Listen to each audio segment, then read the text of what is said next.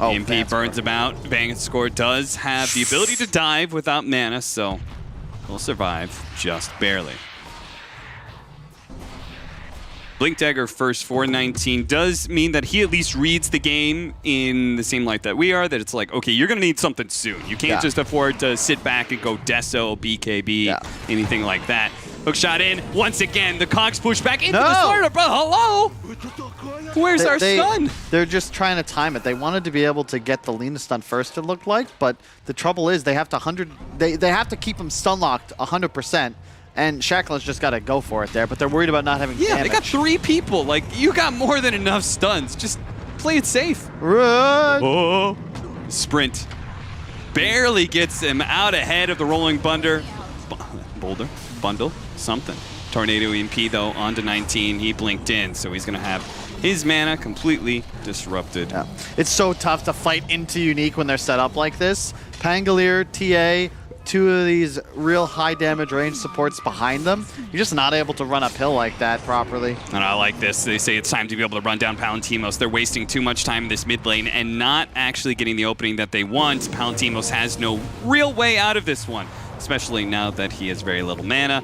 He'll probably be able to pop his wand and go for one more dagger here. What is happening? And go to the right, but if he sticks down to the very bottom, the rest of the team might be able to bail him out here. Vanscore is going to be in some trouble. Lightless also got initiated on, but 19 couldn't finish off the job. Now he's going to go for Eknar, and he does manage to get him with the refraction still up, dodging a lot of this damage, but Shochlo is going to land to rest. Into the ground he goes, 2 dead, and the Spectre is bailed out, yes, but at such a hefty cost to Unique. And not just that, he wasn't really able to farm throughout. It wasn't as if he just immediately TP'd. He just now got to top, so no farming going on during that as well. Nice played from Empire just to... Now, there's enough time for this. He is seriously having the impact of an offlaner in both of these games. Yeah, absolutely. In fact, he was sitting 3rd in the net worth position of his team by the end of that game 1. Wild. And Clock is one of those years, like, there's no freebies. You don't just, like, there's some games you'll see a 4 position, like a Rubik, Yaps, or it's just, he's super farming. Don't get me wrong, he's playing great, but there are games he's just pushing out waves for 40 minutes. Clockwork, you gotta earn. It's very much the iron way. You must keep what you kill only. Palantimos trying to pop his ultimate to be able to get away. He can jump to top. Fortunately, I think his illusion went top lane right before somebody TP'd to bottom. Yeah. It's still a big spell on cooldown, though. Almost Orchid on the Invoker. Same build as the previous game, but with the drums this time. Maybe he did get the drums last time as well, I suppose. And now the Deso. So this is where the Slaughter Weaver threat gets quite fierce. The Manta on Palomatinos will turn things around a bit because they'll be able to dispel that first amp.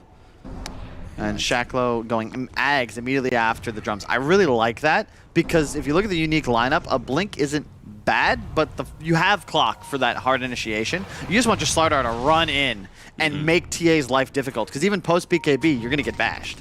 Sure.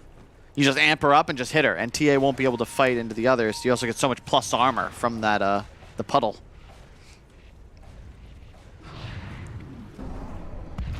Unique. Oh no. Setting up for this tier 1 tower. They see an opportunity for a quick execution, but they miss it.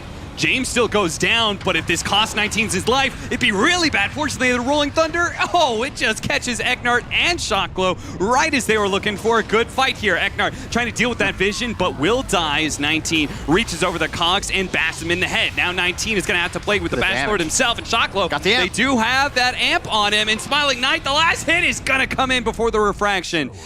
He goes down, and now Empire feel pretty free just to kind of run at people. They know it's pretty difficult for them to turn things around as, you can see that minus armor combo. And I can't believe Palantimos is this far forward still. He's got to respect this minus armor combination. The fact that Corrosive Haze will track his movement through the trees. Wait, I thought he was skipping Blink. Shacklo already had one, and he's halfway to Ags. My God, that was I'm not going to lie, I thought I misunderstood you.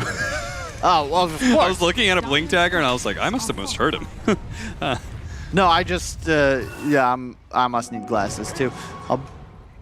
But, just, what do you do now? Oh, Eknart, dude. And James, you gotta believe in the boy Eknart. He almost got him as well, even hasted. Yeah, this is where it gets spooky because the Weaver represents so much minus armor. You got the Cold Snap plus Bug combo. anybody who gets stunned out by this Slardar just dies. And you saw it, even TA, this is why the BKB is a little befuddling this early on, because you still can't turn and fight if Slardar's in front of you putting amp on you. The Weaver can still go toe-to-toe and still ult away if necessary. Your only real hard lockdown for that Weaver is a Rubik lift. So you feel like it was a better chance for him to just go all in on the offense and just accept the fact that he's going to have like 2 hits every fight? TA is always going to have survivability problems. It's in the name. You're an assassin. You don't like to go brawl with somebody. But if you don't have an offensive threat, your hero effectively is a non-factor. Because you don't challenge the Weaver. You don't say, oh, if you make some mistake or we have a sentry you don't expect or the lift comes in at the right time with a Lina stun stolen or something like this, I can kill you. You can't really kill this Weaver right now. God forbid he buys a Lincoln's, it's going to be just not possible. Yeah, you could see the lack of disables for Unique is costing them, as both the Slardar and the Weaver, 2 hypermobile heroes here, have not died yet in this game. Shaklo beasting out, much like his ex-brethren did yesterday. This Slardar hero, I was talking with Fogged about it, I think. It's just too good. There's so much minus armor, and then you can talent for it now as well. It's just so difficult to find damage amplification nowadays. Not many heroes can offer it, but notice that almost all that do are meta. Eknart go down here. But, or is he? He's actually very tanky. He's got a mech! Holy crap! BZZ's trying to get off his Rolling Thunder, and yeah, it finally goes down, but now that it's gone, there's nothing there to protect the egg. This is a really difficult Phoenix game. Yeah, they picked it up early and grabbed Spectre, who doesn't have a disable. And I don't mind that, but you assume that there's going to be better protection after that point in time than just a Pango, who, to be perfectly honest, BZZ's playing a little rough right now and really hasn't gotten too many Rolling Thunders off. Yeah, that's the trouble with this Unique lineup. You fall behind, it's tough to feel confident executing moves because you just don't have anybody that can find kills for you. Your TA in theory can initiate, but who's going to just lock somebody down? Also, it'll be a Scotty on Weaver, not a Lincoln's. I don't mind that. Eknart, though, oh my man, my friend. He's got a hookshot still. What? Doesn't opt to try and use it. Oh, that tornado almost catching the 2 of them. Now, that Sunstrike did spot Valentinos for a second here. He tries to go for a TP away, not realizing that he was spotted, or maybe believing it was his only chance at survival. Eknart, what a bait. Take my life. I give it to you freely. Yeah, that's the part that I really love. He is so fearless. And that is the kind of freeing feeling you get from playing a 5-position Clockwork. You know your only job is just to get in there. It's so nice. You can just feed relentlessly and no one even cares. I think it's part of the reason Pylai loves the Undying. One, because of the oxymoron effect, and also just because it's fine. I'm taking your strength with me. Halberd complete. Shaklo jumps forward. And he can just kind of play around with them right now, because he's got the mobility to keep up without overcommitting too much. And looks like they maybe actually can get some kills here. It's going to be the Rubik. Lightless comes in, helps deliver that kill. And yeah, there it is. James connects with the LSA. Laguna Blade gets another one. Rainbow TP's coming in. Eknar's calling and he's saying, guys, I know 19's here and he doesn't have a way out, but they don't actually know quite where he is. The dust finally goes up, but they haven't actually spotted that one area. Eknart, he finds him eventually. Now 19, his refraction gets burned out too quickly. He goes for the BKB TP out. The Corrosive Haze is making him squishy, but they didn't have the damage from Smiling Knight. I was so close. Almost certainly was a kill if either Weaver or Slardar was able to just get an attack in on him. And Roshan can spawn in 20 seconds. Or no, wait, is that when Aegis despawns? Or is that first possible spawn? I think it's first possible spawn. Potential spawn time, yes, in 10 seconds. I don't mind the lack of Ags as well. Slardar's, like, when you're ahead like this, you don't need the Ags. Just get the Halberd. If you get an offensive disarm off on TA pre-BKB, the hero is effectively worthless. And it's probably, I mean, didn't Brian pretty much bet his house that TA's team would lose? Is that what he was saying? He doesn't think TA's good? His proverbial non-existent mortgage that he always bets. Gotcha. I'm wondering where he got that. I guess it was just based on information from his pubs. Although it does appear to be correct thus far, as Empire still remain in total control. I think it does matter, though, to be fair. Clock and all that. You can learn a lot more. If you're playing like 8.5K pubs in Europe, right? You probably learn a bit more than if you were, say, like coaching some team but only had 5K MMR. Like, you wouldn't get as much information out of those games. That's an oddly specific example you're giving, Kyle. It's 24-12. 26 minutes in, 10,000 net worth. When I talk about the stats, that's how I'm trying to change the conversation. Oh, I love stats. I'm a big fan. Smoke up from Unique. The 4-man that looking to change their fate of this game because it's just terrible. Eknard again breaks the smoke.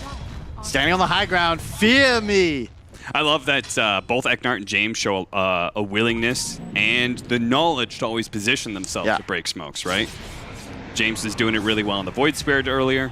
In game 1, Eknard, well, we've sung his praises all series long, honestly. It's been the Eknard show. Not too many times you get to see 5 position, but that is kind of the magic of this current meta. You get to play a hero like Clockwork. BZZ, he's going to be initiated on at the same time as jumping this Phoenix. So the Phoenix, the cold snap, actually procs as he gets over the cliff. So they might still be able to bail him out here. Vanscore, he's going to have to pop the supernova. Oh no, he gets hit by the shot. Well, he probably wouldn't have lived anyway. As it is, Unique is on full retreat right now. Roshan up in 25 seconds. Well, Empire, winless coming into the series. Looks like they're on the driver's seat, about to 2-0 Unique, who took out Hellraisers yesterday in a pretty back-and-forth battle. Quite surprised, really. And now with the Sky and Smiley Knight, the trouble with Unique's chances here is they just don't have the raw damage to kill any of these heroes before they would get their defensive spells off, and that's just a dead Rubik. Goodbye. Yeah, Lucian's just trying to play around with Chiguchi, and the cold snap into the LSA, controls up the TA, no chance to get off the BKB. It just gets worse and worse for Unique, and Empire look better and better in their initiation, man. This lineup is somewhat similar to game 1, but the execution is exactly the same, just really on point. Look at the damage. Well, we're going to watch BZZ try and put out some damage here with the Rolling Thunder on top of the Spectre ult. Then Smiling Knight. Whoa. He's going deeper into the base to try and get away. What? This shield crash gets them, though, and that is 800 gold. Roshan just spawned, by the way. I thought he had Aegis or ult up, and then I realized, no, he's dead. Yeah. 13k the gold lead, though, still. And as you said, Roche is up. And yeah, you're down 1, but there's still no TA, and you have a Slardar. I mean, but like, this is an opportunity for Unique. I feel like if you try and force this Roshan, Unique just roll up to the pit. If they win that fight, as well as take the Roshan, like, you've thrown your game. Yep, you've still got Egg. And ultimately, Unique's lineup is very well designed to fight around this pit. But with no Spectre Haunt, the trouble is you just can't do this roast without the TA. Whereas Empire, so long as you've got Shackle, you're always a threat. Oh, wow. This is equally hard. Even with the Weaver still down, it's something Unique kind of have to do, but it's so difficult to take Roshan against a Quaswex Invoker. Nice ward in the river, though. This will potentially give them that window of information where they could then initiate with the Pango ult and Egg synergy. It would just help. Like, they kind of have to threaten Roshan, because otherwise, what a stun for Shocklow! He managed to get the 3-man stun. The follow-up from Eknard is there, but they also got on top of Lightless, and Lightless just dead. Even though it was a beautiful jump, it ends up spelling Lightless's doom. I'm not sure how exactly that happened. He got lifted and then just wasn't able to survive. There's a clumsy net that came out from the TA during BKB. Just kept him locked down. Enough time to find the kill. The stun from Lina says, I don't need my mid. I get kills by myself, dog. Yeah, like what I do, me, bro. We have a Weaver now. Here. He's got Smiling Knight here. He managed to get the bash on Palantimos, and he just gets shredded by all that physical damage and minus armor. What? Ban score from half health to 0. Dude, 2019, I know it's your birthday, but you're farming creeps and opening presents as everyone's trying to celebrate and sing you happy birthday in the Roche pit. Now you lose the opportunity to fight for ages. 2 buybacks. And it may be soon time for those candles to be blown out. Is poor old Unique. They need to be able to deal with the egg. The egg successfully explodes. Couldn't quite kill it in time. The Lina, he goes down. Eknard's also going to be chased down. The 2 supports fall. Who got the Roche kill?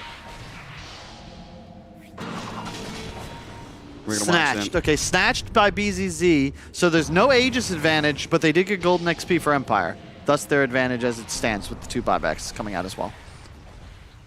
Yeah, it's not so terrible. They got to be careful, though. I mean, if they just keep on going like this, Rolling Thunder on a Shocklow with that Sunray, that's going to be a lot of damage on that tankier Slardar. He barely survives through it, though, as there was no follow-up from anybody else. And now our Phoenix has to deal with the Weaver, who's always at him with the Orchid on top of BZZ. He's going to lose his Aegis now. BZZ seemed to make the call to go back in. The rest of his team did not abide.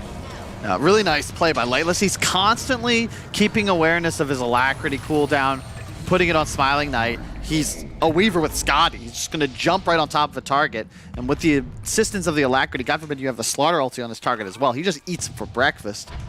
Daedalus, the next item up for the TA, but his damage output just isn't nearly as threatening as his opponent's. And post-buyback, unfortunately, Arlena dies again. Slick move by Illusion that gives them a bit of a hope of not immediately having their base destroyed by Empire. They have the Solar Crest too. I just realized that's so much attack speed going the way of the Weaver. He's giving him a Moon Shard and a half when he pops both his buffs on him. And that's the Daedalus. Like, why not? Just all in for the damage. This Weaver is really, really scary right now. Once he gets the Satanic, it's like, oh, yeah. It's Rolling Thunder or bust at that point in time. Like, that's their only disable that they can hope to rely on. Oh my god, Eknar, no way. No way, dude. Shackle's in a little bit of trouble, though. Man, don't miss. Oh we missed. It doesn't really matter, though, I think, because Palantimos, he's been found good enough. They are on him like butter is bread.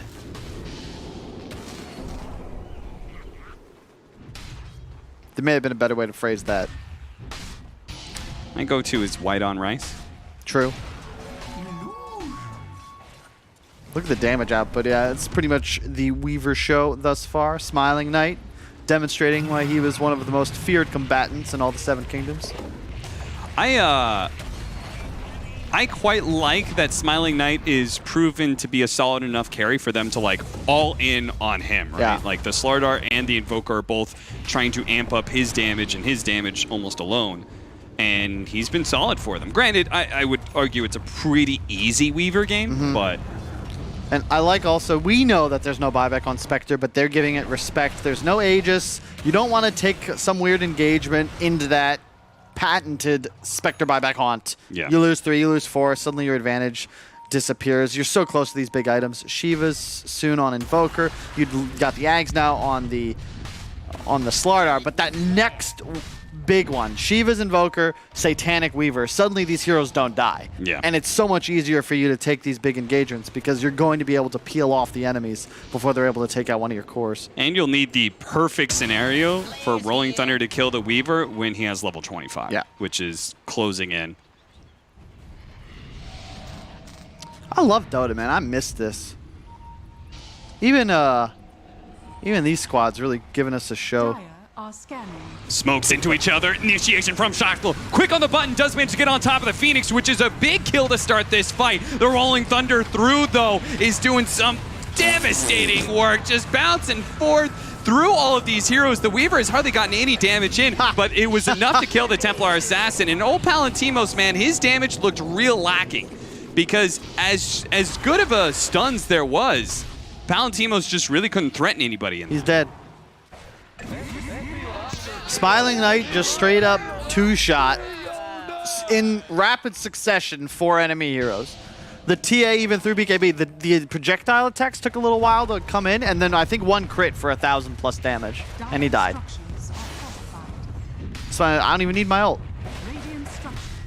Just flashes it right in front of the enemy's tier 3. Let's go for throne. Might as well. Go. See if Come you can on, force guys. what buybacks there are remaining. Unique do have 2 buybacks left. No. They also still have the Supernova up. Instead, we're going to be going for Megas. I feel like we kind of quit that whole idea of just get Megas. I feel like everyone is just going straight for tier 4s when they see an opportunity like this, but you know, maybe Empire just like playing with their food, because that's what Unique is. At this point, they're in such a great position. I think that they're just, you know, recognizing we can only really lose this if we do some sort of wild throw. Let's not. Sure. And they still had 2 players near back near their base. Palamatinos, is he going to get this TP off? Okay, just in time. That was real spooky. He almost got caught out by the Invoker or Clock, who were hunting in his vicinity. I'm sorry, eating the mangoes inside of the fountain like these extra 2 seconds. Meanwhile, the support's sending over like, dog, I could have used those mangoes. It's 140 gold. All started last TI with Ektor, right? From Beast Coast, just sort of showing off just how greedy you can be as a carry, teleporting, 400 units away. Now it's just a challenge. Like these mangoes, they might help you, but this helps me get on map 2 seconds faster. And I don't know how much Formula 1 you watch, Cap, but a half a second is half a second. That I can't argue with that logic. You bet you can't. Shiva's up for the Invoker, so good luck bursting him down with that kind of armor. They are going to run right into Lina, though, and that's a really nice free kill. But Eknart, in reprisal, is going to be able to get the jump onto the Rubik. One support down on each side, but the Supernova out with the Rolling Thunder. If they can control this Weaver, it'd be massive, but Smiling Knight gets off the ultimate, tries to drift away. They've lost some of their vision and that movement speed. Smiling Knight faster and faster. One last Rolling Thunder hit. Is it going to be enough? They get lucky on the bash, but no. Smiling Knight is away, and they got to turn around because Joshua, he's just running at him right now. And Smiling Knight is going to come back in, try and get the bugs out. Whiffs on that one. 19 turns around, starts laying it out onto the he's so but he's so tanky inside that bubble. They got to just get away from it. Go for Lightless instead. They do, but they are missing detection. Where's the detection? Come on, guys. You can't lose like this. You had an opportunity to be able to win a fight. They finally get Lightless, but it's too late. Smiling Knight, he's back up to full, and Shaklo, well, he's just a freight train running, choo-chooing his way towards Palantimos, making sure they can close out this game. No buybacks left on Unique. Smiling Knight didn't really play the greatest in that fight. Definitely panicked a little bit. He was waiting for a Satanic on Courier before he got involved. Barely escapes. But Shaklo, at a point, you're like, oh crap, it's 4-on-1. Someone should help this guy, but he doesn't need any. With the halberd and standing in the puddle, yeah, call G's, because you're just not able to challenge these two cores. Drop him. 44-22. Team Empire. This is, we talked about it at the start of the series. This is a young squad. This is a squad that seemingly can learn a lot in a very short amount of time. Maybe there's a reason that some of these players have been elevated from the position of the junior squad up to the main Empire roster. Yeah, you can see it. It's very statement victories. I think they just played admirably. Like, I don't really have much criticism.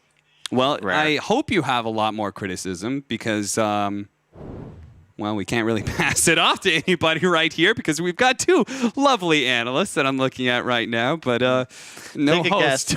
Take a guess, Twitch chat. Who's missing? Who's not missing yet on broadcast? Who just strolls up like there's nothing happening here?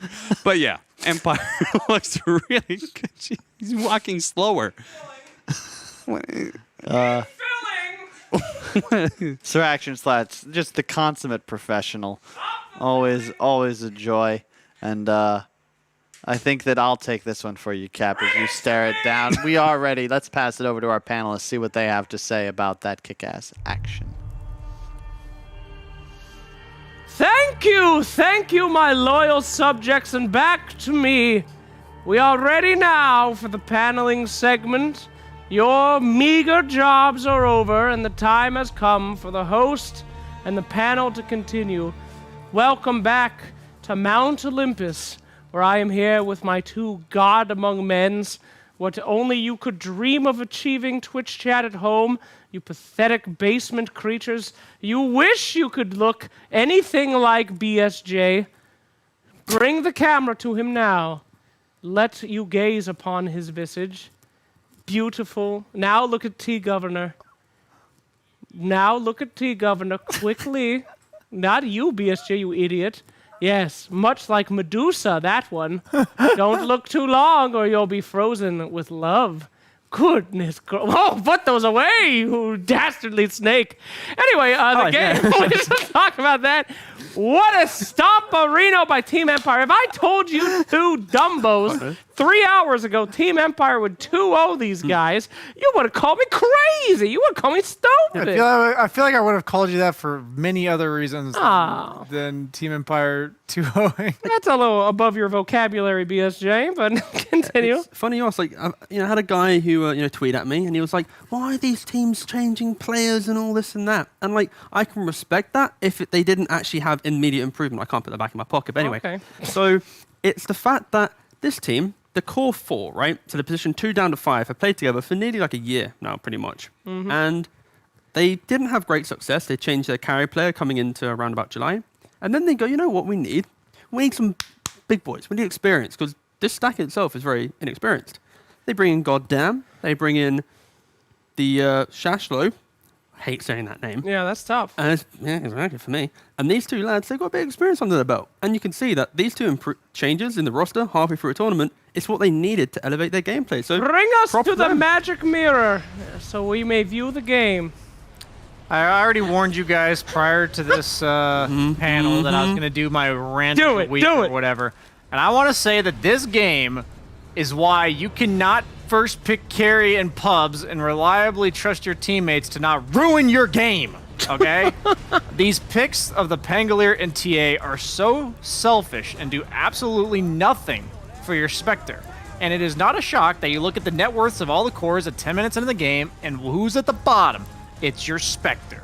Why? Because the guy that is mirroring the Invoker in terms of role has the Invoker running at you and killing you while he's hitting Ancients. Okay? You cannot carry the damn game when your teammates basically say, okay, first off, we're going to make you have less net worth because we picked TA mid, and he's going to be farming and taking all the space on the map. Then, we're going to be dealing with a Slardar, and we're not going to give you any sustain or save from our offlaner. We're going to give you a Pangolier. And this is why I hate first picking carry in pubs, and I cannot believe that even teams in tournaments do it, and this game made me scarred when I saw the draft because I'm like, holy crap, unless, you know, pubs don't translate to Pro Dota at all, this Spectre ain't going to carry shit. And that is exactly what happened. And if you're looking now to join BSJ's new academy team that he's looking to create after there's such conflicting opinions, then yeah, he'll be looking for sign-ups on his Twitter account. He made a video on it. He did. He made great Last content. pick TA, boys. Last pick TA. Yeah, gotta listen to BSJ. Like. Yo, real talk though. In the drafting phase, you guys did talk about that they would need something to be able to make that space for the Spectre, or at least be a defensive person. You need 4 heroes that run around. Right, right. And even missing one is rough with the TA pick, but it was really the Pangolier pick, I think, that synced it. I mean, any kind of hero that could have done a little bit more defense instead of straight offense in that one seems rough. But here's our comparison, though. 19, not a good birthday today. Loser, mate. 2 losses, I'm afraid. Happy birthday, 19. Can only get better, though, right? No, he's starting 20. It only gets worse. The teens are over, my friend. Carries, though. Smiling Knight. Does have something to smile about today. And the spec. Not so Yeah, fun. usually Weaver has the issue dealing out the critical amount of damage to bring down these late game carries, but when you have the Alacrity from the Invoker as well as the Amp from the Slardar and the Solar Crest also from Invoker, that adds up real quick. So suddenly this Weaver is like chunking the TA and the Spectre. I think he 3-shots the TA and 5-shot the Spectre with all the negative debuffs on them, and that's pretty hard to play against when the hero's, 750 move speed as well as Invis. And they also lack detection. That was probably a crucial oversight that we did see at the end there. Absolutely. Well, nothing really looking too even there, except for the Roshan, I guess. That's nice. But overall, a surprising on paper victory. But gameplay-wise, I feel like Empire earned this series. They look pretty darn good, guys.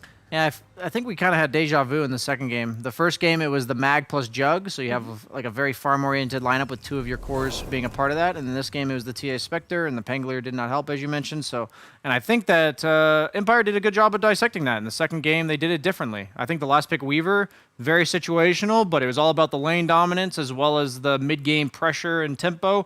Same thing as the Drow, and they just kind of ran him over, honestly, all over the map. And I like that they saw maybe they came in with this homework. Maybe that was the leadership. They said they found some more experienced players. That definitely showed in their game plan. Any closing thoughts, Mr. Governor? What he said, I guess. That's What pretty he nice. said, He wasn't even listening, but he just... I won't lie. I was looking at Twitch chat to see what you were like at the start, just to make sure you're all good and Pathetic. glossy. Thank you, T. Governor. This was your one chance to get... Mate, I've already covered it. Empire, right. they had the little bounce back. They looked very inconsistent, and you got to show respect to Empire as an organization for actually backing these guys. They're such a prestigious organization, and they had these young guns for like 2-3 months now. And it's like, even in the B team when they've actually supported these guys for a very long time. So for tier 2, tier 3, that's extremely good that this org's done this. And after all that time, you kind of have to find a point where you go, okay, we need to actually start trying to find success. These 2 changes, it might find them immediate success in Divine, but overall, maybe not. I am scared for these type of orgs, especially when you have, for example, like VB Prodigy. They can't play any tournament right now, right? Because of the whole double org situation. Yes. And even with DPC. So if I'm Empire right now, with such this org name, you got to be playing well, because they could easily just snap up a good team any second. So Well, that's true. Absolutely. Well.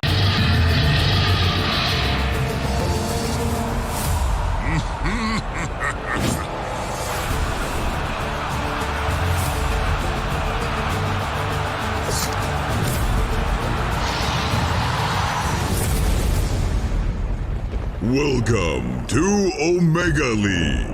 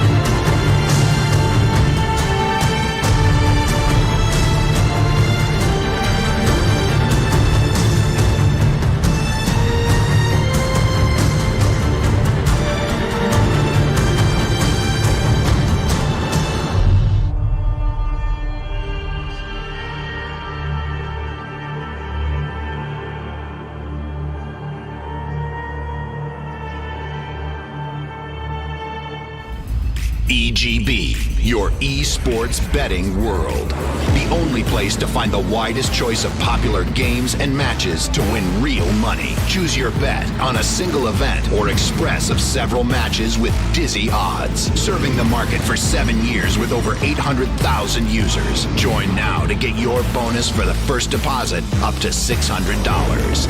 EGB, you know for sure who's gonna win.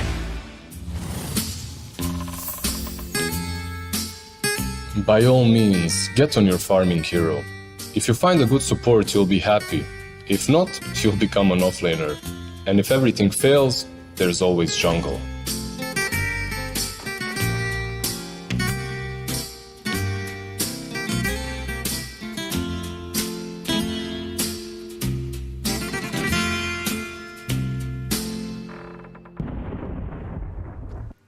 Welcome back. It's time for more Divine action, and we got 2 delicious divinities right here to cover all of it before we actually jump into the game and take a look at the draft. We got Tsunami and we got Lizard, and let's talk about the 2 teams that are going to be going head-to-head. We're actually already in the draft, but we'll take a little bit of a look of who these teams are just in case you are not familiar with these stacks yet, because there are going to be a few squads that you're going to need to be paying attention to. Tsunami, let's talk about these teams very quickly before we start talking about what we've seen early in this draft.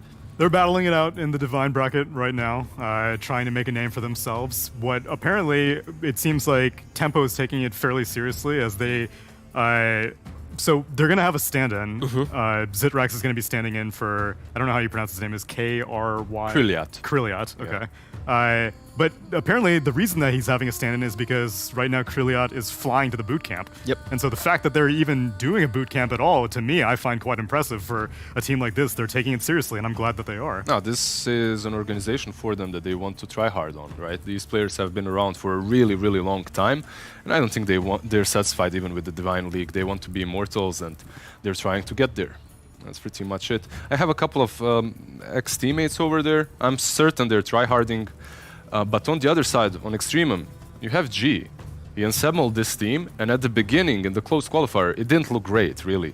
Everyone is looking at these names, and you're thinking, okay, G, Valhor, Afterlife. If nothing else, these 3 are going to make a good team, but it really didn't went that way.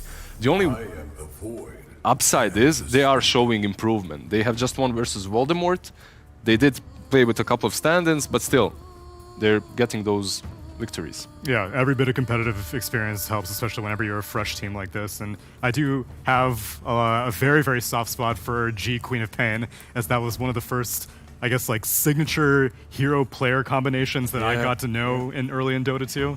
Yeah. Sadly, we won't be seeing too many of those, right? But it's fine. Even when he's now playing position 5, maybe a Queen of Pain will come. But overall, the thing is, now that you mentioned it, he was always such a capable, right, like mid laner. And now he's playing position 5, but the mentality is still there. He ends the game with position 5 with beyond godlike streaks. Like, who does that? That's great for a patch like this, which it encourages greedy 5 positions more and more, which even looking at tempos, I mean, whenever they first pick the Clockwork, can't be guaranteed where it's going, but now that they have an Oracle pairing it, which is most likely against the Darkseer because they want to be able to purge off that Ion Shell and Surge, then it's looking like it may be a 4-position Clockwork, 5-position Oracle, and now an Arc Warden on top of a Void Spirit. Wow, they're showing a lot of their core hand quite early. So they played the Arc Warden already, and they do have a couple of capable players to play it. You have the Noob and Zitrax. I think both of them can play it.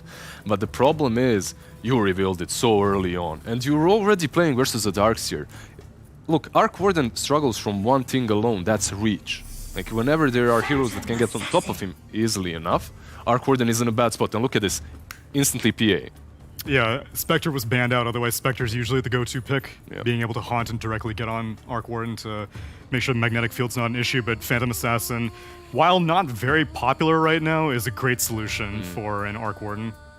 It's interesting, Extremum did play the PA before, but usually when they do play it, they play it with a buff, right? You have this Slardar, or a Magnus, or this Vengeful Spirit, you have something to, you know, just make her a little bit stronger so she just devastates everyone in the mid-game. Which here, Darkseer kind of fulfilled. Yeah, you get that 400 HP, you have the Ion Shell and the Surge. Yeah, okay, I'll agree with it. It's good enough. And the Inkswell, right? Like you have some. Yeah, yeah. Actually, I didn't even consider that for the lane combination because I know earlier on Ricky Phantom Assassin was, Ricky Grimstrick was incredibly popular for the fact that you can just jump on someone, Inkswell, and stun them in the lane, and it's basically a kill lane. So it seems like Phantom Assassin can fulfill that same thing. Yeah, you have 2 slows, you have the dagger, you have the Inkswell, you have the first spell, Stroke of Fate as well. It's pretty sick. And now you get even more reach with the Storm Spirit. Looks like a very aggressive lineup from Extremum. They're looking to kill, they're looking to be very aggressive. On the side of tempo, they need to slow the game down completely in order to get this Arc Warden to a spot in which he carries them. But in my opinion, like, this is heavily outdrafted by Extremum. Like, they're looking much stronger. By the time this Arc Warden comes online, you just need BKB and Death Zone PA, and that's already pretty much enough. Well, how do you actually slow the game down if you are tempo, right? That seems like it's going to be the win condition. How do they try to chart the course? The ideal plan is to make sure that your Underlord will be able to just park himself next to tier 1 towers and just firestorm them away.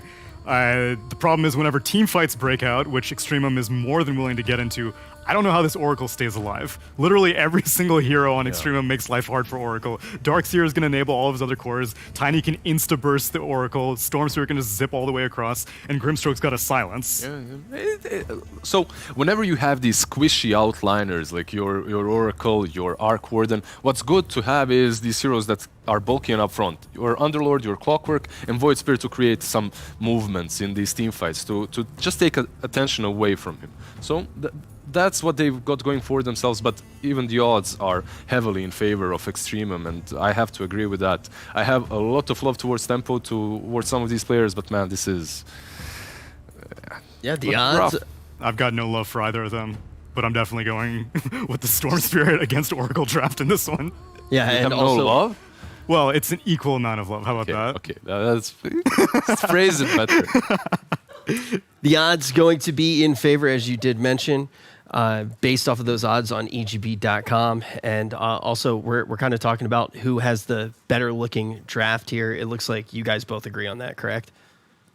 Yeah, I can't wait. We'll see if Slacks can somehow salvage some out of this draft, because I'm sure our insight pales in comparison to his. Well, that is definitely true, but when we're talking about a good-looking draft, we also have to talk about the good-looking caster who's going to be covering it. NA's Man Meat, BSJ. Ooh. NA's Man Meat. Change your Twitter profile picture, baby. I mean, I meant handle. You probably shouldn't change your profile picture.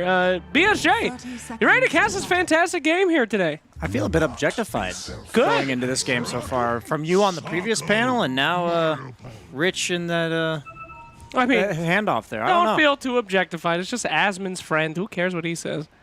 Coming up here in this game, we've got these two teams at each other's throat, my friend.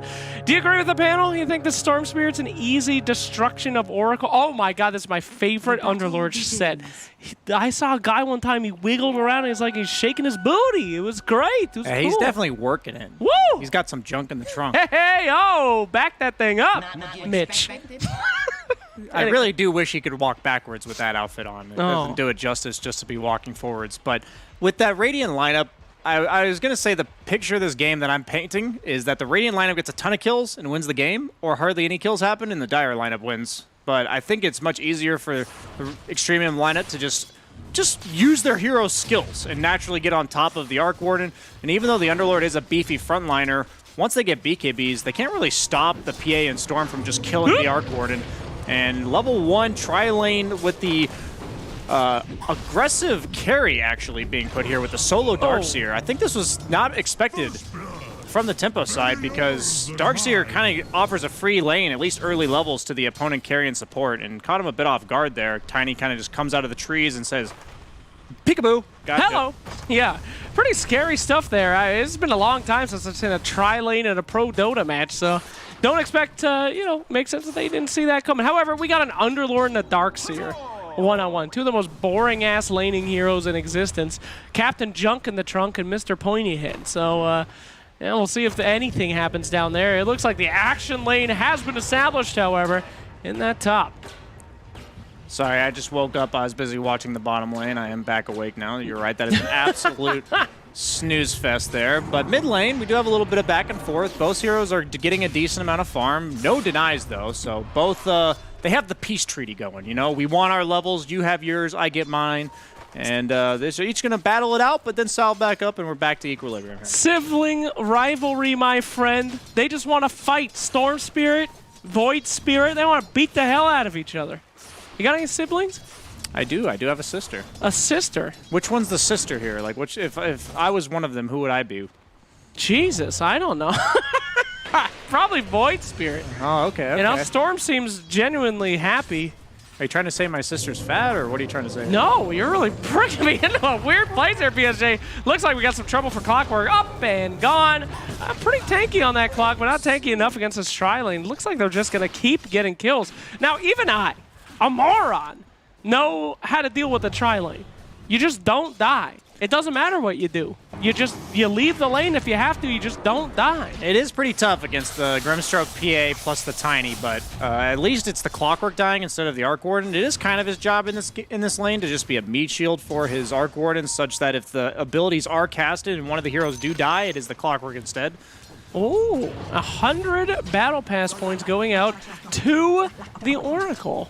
Now, Oracle, you know, doesn't she, or he, excuse me, just straight up counter Darkseer? He purges off the shell. I think he's tipping him because he's like, I was in this nice 1v1 bottom, and we were, you know, seeing who's the better man, and you just come bottom and purge off my ion shells. I don't appreciate this while your support top is feeding. So that's the, what are you freaking doing here? Leave my lane tip.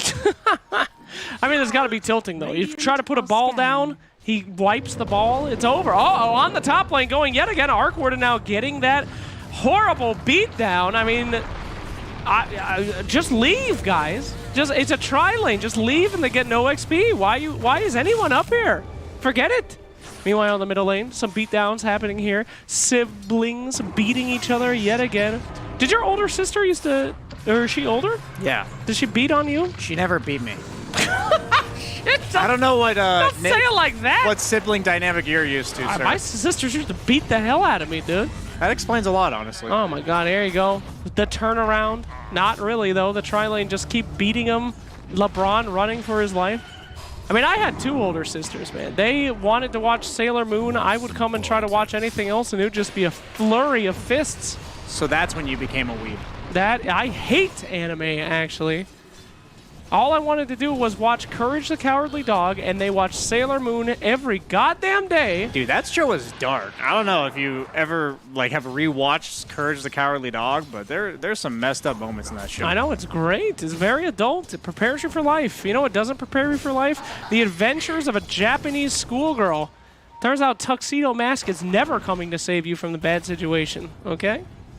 That's a reference only probably one dude in the chat got. If you're there, give us a high five. And maybe don't say anything, because willingly admitting that you understood that reference is not a good thing. Yeah, keep your head down in there, chat guy. Listen to Brian. Oh, boy. It's for your own good, buddy.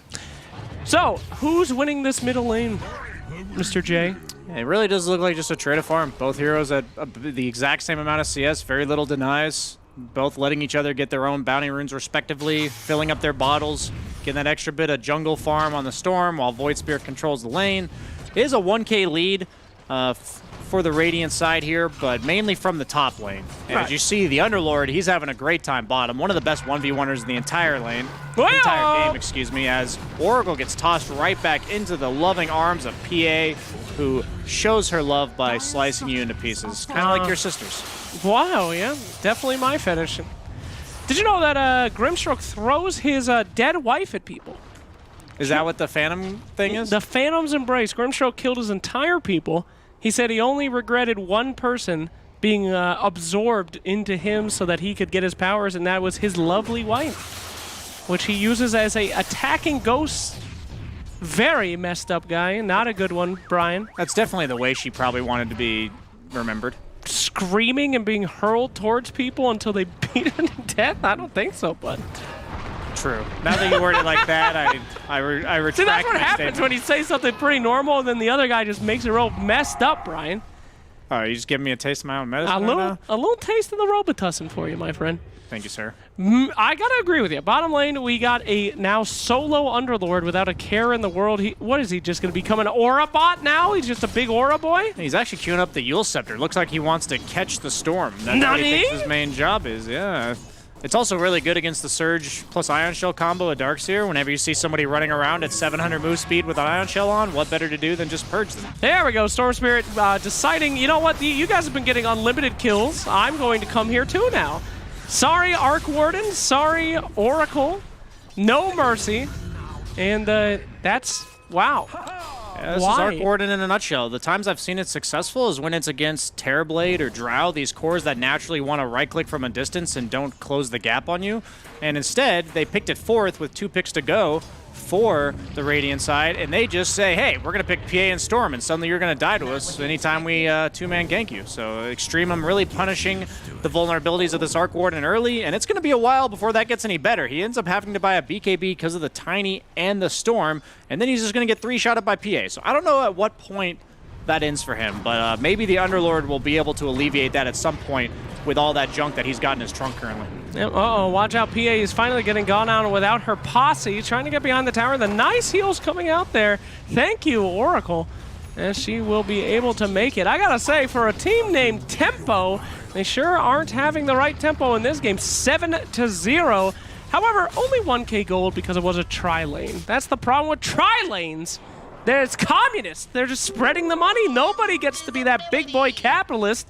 And in Dota 2, you got to have the monopoly man, the dude who takes all the money. It's true. In this case, it is the Underlord. So he's kind of like money bags ready to be exploded, a pinata of sorts. My goodness. If Extreme does bring him down anytime in the near future, I think that would spell doom for the Tempo team, because they will not be able to set the tempo that their Tempo team represents that they want to set. Oh, that is fantastic analysis. Thank you so much. Yeah. Incoming. Looks like a little out of position, not level 6 yet. Trying to get it desperately. Clockwork is scouting that out, but he's going to decide, you know what, I forgot I'm level 3. I'm going to run for my life now.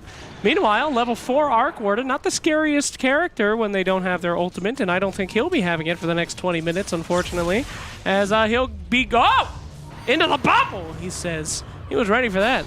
Yeah, immediate TP from Noob there, just trying to deter the aggression. I like the discipline coming out from the Storm Spirit, saying, okay, if they immediately react, I'm just going to back off, and that's exactly what he did. That quick decision-making makes it so it's understood that he knew ahead of time what he was going to do based on the opponent's reaction, which is heads-up play from him there. How effective do you think the Arc Warden bubble would be if it was inversed? Imagine if you couldn't... You would miss if you were in the bubble? The bubble takes up the whole map, and only the bubble space is the place where you... miss. Can't hit him. Yes. That'd be interesting. Interesting, I guess. Incoming Grimstroke combo here on the Darkseer. He's going to get the Inkswell. Not going to be enough to really do too much. Going to be chasing out the Tiny, looking to make something happen here. But not going to be happening at all. That suicidal Darkseer feeding a very needed kill to Team Tempo. Uh-oh. Inkswell, toss back on the Grim. They are in. Oh, what's going on in the mid lane? Screw that. We got a Storm Spirit about to die. Grimstroke being cut down by that big old nasty slug man. Mr. Tiny looking for something to do. He gets almost hit by that little flare. But he's okay. The Clarity is safe. Clarity lovers at home, raise up those Clarities. Give me a dunk. Clarity boys, Hydro homies. As he TPs away, and he's not... I'm like, what do I even do with that? Gonna come, making it out there. Toss, and he's scared. There's a ghost, there's a robot, there's an alien, and they're gonna chase him down and kill him. That's what we call space. That is right, tipping him for being out of position near his tier 2 tower. Meanwhile, this guy's being straight up murdered. Underlord coming in, trying to make something happen with his absolutely demolished team. However, still only 2K ahead. Yeah, this Arc Warden is going to be a liability for quite some time. Yeah, they get this kill on a support with 3 heroes, but that's just a signal for Storm Spirit to go. And not only did they get the kill on Arc Warden mid, but they also are taking a top tower with 2 heroes that, yeah, they push waves decently with the Ion Shell, but these heroes are not tower-taking heroes in the PA and the Darkseer, so even though they got the kill on the Dire side, that is not what we look to accomplish when we get a kill, which is losing a core and then an objective to boot. Brian, would you like to know a fun little fact? A good way to test if someone actually has psychotic tendencies is to yawn in front of them. You see, the human brain picks up on that empathy of seeing a yawn, and then a deep part of your brain is activated when you see someone yawn, and it makes you yawn. Brian, I've yawned in front of you 4 times today, and you have not reacted in any way. And after that story about you And my boss. and your boss, Yeah. and these strange conversations within the cast, I'm legitimately concerned you might be a psychopath. I'm not going to touch that one until the end of the cast. Anything I say can and will be used against Guys, me. if I do not come back for game 2, call the police. I'm telling you, this is not good. Here comes Tiny. Boosted up. He goes the opposite direction of the Underlord. Doesn't think he can make it. Clockwork zooming his way in. Tiny, the haste. He's a little too far away. He got surged into the grave there by Darkseer. Darkseer doesn't like that guy. I think that's a bit of a forced play. I think even though you do have the capabilities of killing this Arc Warden, he does have the tools on his side to protect him with the Underlord Pit of Malice to punish anyone who overcommits, and then you have the Oracle to save him. So with that in mind, I think they should be happy to give the real estate that Extremum has. Like, they have 80% of the map to farm right now. The triangle was pretty much the only place that Tempo could farm. Let them have it, man. Don't do too much. Don't go a little bit too crazy here. Well, maybe that's why they're called Extremum, because they're extremely bad at keeping their lead as they are throwing it away here. It was 8-1, now it's 8-4 as they're surging in people to their doom. We'll see if it works out for them, though. I'm sure they'll be able to handle it. All their towers are still up, you know?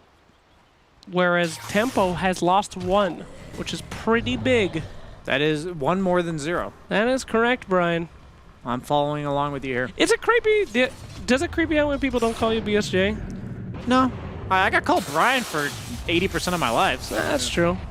It is a bit strange, though, just because I'm so used to being called BSJ. But, Yeah. you know, you guys are just trying to humanize me while the rest of the panel is We're trying. objectifying me. We're trying our best to make you be like a human. Anyway, nice wall here. He's going to be dragged in, and we're going to see that boy die yet again. Darkseer having a really rough time. He is just nonstop feeding. I don't want to use the F word here. Cover your ears, children, but this kid's feeding right now. It's not very good. Yeah, this is. I hope this stream is labeled mature because we don't want the little kids at home learning how to feed from this channel. Absolutely. Okay, Mitch surviving that gank. He's a big tanky boy, Storm. I think it'll take a little bit more than that as we continue here. Yeah, it's quite an interesting way. Usually the Underlords go about their survivability with just raw tankiness, the Greaves, the Pipe. In this case, he's gone for the mobility, the Phase, the Yules. He's going to go then into the Pipe and Aura items for his team, but being an Aura bot for a hero like Arc Warden at this stage that doesn't really do anything if you protect him. He doesn't do enough damage or threaten enemy heroes. He needs to be a threat on his own person, the Underlord, that is. So I like the way he's approaching this game conceptually. Absolutely, I agree. Oh no, looks like they're attacking these little creatures in the jungle. Going to be going on that Arc Warden yet again. Sword Spear trying to get his way out there. Nice false promise. Seeing if we can save this Arc's life. Should be fine. Here comes another initiation though, trying to finish it up. They will. Boom, gloom, and doom for Team Tempo Storm. As That rhymed. Yeah, they dance into the grave. The Oracle actually griefed his TP there. He was going to be able to TP out. The Grimstroke ulti only cancels your TP if you get leashed to an ally. And as he was TPing out, the Oracle just walked back in and got leashed to him. So thanks for saving me and then killing me, buddy. I guess you're indecisive about what you were trying to accomplish there. It's a true false promise, you know? Yeah. That guy, he literally saved him and then he killed him. You never know with Oracle. It's scary. He's probably a lore guy, just like you. Thank you, Brian. That makes sense now that you bring up the name of the ability. Well, I was surprised you knew the name of the ability, quite honestly. Oh, well, yeah, that's true. I mean, you just keep saying stuff and eventually you'll land on something.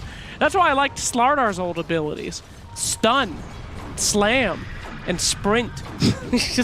That's it. I thought you were going to say like Slither or something. Slither. Because that's Sprint's the actual name of the ability.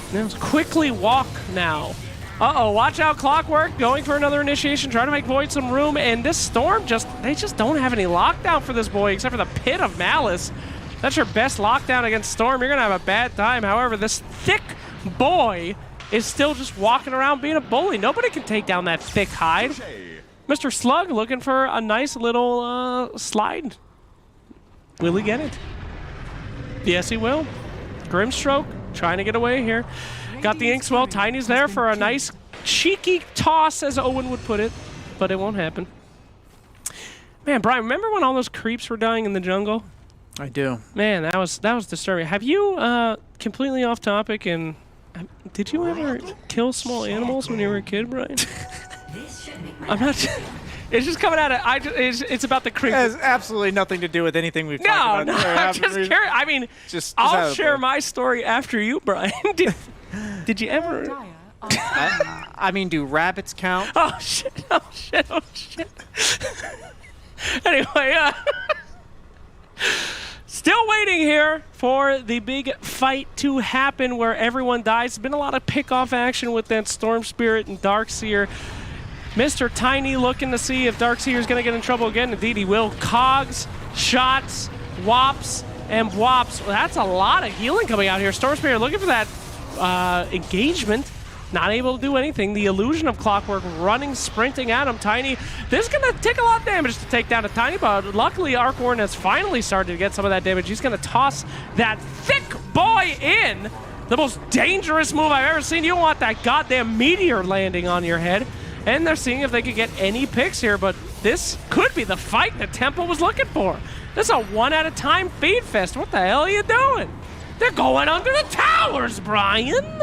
Yeah, they have very little team fight on the Radiant side. This is where Tempo is strong. The five-man is where they're at. These heroes synchronize and synergize very well, protecting each other, and then the aggression from the Yule Scepters that they have to catch out the Darkseer after he surges. And if you look at the team fight of Extremum, you got about a Darkseer wall. That's about all you got. And there's no major synergy with the vacuum. I guess Avalanche is okay, but there's just too many things to go through. You have the Clockwork Cogs, the Pit of Malice, the Void Spirit ulting in. So it's just really hard to get their abilities off when the opponent's grouped up as 5. So got to be a little bit careful forcing the issue too hard once again. You have to respect the strength of numbers for the Tempo side. Absolutely. And it looks like this might cause some real issues if we don't get some real snowbally items coming out here pretty soon by our boys Extremum. They are going to do this smoke now. It could be a complete disaster if it does not go well. This might be the Pomelet. What's that word with the P? Yes. Yes, this might be the... They're going to go for it, Brian. Here they come. Oh, my God. Toss on the Void Spirit. Wow. Yule Scepter barely getting him out in time, and no Oracle save this time. Nice pick there with that smoke. Can they get more? A Clock has been attacking. He landed right on that fat slug, disgustingly blocking him. Very terrifying as they see a little bit of a standoff. Looking kind of like my high school prom here. A bunch of awkward kids standing around thinking about dancing, but everyone's too nervous to start the fight. Are you the Underlord here or the Clockwork? Who do you think I am, Brian? Do I look like the Clockwork? Okay.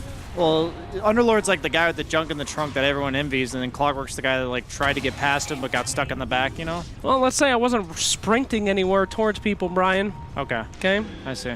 Lot of running, lot of junking. Here we go. Nice attack on the Storm. Gonna use it up and try to get that kill. He has rooted for so long. Do the Pit of Malice. Here comes the wall. We got balls. We got walls. We got guys getting low, but nowhere to go. Nobody gonna help him out, and they are going to be able to turn this around now. Tempo. This is the fight that they wanted. They want to try to get back into this game solidly, and they are going to just go on Extremum with everything they have. I wouldn't be surprised if they dive this Tier 1 tower. He's rooted. They don't got to do it, Brian.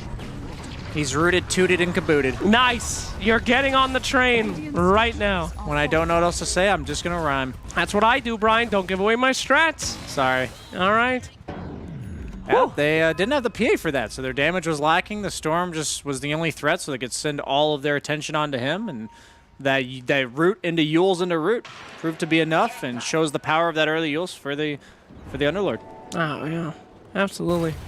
My goodness gracious, that guy almost has a naughty word in his name. You're playing in a professional match. And he's in Arteezy's clan? Arteezy, you gotta do something about this guy. It's bad look, Arteezy. Kick him from the clan. Nearly a naughty word. I'm sure it just means... Perhaps it's Swedish. Yeah. Försök. An old Swedish craft. Exactly. Anyway, as we have a lull here, man, you know what my wife's girlfriends are getting into these days? Astronomy. Astrology. I was about to say, it's most likely astrology. Continue. Astrology, man, it's crazy. You know, yeah, all those different Capricorns and all that stuff. Brian, are you a fan of the Zodiac? I know I'm a Gemini. That's about as far as it goes. How much do you research the Zodiac? Is this like another test of my psychopath? I'm actually just legitimately interested if you're interested in the Zodiac. Nah, not really. Okay. Yeah. I have nowhere to go with that because it's not really a thing for me. BSJ, are you the Zodiac killer? That is the question. That's the true purpose of this question. I just want to get this out of the way while we have a lull in the show. Okay, so that's where we're going with it. Okay, can I ask you an honest question before I answer that question? Hit me. Is your wife and her girlfriends actually into astrology, or was that purely a segue to that other question? No, unfortunately they are. A lot of conversations start with, as a Taurus. Okay. It's rough, but why do you ask? I just was trying to find out if that question's sole purpose was to ask me if I was the Zodiac. Well, it was, but it is a talking point, however. What is your sign? What are you again? I'm a Gemini. A Gemini? Yes. I'm a big baddie Capricorn. Very cool. I don't know what it means. That's exactly how I feel about Gemini. I'm like, I know that's what I am, and that's about as far as it goes. That's it. You know what? You guys might think I'm actually stupid, but I had a theory. No, we would never think that. Shut the hell up. I had a theory back in college that I actually believe in that shit. Not because of the suns and the planets, but I think that in the developmental stages of initial life, the environment of weather has huge effects on a personality. If it's wintertime, your parents are going to coddle you. They keep you inside. They keep you close. If it's summertime, you're going out on picnics. You're running around. That must have effects on a developing personality in a survival situation. What do you know about the human psyche? Do you know anything? I got a degree in it, bitch. I know a lot. That was the joke, because that might be the one thing you're qualified to talk about here. Yeah, which is why I keep asking you these questions, Brian. Which is why every time that we speak, my chair gets further away from you. I noticed that. We started about a couple feet. Now it's like 4 or 5. I'm very concerned. The studio is only so large, my good sir. At any rate, here we go. A blink onto his team. Almost got a little initiation there, Brian. God, I don't know why. I call everyone else by their nickname, and I keep calling you freaking Brian. Your name is BSJ. It's so easy. I think your brain's internally trying to humanize me as any way it possibly can. I'm in a survival situation. Yes. If I keep repeating your human name, perhaps you won't hurt me. No, but I mean, that creeps me out. When I'm in games and people are like, hello, Jake. Wonderful to see you in my bracket. I'm like, well, what the hell is this? I don't like it. Yeah, I wouldn't want to be called Jake either. Don't worry about it. Oh, it's a good name. Yeah, there's nothing wrong with it, honestly. Okay, the PA does have a BKB. Look at her. She's just standing on that cliff so elegantly. It's like a shot, a glamour work shot right here. Put that chicken showcase mode. Oh, shame. But I guess they were waiting for Roshan, and it will instantly get scouted. Maybe if you don't stand on the cliff for 30 seconds, you won't get scouted. I think they were concerned if Tempo was going to smoke invade their rune for the 25-minute rune spawn. Ah, okay. See, that makes sense. Here, I mean, that's what it's like being a bad player. You don't understand this stuff, and you just think everyone's dumb. But they're actually much smarter than you. Shame. Here we go. PA receiving a decent amount of damage from these random things. Here's Mitch! He's got the wall. He's got the pit. He's putting them in here. Oh, melting all over the place. Oh, my goodness gracious. On the back line, Oracle nearly going down instantly, but they will lose Darkseer, of course, as in everyone. Oracle next. Oracle buys back for this fight. Want to be able to control that Roshan area as they push towards this Storm Spirit. Stormy, double damage room, halfway done. Pulling it in, trying to finally get that Underlord. Looks like that thick boy goes down. team leader in trouble as the rest of the team now trying to vacate without their boy in the front. Clockwork taking one death, excuse me. And the destruction continues. BSJ, this game's all over the place. Yeah, Oracle was forced to defensively ult himself, so the Arc Warden died right at the start, and even though the Oracle bought back, he's already used his big save. Woo! And Extremum, I'm going to call him mellow here, because that's about as good as I can do.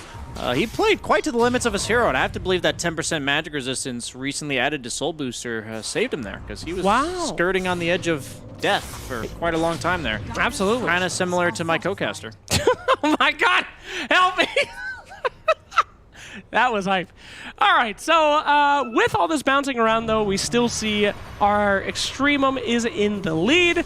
However, the situation grows more and more dire every time that they win one of these fights. Arc Warden just kind of needs time, right? He just needs items, and then he can bounce back into this game. Yeah, but if PA gets enough damage, like I'd say Abyssal coming up probably next for his toolkit, it's just going to be that much harder to position on the Arc Warden side. If they're able to disengage from these BKBs as the game drags on, the BKB duration becomes shorter, that's where Arc Warden will start to shine. But he's going to need like the Hurricane Pike, the BKB, and probably an MKB to actually be a threat.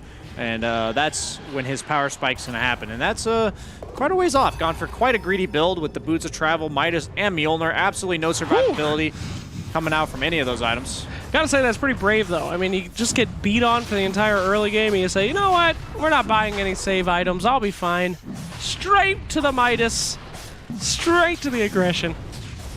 Roshan going down now to Extremum. Maybe their ticket to making sure that they can push and make sure that the Arc Warden does not get the items that he's looking for and close this baby out. Every moment that they spend now is not good. Tiny initiating onto that Clockwork, pretty great.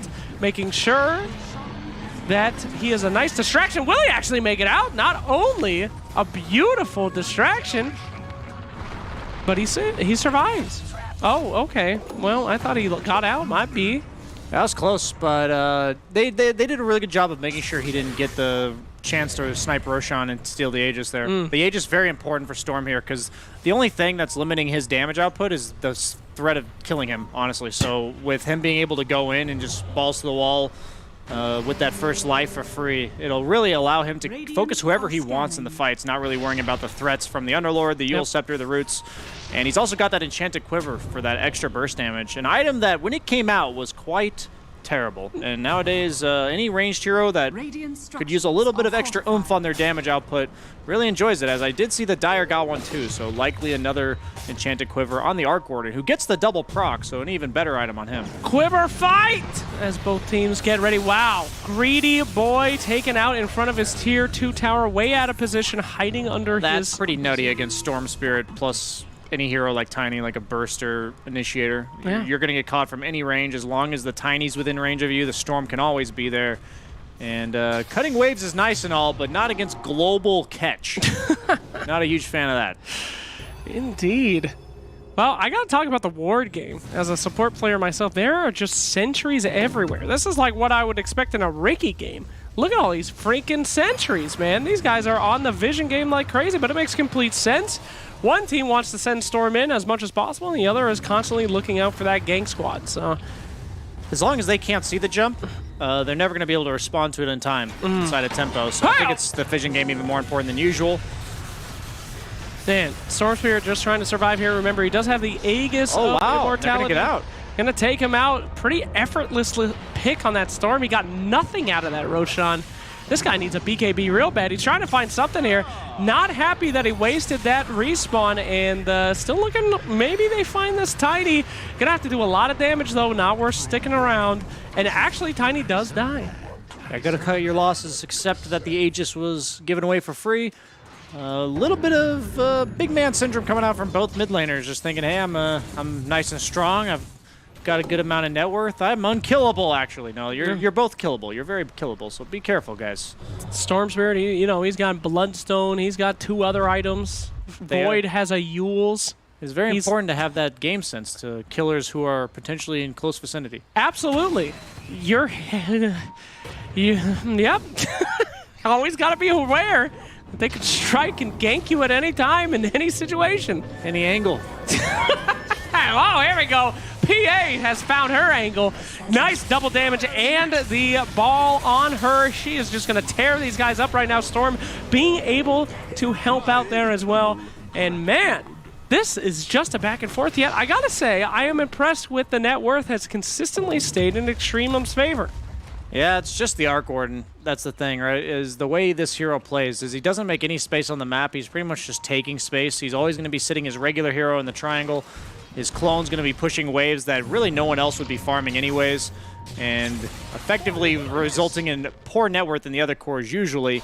Sometimes it's just in the supports where the Oracle's stuck sitting behind him the entire game, and that's where the net worth discrepancy actually is this game, where you see the difference in 5 positions. G's been defending his own safe lane, constantly nuking it out. He's at double the net worth of Oracle, who's playing position 7 for his team here. PA here. Ping and Viz, almost level 20. A big power spike for her, I would assume. I forget what her talent is. Her talent's just the -3 armor. That's huge. Is relevant. Very relevant. And we wait for this next big fight, which very might kind of decide where this game's going to go. They've got to get back in this game. They got to make some time to get that Arc Warden online. And he's going to have this BKB queued up, which is in response to the recent deaths, I believe. But PA still kind of just kills you. All of her spells, the dagger and the blink, go through BKB. So, not sure. It's like, I don't hate the item, but does it change anything once you get it? As long as they can lock down the PA, sure. But this guy's got a BKB, and your only BKB piercing stun is Clockwork Hook. Yep. Speaking of BKBs, Arc Warden picking one up for himself, so maybe not going to die instantly anymore. As an initiation by Clockwork, nice pick there onto the Tiny, separating them out by the cogs, making them use what they can. Grimstroke counters with his ultimate, keeping them chained up. The boys are running. That guy's running straight at him. Holy shit, what a Chad.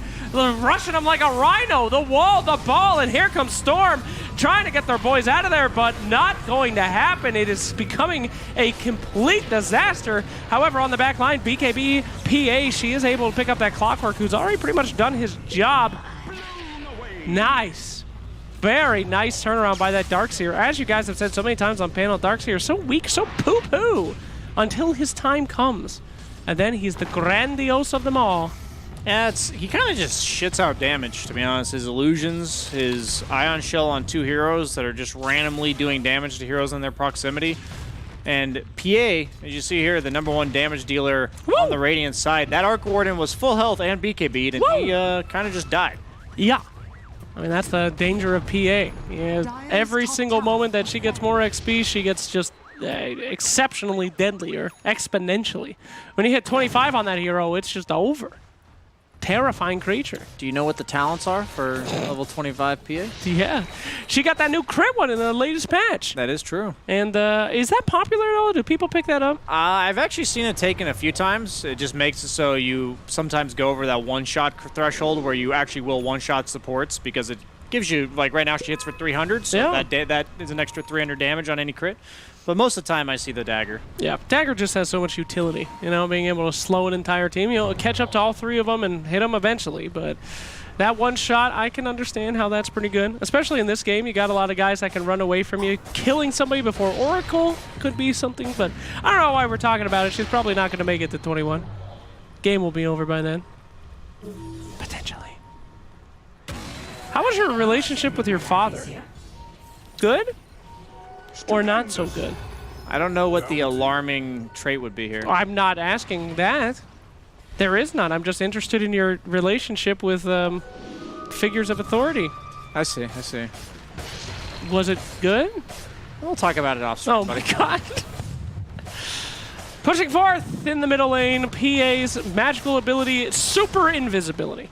Now, Ricky, you can reveal him with dust. You can see invisible heroes like Bounty with wards. PA, the most invisible of them all, cannot break that with anything but getting close to her. How does that make any sense? Ricky's entire identity is being invisible. She just does it for fun. That could be a very useful skill in real life at some points, you know? Indeed. Not really. I mean, if you're close to someone, they would be able to see you. But not before it's too late. Yo, Memes aside, though, you ever know that stupid kid where you're like, what superpower would you have? And he's like, invisibility. Yeah. What an idiot. What do you do? What do you do with invisibility? Out of all the superpowers. I feel like most of the things you could do with invisibility could be done on the internet anyway. Right. I mean, you're just a creeper. Yeah. All right, I get it. You want to go sneak into the girls' locker room. Chill out, dude. They have the internet. You're fine. What would you choose? Superpower? I'd definitely be something flying based for sure. Flying? I'm all about the flying. Okay, yo. Gravity You get to manipulation fly. in some way. Okay. No, you get to fly, but it takes the same amount of exertion as walking and running. Because how does it make any sense not like that? Hey, I would be willing to get in good shape for that. Yeah, but still, I mean, everyone always thinks of flying like Superman. You just get to do it for free. That's not how movement and bodies work. You have to. Well, that's give why something. I said gravity manipulation. You know, Gravity manipulation. Because like I can also like pull someone towards me in case they're trying to scoot farther away. Wow. I feel like this meme has gone in the completely opposite direction. You're owning it harder than I ever could. Here we go. Speaking of getting owned hard, this clockwork is just going in on anyone that he sees. A nice toss over to that Grim, trying to get that double stun. He will be able to get it. Looking for another free kill. PA fighting that clock. He knows his time is limited. He's writing his will right now to my dearest Robotos. Oh, he will live? My goodness gracious. Throw away the will. Good work. Look at those tips. Even they are impressed. And meanwhile, his team is pushing bottom, so a little bit is accomplished by that. Going to be putting some pressure on this tier 2 with the Arc Warden Illusion. And they're actually going to get it. So maybe they can also get the outpost of their own, such that at the 40-minute mark, they will be able to get that XP boost that the supports, especially LeBron here, desperately needs.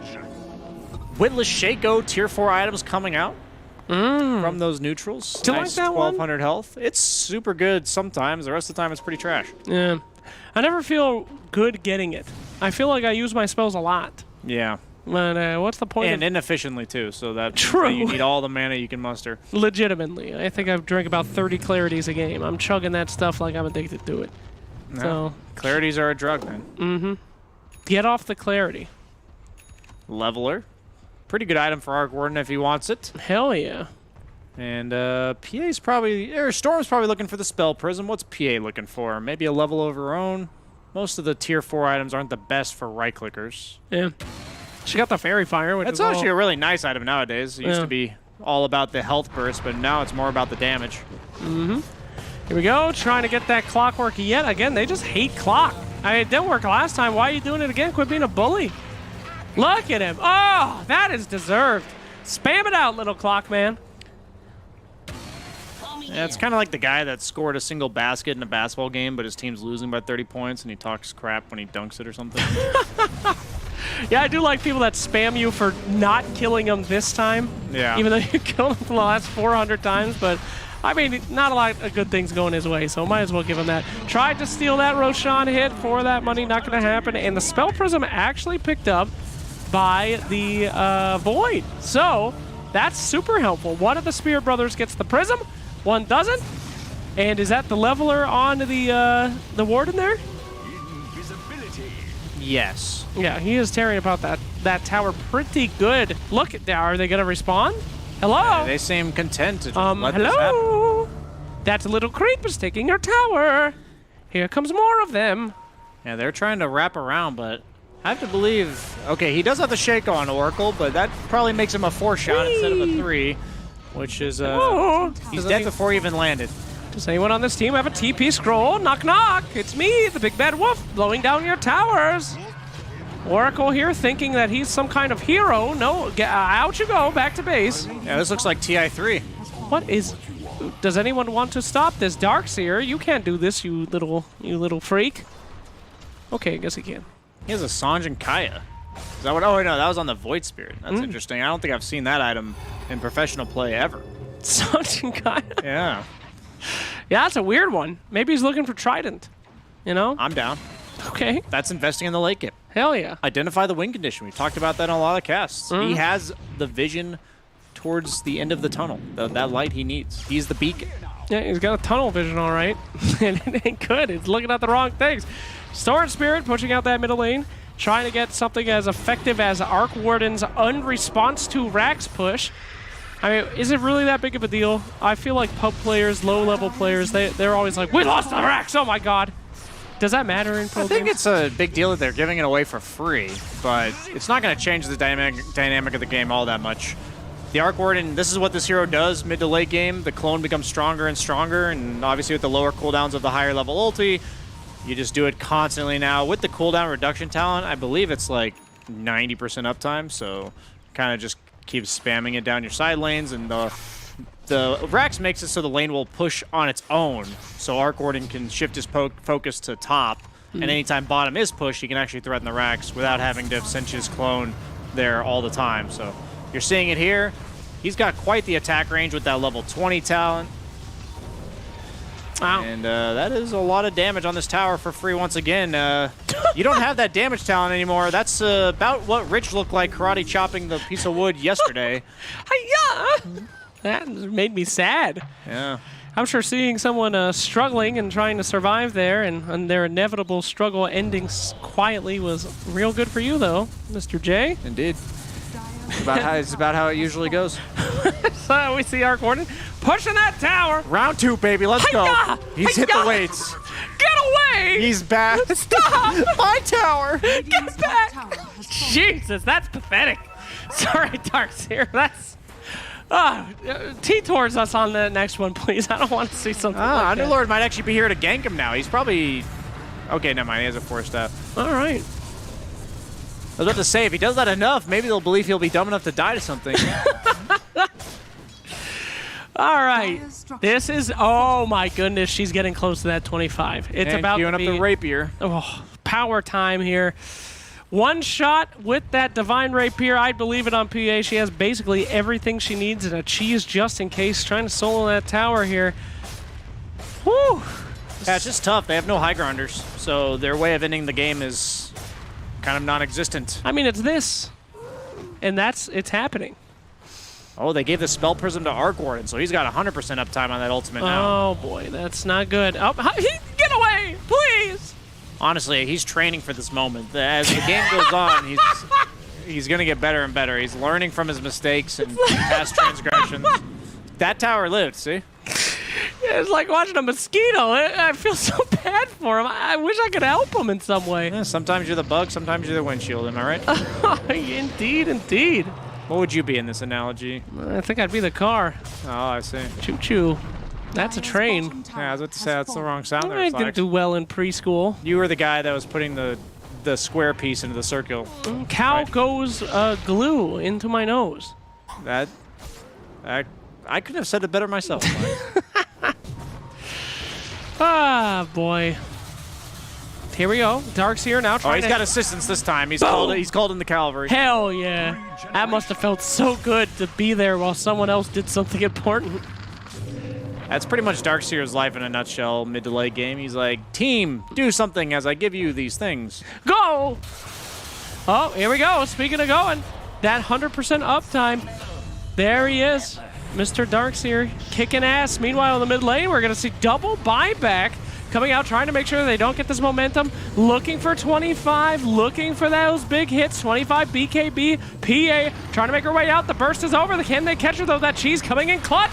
She is in trouble. Tiny trying to save her. She's going to blink out to the back lines, and Mr. Storm Spear taking that front line assault. The wall, the ball, the bubble. In trouble. Here comes Storm Spirit in some trouble himself. Make it double. Bye, bye, bye. And PA in a real bad situation, blinked in, got that kill, but now she is trapped in the pit of malice, much like where BSJ keeps his victims deep in the pit, never to see the light of day again, but she's struggling, and she'll make it out alive. You don't have to tell everybody that.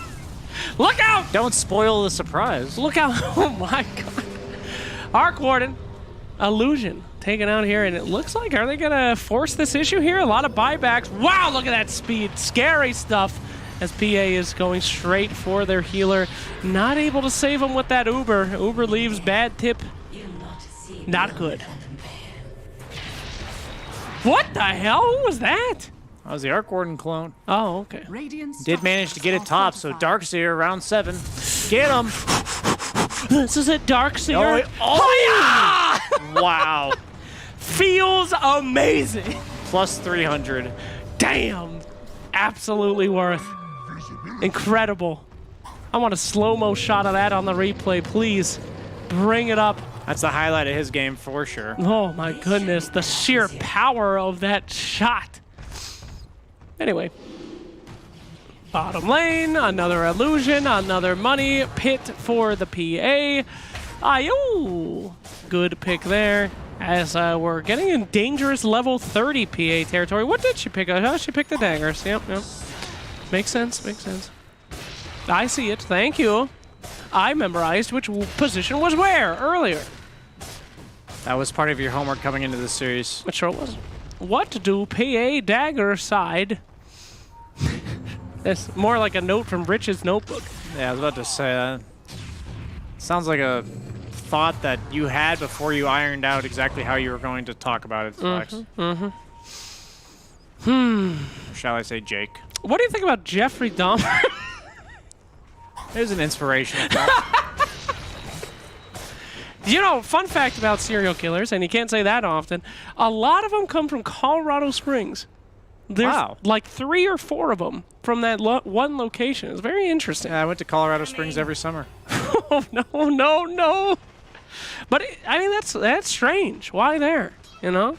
Yeah. I've been there a few times. I ate at a Waffle House there. Didn't see anything too weird. Colorado, and you're still alive. I'm so still alive. Can't be too high of a percentage. Yeah. Went to Florida. Still alive. True. What's the most dangerous place you've ever been, Brian?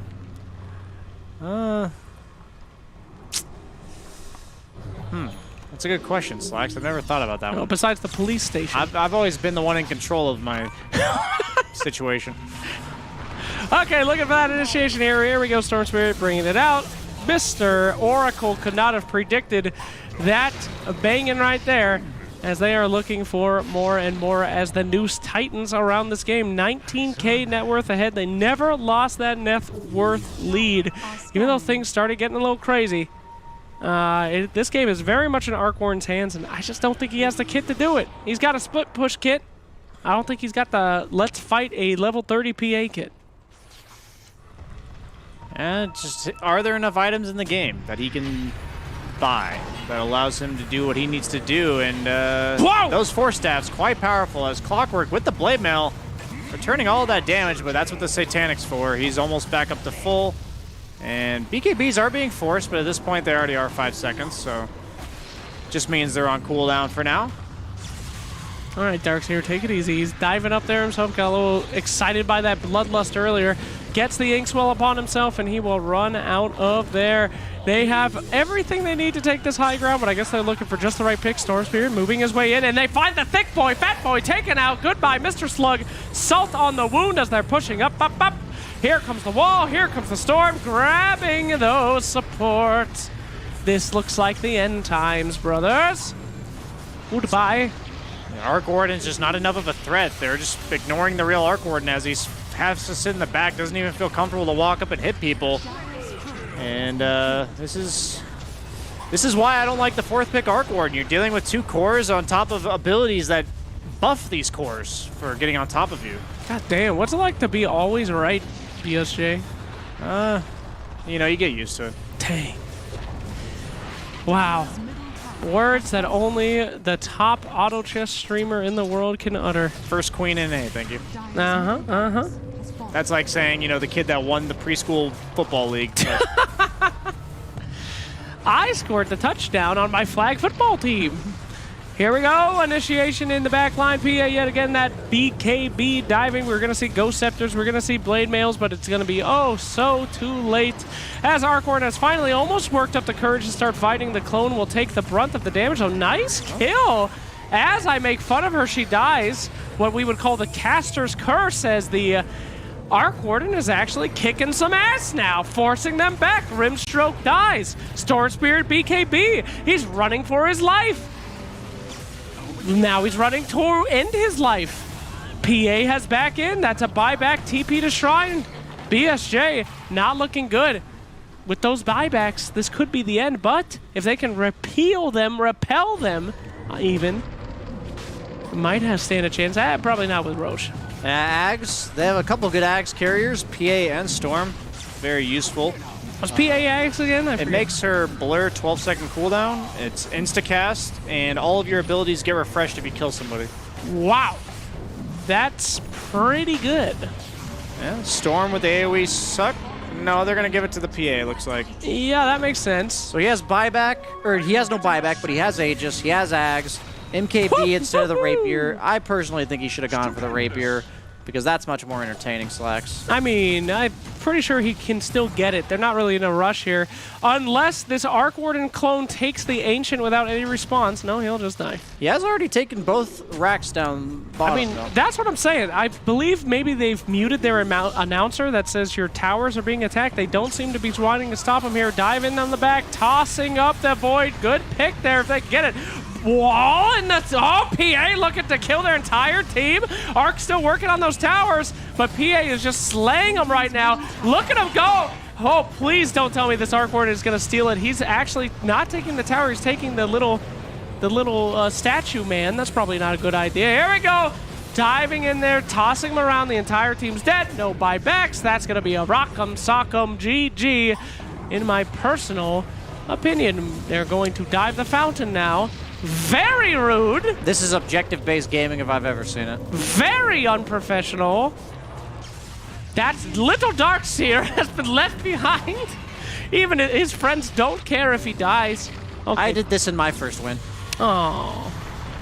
And look, tossing him back, killing everybody. No, instant buyback on the Void, but with Arc Warden dead, what will you do besides watch your Ancient fall? The GG is called. What a wonderful game. Yeah, we got the good old draw out the game 25 minutes longer because you have an Arc Warden storyline going here. Yep, still lose, unfortunately. Any comments on your potentially last game casted ever? Absolutely, ladies and gentlemen. Thank you so much for joining us on this very, very dangerous game, not just for the teams, but for us in the studio. That is going to be a win for our boys Extremum, bringing it in. And we will be talking about that fantastic game soon. But before we do, a plea, call the police in the audience. Brian, any final thoughts before we get into the next game? Don't call the police yet, guys. There kind of has to be cause for that first, so. There's definitely cause for a warrant, but here, you know what we're warranting here? A throwback to the panel. Let's go ahead and toss it on over. Here comes the invisible ball. Catch it. I got it! And you know what else we got? Some top-tier analysis provided by Lizard and Tsunami. Let's actually talk about what happened as well in this fantastic game with absolutely awful coverage of our casters. All right, so let's talk about what we saw initially in the draft. Right off the rip, you guys were very much saying that Extremum had the better draft and that Tempo needed to slow things down. Well, they slowed things down. What happened when they did? Look, sometimes our job is really simple. For a game such as this one, to analyze it, you don't even have to watch it. Like, you see the heroes on one side and on the other, and you can pretty much create this story in which Arc Warden is going to be defending and split pushing for a really long time. He will fail at 1 or 2 pushes towards his own high ground, and after that the game will end because they will be able to reach the Arc Warden with the Storm and the PA. What were you doing there? Sign language interpretation. I don't know ASL. I'm hoping that's USL, maybe Ukrainian sign language. I can't be too sure. That's definitely Ukrainian. Oh, okay, I nailed it. I could decipher it for sure. We kind of had a pretty good idea based off the fact that there are so many heroes that are good at jumping onto targets. And while Dire team with Tempo had some meaty frontliners, it doesn't really matter if you're never able to initiate a fight. Meaty frontliners only matter if it's difficult to get to the backline. But if Extremum is starting every single fight on their own terms, which is pretty much how every single fight was happening, was just Storm Spirit bursting in, Darkseer surging, a PA in, getting a soulbind on someone, then it doesn't really matter how tanky your front line is. Yeah, they even did that trialing that worked out extremely well for them. They, I would say that they were even pushing their limits a little bit because they controlled all the map and then they wanted to take their triangle too, which is usually something that gets punished, and it did a couple of times, which pretty much kept Arc Warden and the boys in the game. But like you see these two drafts, and it's just difficult to make a different prognosis of the outcome, because you know that once this PA gets a couple of items and Storm, the game is just too difficult for an Arc Warden side. They did itemize well. You had an Atos on clock to give them some extra catch. You had that Pit of Malice as well from the Underlord. By the way, my boy Mitch on that Underlord, dude, he's just... I think for the first 15 minutes he was top of the network charts for a team that was losing like 7-8-0 in kills. And this is also one of those guys. We talk about the tier 2 scene and how there's players that get poached constantly into big teams. This is the opposite example. This is a guy with extreme talent that has refused to abandon his little teams and squads that he has formed together with friends. I guess he got a lot of friends, including me, but when it comes to success, if he just accepted one of those offers that he was given before, like, he could be a tier 1 player for sure. But hey, I mean, at the end of the day, what do you have if you don't have loyalty and if you don't have friends? But let's take a look at what we have here. Some of the best moments from game number 1. Was there anything big that jumped off the page for you, Tsunami? I think the main thing that we're going to keep ending up going back to is that 4th pick on the Arc Warden, right? Like a very, very early Arc Warden. Yeah, there's not really enough heroes that you can ban out to ever preemptively pick an Arc Warden like that. Arc Warden currently, as far as I'm concerned, is a last pick kind of hero where you're like, okay, they have one option to be able to solve this. Whereas here, when it was a 4th pick situation, Extremum responded with the Phantom Assassin and the Storm Spirit. Like, there's nothing that you can do to make a good Arc Warden game out of that. It was salvaged somewhat. They dragged it out to 48 plus minutes, but really... How were they able to actually drag it out, right? Because, I mean, they at least got to the place in the game where they could potentially realize that win condition, right? I think that was the main thing that you guys were looking for was, yeah, Tempo wants to play not the tempo game. They want to try to get to the very late game. So they managed to at least get on the right course. How did they manage to extend it? A lot of it seemed like laziness on Extremum's part. There were multiple moments where it was a Darkseer against a Tempest double 1v1. Yeah. First, the Tempest double manages to solo take a tier 3 tower bot and a Raxdown bot, and then Lizard was like, it's cool, they're going to defend their tier 2 towers in the other 2 lanes. And then they didn't, and then the Darkseer was just like, guys, now we're losing this other tier 2 tower up top. Is anyone going to help me? For a team that is being led by an ex-tier 1 player, I have to say that I see the same mistakes from his tier 1 teams here in Extremum. They don't really have a solid idea about what they have to do to defend from split pushes.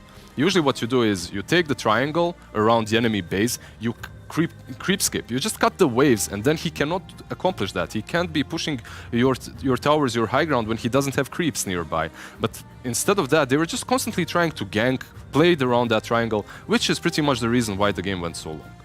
Okay, very important stuff to keep in mind as we're looking at some of the key stats from that first game. And now we're going to be getting back into the action very shortly. We're going to have a draft for you and get into our second game and see if Extreme is going to be able to close it out quickly or if we'll make it all the way to that game 3. I do want to talk a little bit more just about tempo in general. This was something that we were talking about, but we jumped right into the draft of that first game, so there are probably a lot of people at home who kind of missed what's going on with this team right now, because it is something very interesting to talk about, especially with the situation that they're currently in, being in Divine, to make such a big push right now and actually try to get ready for everything. Let's talk a little bit about tempo. Yeah, I mean, they're looking forward to getting their full 5-man roster soon, as Zitrex was standing in, and he did a fine job this game as a stand-in, unless if it was his idea to 4th pick the Arc Warden. They picked it before as well, so maybe it wasn't only for him. But he is one of those Arc Warden players. He was pretty much most notable for picking that Drow Ranger and becoming the #1 on leaderboards in EU. Oh yeah. Do you think that maybe that's the reason why they tried to force it in a little bit early? Because of you the have stand-in? you have a stand-in, try to make him as comfortable as possible. Yeah, but that's not how you make him comfortable. Like how you make him comfortable is We're gonna leave pick this the hero leave and the we're gonna let last there be pick two for counter picks. yeah, like you can do it, right? Like you'll carry us no matter what. They're putting him in a really rough spot with that 4th pick Arc Warden. Not only are there 2 extra picks that they can get against the hero, but there's also Darks here with the 1st pick, which enables any hero to be able to reach him. So that ain't it. It's an expectations thing. Yep. You know, you start off the first game of the day. You make your stand-in as uncomfortable as possible. It can only get It can better only from get here. better, right? I mean, just think about it. Think about if you do it the reverse way, right? Imagine if you're going on a first date, and on the first date, you buy that person a car. You're never going to be able to top that. You'd have to buy a plane the next date. You're like, even with flowers, don't buy flowers the first date. You're just setting yourself up for failure. What's your Yeah, but so you're saying be as bad as possible on the first date. yeah? What's your ideal first day? Are you a As coffee bad shop? as bad as you can get away with. Really? Yeah. Just Well, like that's- as How much have you pushed it to the limit? uh. Like, are you a movie date person? Are you a coffee date person? Are you a Well, I don't think anybody should be taking my advice right now. Look, I'm single in the middle of Ukraine with you two nerds. I mean, we're not doing great right now. Lizard's the only Chad here. No, not really. Look at this guy. You have a girlfriend. Yeah. You like it's great. You guys travel around like all over the world. That's yeah, what the was lifestyle. what was your first date? No, what's Yeah, it? it was Yeah, coffee did you shop. It did was you coffee start? shop. Yeah, Coffee did you shop. did you start? Did you start the expectation? Like, think about it this way: you start with nothing too crazy, and now you guys travel around the world together. Like, that's incredible. Like that is genuinely. That's exactly what I'm saying. It's the trajectory. It's true. right? You start in a coffee shop. People drink coffee every day. That's not a big deal. Yeah, you hear I that? mean, and then all of a sudden, Exactly. now it's like, okay, Please more. How long have you guys been dating? Stare into the camera How long have you guys been dating? for a year and a half. A year and a half. Almost And look, 2 now. You've traveled And it's around the world incredible, together. right? What's your name? Victoria. Victoria. Man, you are so, She's you're a an very lucky incredibly girl, lucky right? woman. You're an incredibly lucky woman with an incredibly handsome man who supports you in every way possible, in all of your goals, in all of your dreams, and always he'll be by your side with those giant bulging biceps, chiseled jawline, and immense amount of Dota knowledge. I'm jealous. I'm jealous of you, Victoria. Thank you. You know what else I'm jealous of? That was great. The skill that both of these teams have in Dota.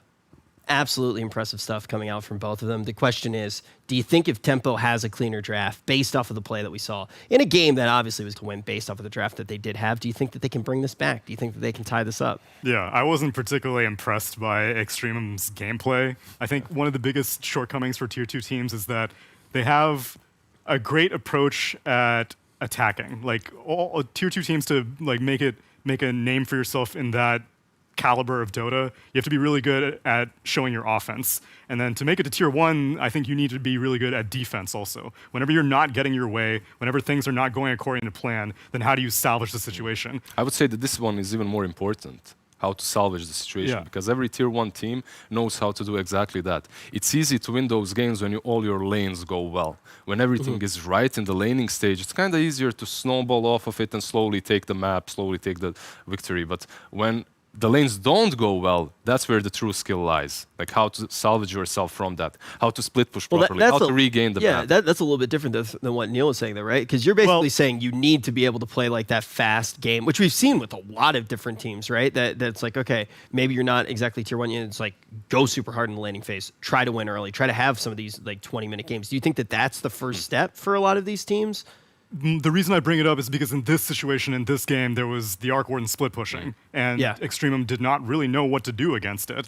Like, I would say this, to be able to win versus Tier 1 teams, having solid skill in the laning stage and winning those lanes is definitely going to give you a higher probability of taking the victory and winning the game. However, becoming a Tier 1 team and getting there will require you to be able to salvage the games. Right? It's almost like you gotta crawl before you can walk, before you can run, right? And crawling is making sure that you can have a lot of those. You need to know how to lane, right? And that's kind of crawling. I definitely think that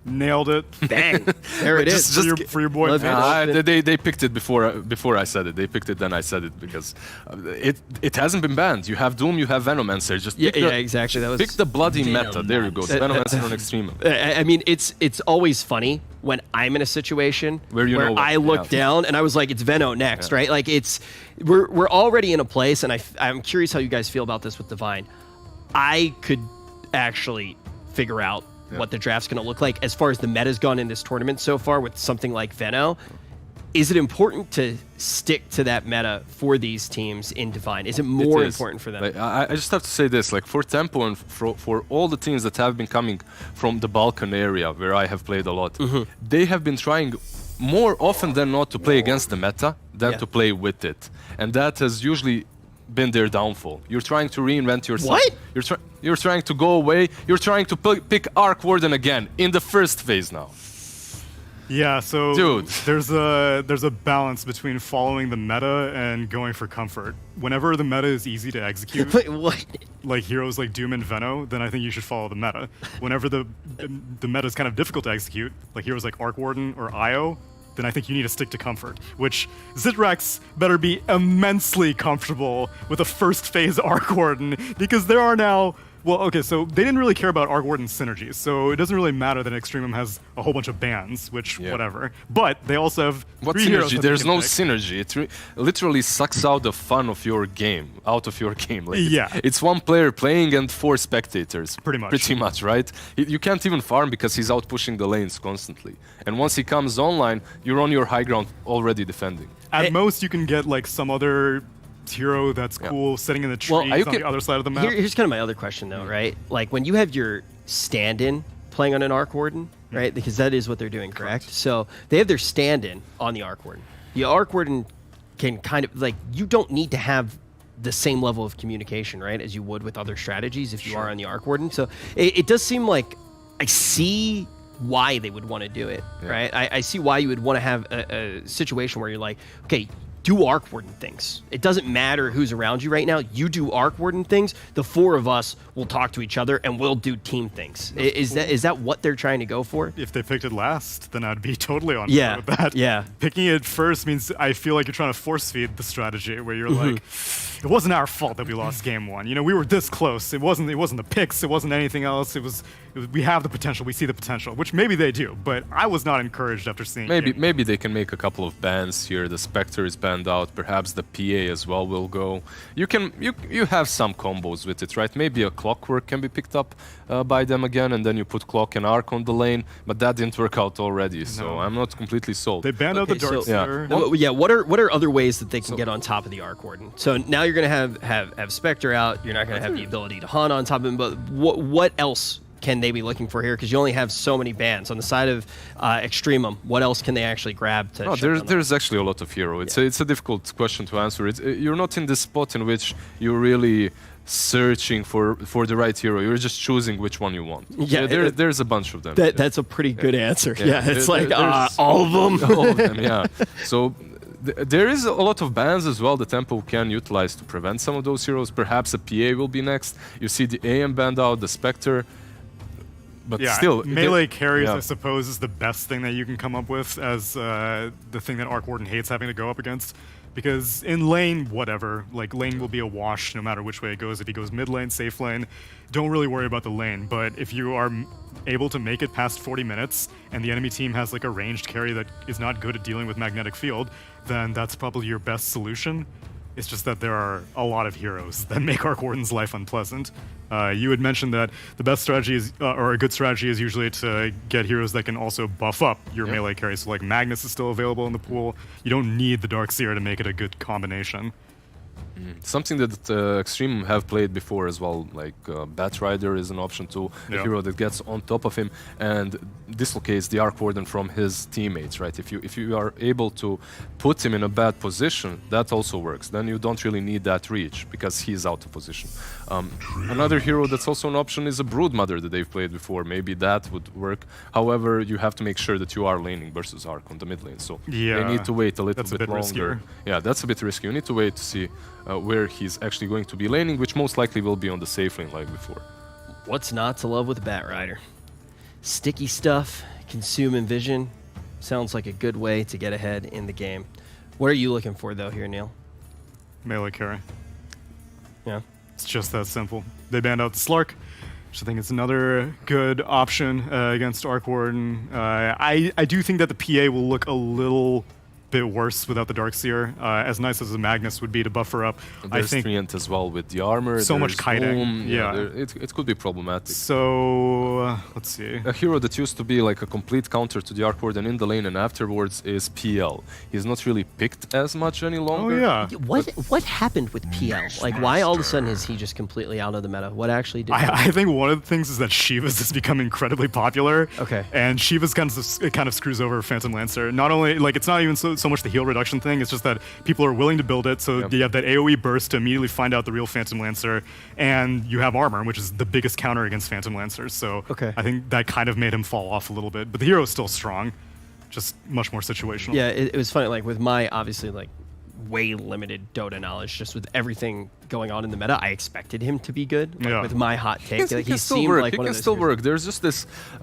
Sometimes heroes fall out of meta because they've been nerfed to the ground. But sometimes what happens is other heroes just get buffed up too hard, right? And they become much stronger.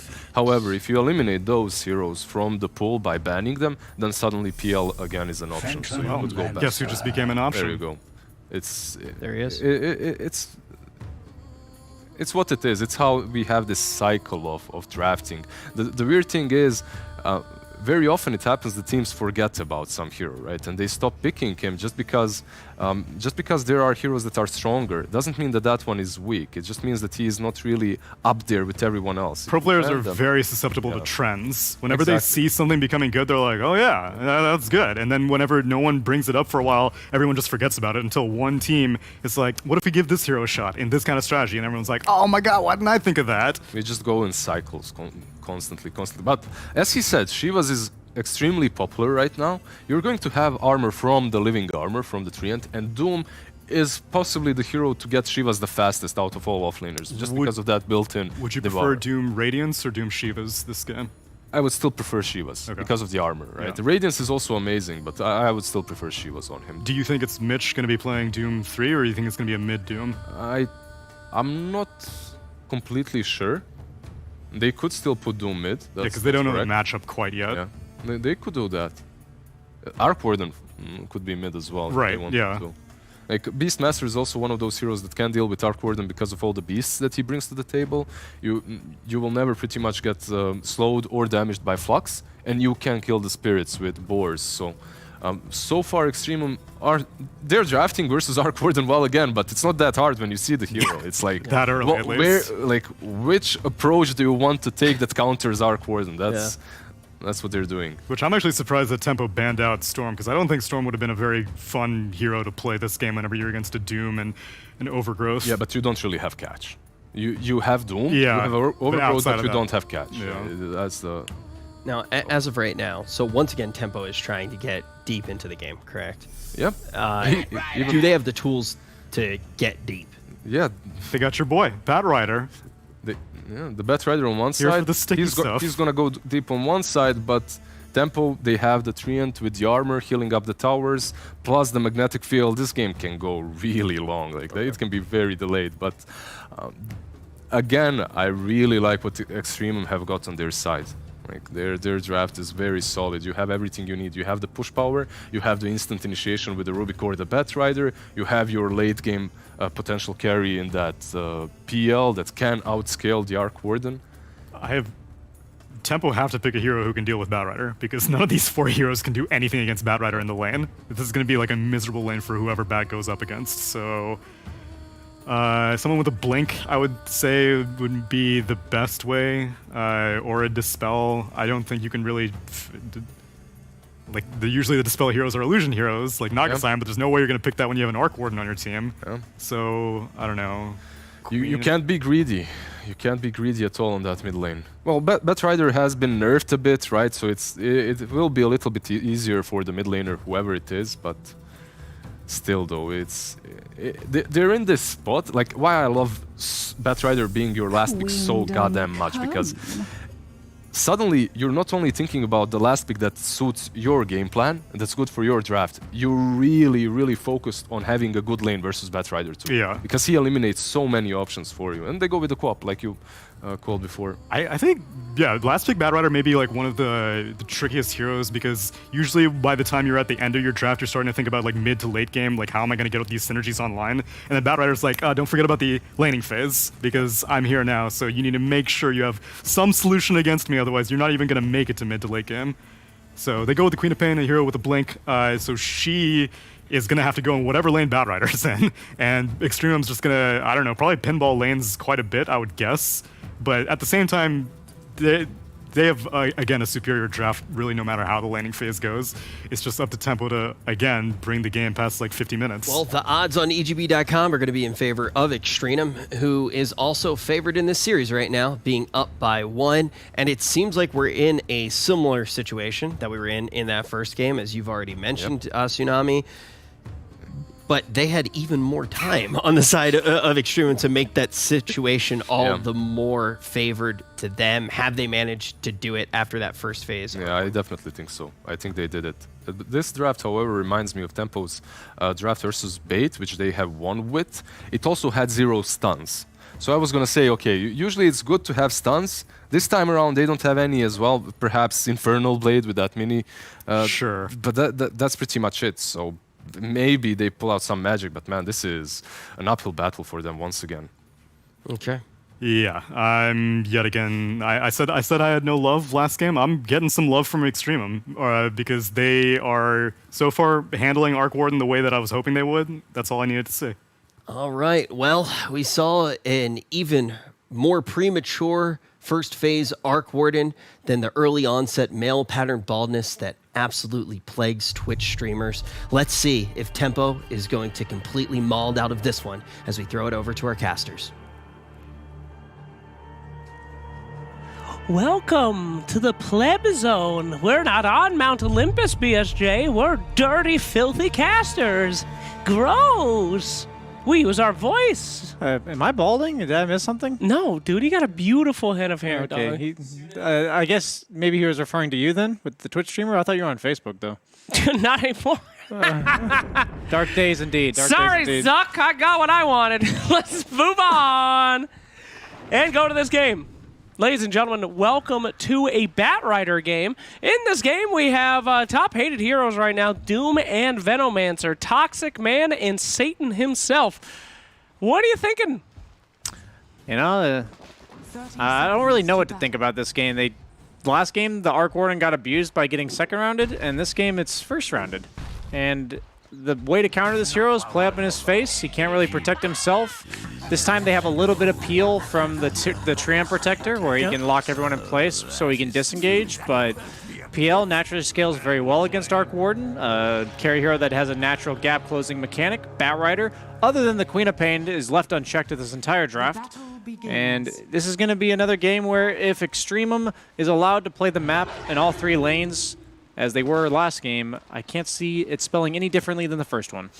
Yeah, I don't really understand the pick either. I wouldn't want to redo anything from that first game if I was that team, but maybe they really want to be stuck in that strategy. They think it could work, and this is an emotional victory. So putting that all on the line. Great blocks here by both teams. Look at those blocks.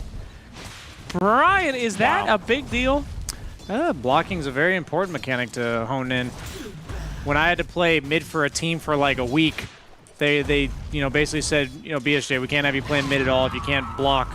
So I had to go into a private lobby for like 5 hours and just spam block. Would you recommend people do that? If you're a mid laner, and you'll never have to work on it again.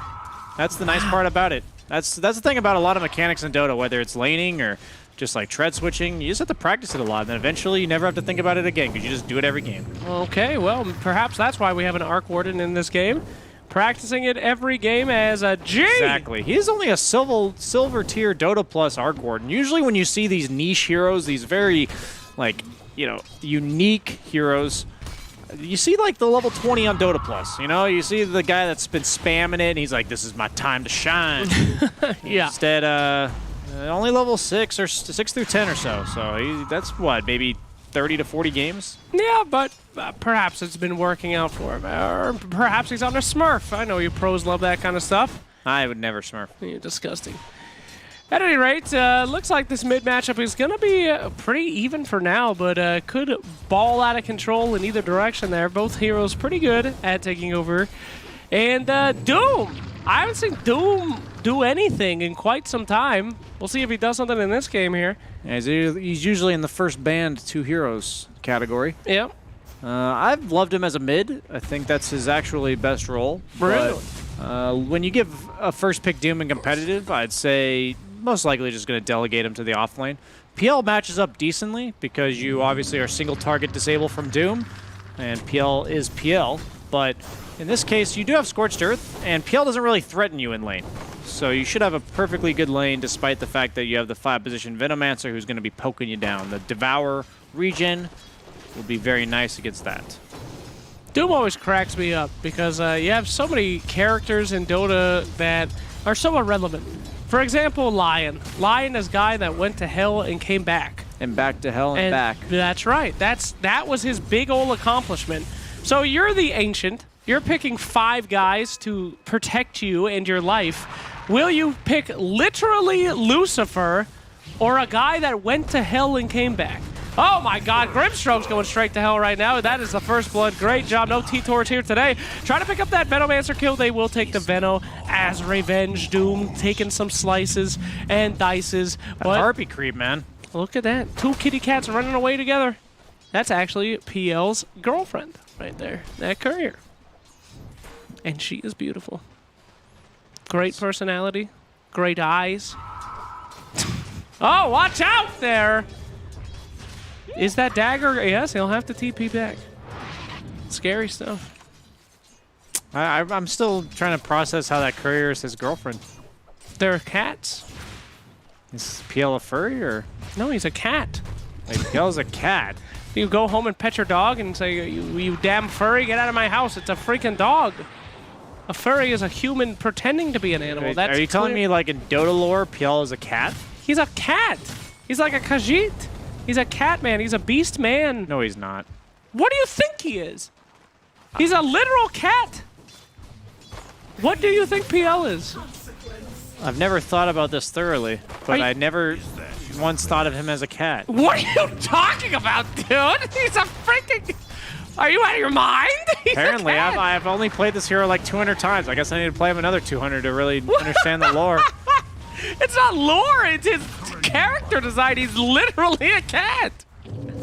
Brian, I'm very concerned right now. You're looking at me like you have no idea what I'm talking about. There's other things that are encompassing my mind's focus right now. You know, plots, if you will.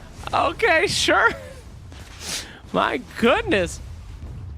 Yo, I do need some help, though. I haven't casted in probably a year and a half, and apparently I was watching some of my VODs, seeing if I can improve. No way. You're perfectly good as is. And apparently I say goodness gracious every other sentence. How do you... We all have that, man. You just have to catch yourself. You just have to know you do it, and then every time you do it, you have to remind yourself of a little punishment, if you will. Okay. And you're inconveniencing yourself by reminding yourself, you know? And then eventually you're so annoyed with yourself that you stop doing it. I'm going to replace it with Baba Boy. Baba Boy! Baba Boy! There he goes! Yeah, every time you want to say goodness gracious, just say Baba Boy. All right, will do. That's definitely not as annoying. Top lane, you know, Mr. Cameraman, whenever you can, I would love a showcase mode of the Phantom Lancer just so that we can discuss this topic a little bit more, and then I'll let it go. You take your time, though. No pressure. We'll react. Middle lane, looks like Quap is dominating right now. Woo! Definitely a Quap favorite matchup. I think it's on Bat's, like, it's in his best interest to just kind of accept this. Maybe Rubik come mid, Fade Bolt out the wave, and then give him just some stacks in the jungle. I don't think there's really much you can do about it. Super annoying matchup for Batrider, and just play for your own game at this point. You're Now's our chance. Show me the Lancer. I don't care about the items. Put those away. He doesn't even know what half those things do. I have literally never bought a raindrop in my life. Actually? I bought it in Agnum's Labyrinth. But it's a waste of money, honestly. There's not an investment. It's depreciating gains, right? Yeah, it is a awkward item because it feels like regen that is in your inventory, and then suddenly it's just gone. It feels like Right. you lost something when it goes away. Mm-hmm. You're like, oh, I bought this for mana, and then no longer have it, and you said, well, there's just 225 down the toilet. Feels bad. It's a lose more item. You buy it to make sure you don't die, and then it goes out of your inventory and you die anyway. That's a double negative. What's the worst investment, raindrops or a car? Whew. Great question. Unless you're buying a Tesla. No, I'm just kidding. Don't do that. Elon is a lizard man.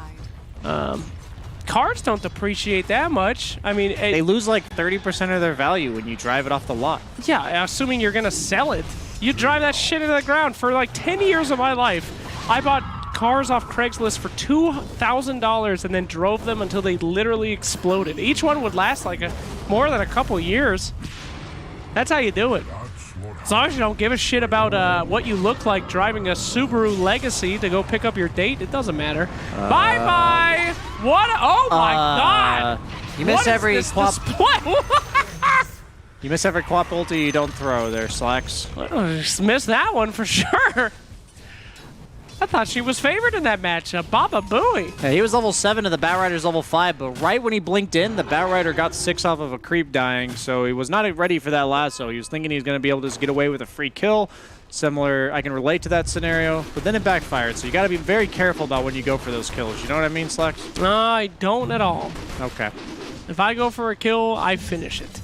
Even if I die, my friend. Such is the way of the warrior.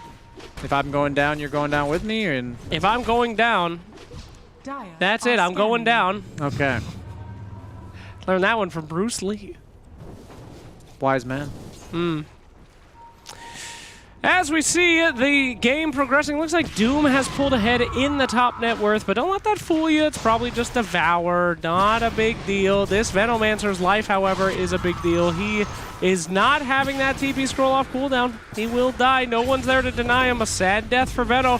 And this is what Quap wants. Time to explode. Go all over the map. Look at these creeps. Will they be able to steal it? Oh, no. Disaster. That's why you don't stack camps, just for that off chance that somebody could take it. Meanwhile, on the bottom lane, Mr. Tree with all those tiny houses on the back. Who's living in there? Well, they're dead now, too. Feel good about that, Tree? I thought you were going to like answer that yourself, like whether or not he feels good about I'm it. not going to answer for him. He has a mouth. He has a mind. It's true. A he does. soul. I think the difference between this game and game 1 was how good of a start the other 2 cores than the Arc Warden has. This hero doesn't mind having to get 5 or 6 items if the rest of his team is enjoying the time that he's spending getting those items. Yep. You know, they don't mind that he's not contributing all that much. Quap with a good matchup mid. As I said, PL doesn't really shut down Doom, so he's having his way with the top lane, and PL has to retreat to jungle, being that Doom is level 6 now. And Veno's happy to take over the lane, but this is going to relinquish a bit of the pressure on the bottom lane, which allows the Treant to get the levels that he so wants. And after supporting his Arc Warden in lane, feels that he deserves. Supports deserve nothing. No. Ladies and gentlemen, a mid and carry player right here. Suffer for me and die. And that's it. That's your reward. Yep. Is you get to be in my presence. That is the nature of your existence. Jesus.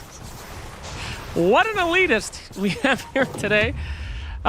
You know, though, I think that things might still be okay. I mean, PL, you can't stop Doom now, but he certainly is a pretty big factor later, right? Yeah, the defusal gets super annoying. Doom just kind of walks into the fight, gets his mana burned until he has like Blink BKB Shivas. At that point, it does become a bit difficult.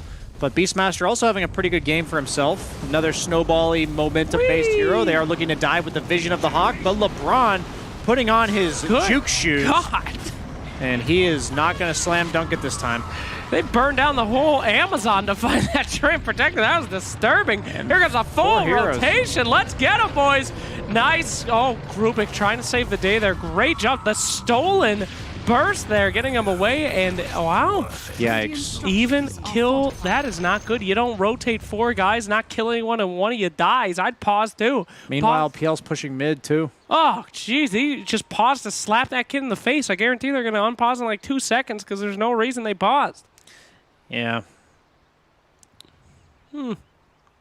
Half your comments. I'm trying to figure out where to naturally take it. You know, the flow of the conversation. You just go with what you want. You know, it's a stream. Yeah, it's a natural flowing stream. The only fishes that go with the flow are dead.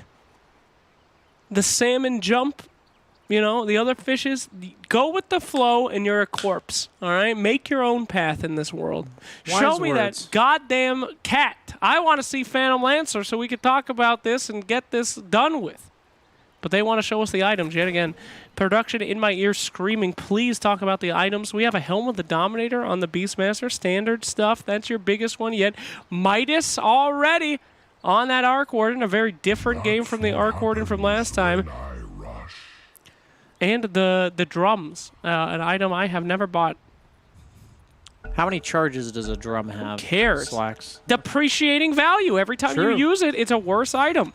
Who would buy an item like that? I've had people question, hey, when's a good time to use drum charges, treating them as like precious cargo? And I'm like, hey man, you need move speed and attack speed? Just use the damn drums, man. It ain't a stock that you're trying to invest in for the future here, Slacks. Yeah. Remember when Diffusal had charges and you had to buy Diffusal 2 to recharge them? Good times. Oh boy. And they also like purged all the items and Yules and Ghost Scepters and stuff. That was pretty dumb.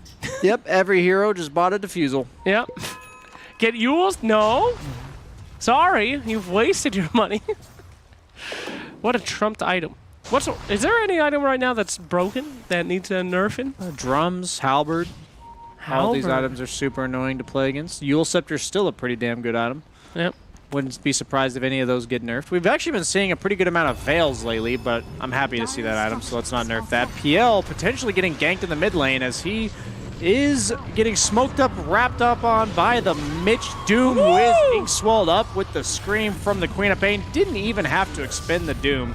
And that is why PL is not generally a hero you see defending towers. Yeah. That is the Rubik and Veno's job, sir. That is a map distribution understanding of your role in the team, and PL is the last hero that should ever be in front of a tower, because that is naturally where the opponent's going to want to play, because that is their objective, and you are the carry, and your hero does not defend towers. Wow, that is one of the smartest conversations I've heard you have yet. I will never forget that. He's going to have to Doom him here if he wants to. Didn't want to use the Doom on the support Veno. He's really close with the Centaur Stomp, but holding onto the Doom the threat of the Doom may just be better than the actual Doom itself in that case. He hasn't used it yet, so this threat of the Doom is very intense here. Batrider starting to come online here, getting those backline kills after that tiny rotation. Now rotating on that, that tree rotation. Rotates on tree again. Tiny's not in this game, turns out. Yeah, he's like the large corporations in this game, the Batrider. You try to hide in the trees, and he's just going to burn them all down. That's right.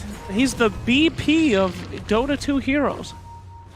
Not even sure if that was an accurate thing, but whatever. People know what you're going for, and that's the best thing we can ask for out of you, Slacks. Thank you, my friend. A lot of pressure on that tier 2. They're going to trade a tier 2 for a tier 1. Potentially. No, I forgot they had Dream Protector. They're just going to heal it up. Scare them off. The threat of the Doom. Doom not used yet. That terrifying spell. And everyone TP's out. Now you're playing against Dream Protector. You got to finish the job. No pokes. No prods. And that is a point I believe you brought up on panel the other day. Treant pretty good against this Veno. Veno doing that pick damage to towers. Little tiny Treant don't care. He just heals them up. Yeah. That is true. Conceptually, tower push-wise, that is annoying for Veno, but in this game, he's more of a tower defender, to be honest. His Beastmaster is applying most of the tower pressure, so that job is kind of lifted off of his shoulders as a 5-position Veno. The 5's job is to kind of just fill in the gaps. You know, what does my team not want to do? Batrider wants to run around the map, Beastmaster wants to pressure bottom, PL wants to farm safely, not defending his mid-tower, and so that means Veno's left to defend. Yep, that's where he's going to be, top lane. That's why I pick techies. Pick techies as a 5 when your team doesn't want to win. And then you just force them to continue to play until they finally decide to win. And then you teach them a lesson. That is a lesson. Yeah, patience is a virtue. Go watch a video on your hero. I'll make you time. Yes. Figure it out. You'll have to spend 70 minutes to get this plus 30. Good. A lot less wards this time from both. Oh, actually, there's a lot of wards. I'm sorry, I didn't notice them. They're in the lanes. A strange place. PL trying to find some kills here now that he has a diffusal blade. His job is pretty hard, honestly. They have a lot of AoE and a lot of ways to clear him out. I mean, eventually he's going to get so huge he'll be able to do his things, but it's going to be a long road if he can't get picks here. Meanwhile, Batrider stealing some runes. Gonna cost his life. But who really wins when the Batrider made money for his entire team? I believe the team that killed the core. Yes. Yes. His TP was on cooldown for about 10 seconds, so just a little bit overextension there. That's the type of play that's perfectly fine to make if your TP is up, because the main way of killing you on the opponent team's a lot of slows from the Queen of Pain as well as the Grimstroke and the Arc Warden. And just a little bit of lack of awareness coming out from the Batrider there. Yep. Starting to feel like he's invincible. Here we go. The Doom is still being threatened. Will we see the game's first Doom here? Not needed now. Oh, here it plus comes. 200. He's shaking his fist. He's getting ready to Doom this kid. Ooh, no. Actually, forget it. Oh my god, Batrider out of nowhere. Grabbing that Doom, dragging him along, bringing him back. He didn't use Doom again. Yeah, he's saving it for next game. All right, we're in 16 minutes, probably halfway through the game. At some point, you just gotta let it rip. You got to eventually Doom somebody, my friend. Bottom tower. Yesterday, we were talking about Kyle not being able to last longer than 30 seconds. The Doom is too afraid to pull the trigger. Yep, another common problem. You gotta find that sweet spot in more ways than one. Can't live your whole life being called Doom and never using Doom. You gotta embrace your identity. That's important. That's right. That's what Phantom Lancer did. Yeah, the kitty cat that he is. Mm-hmm. There's his girlfriend.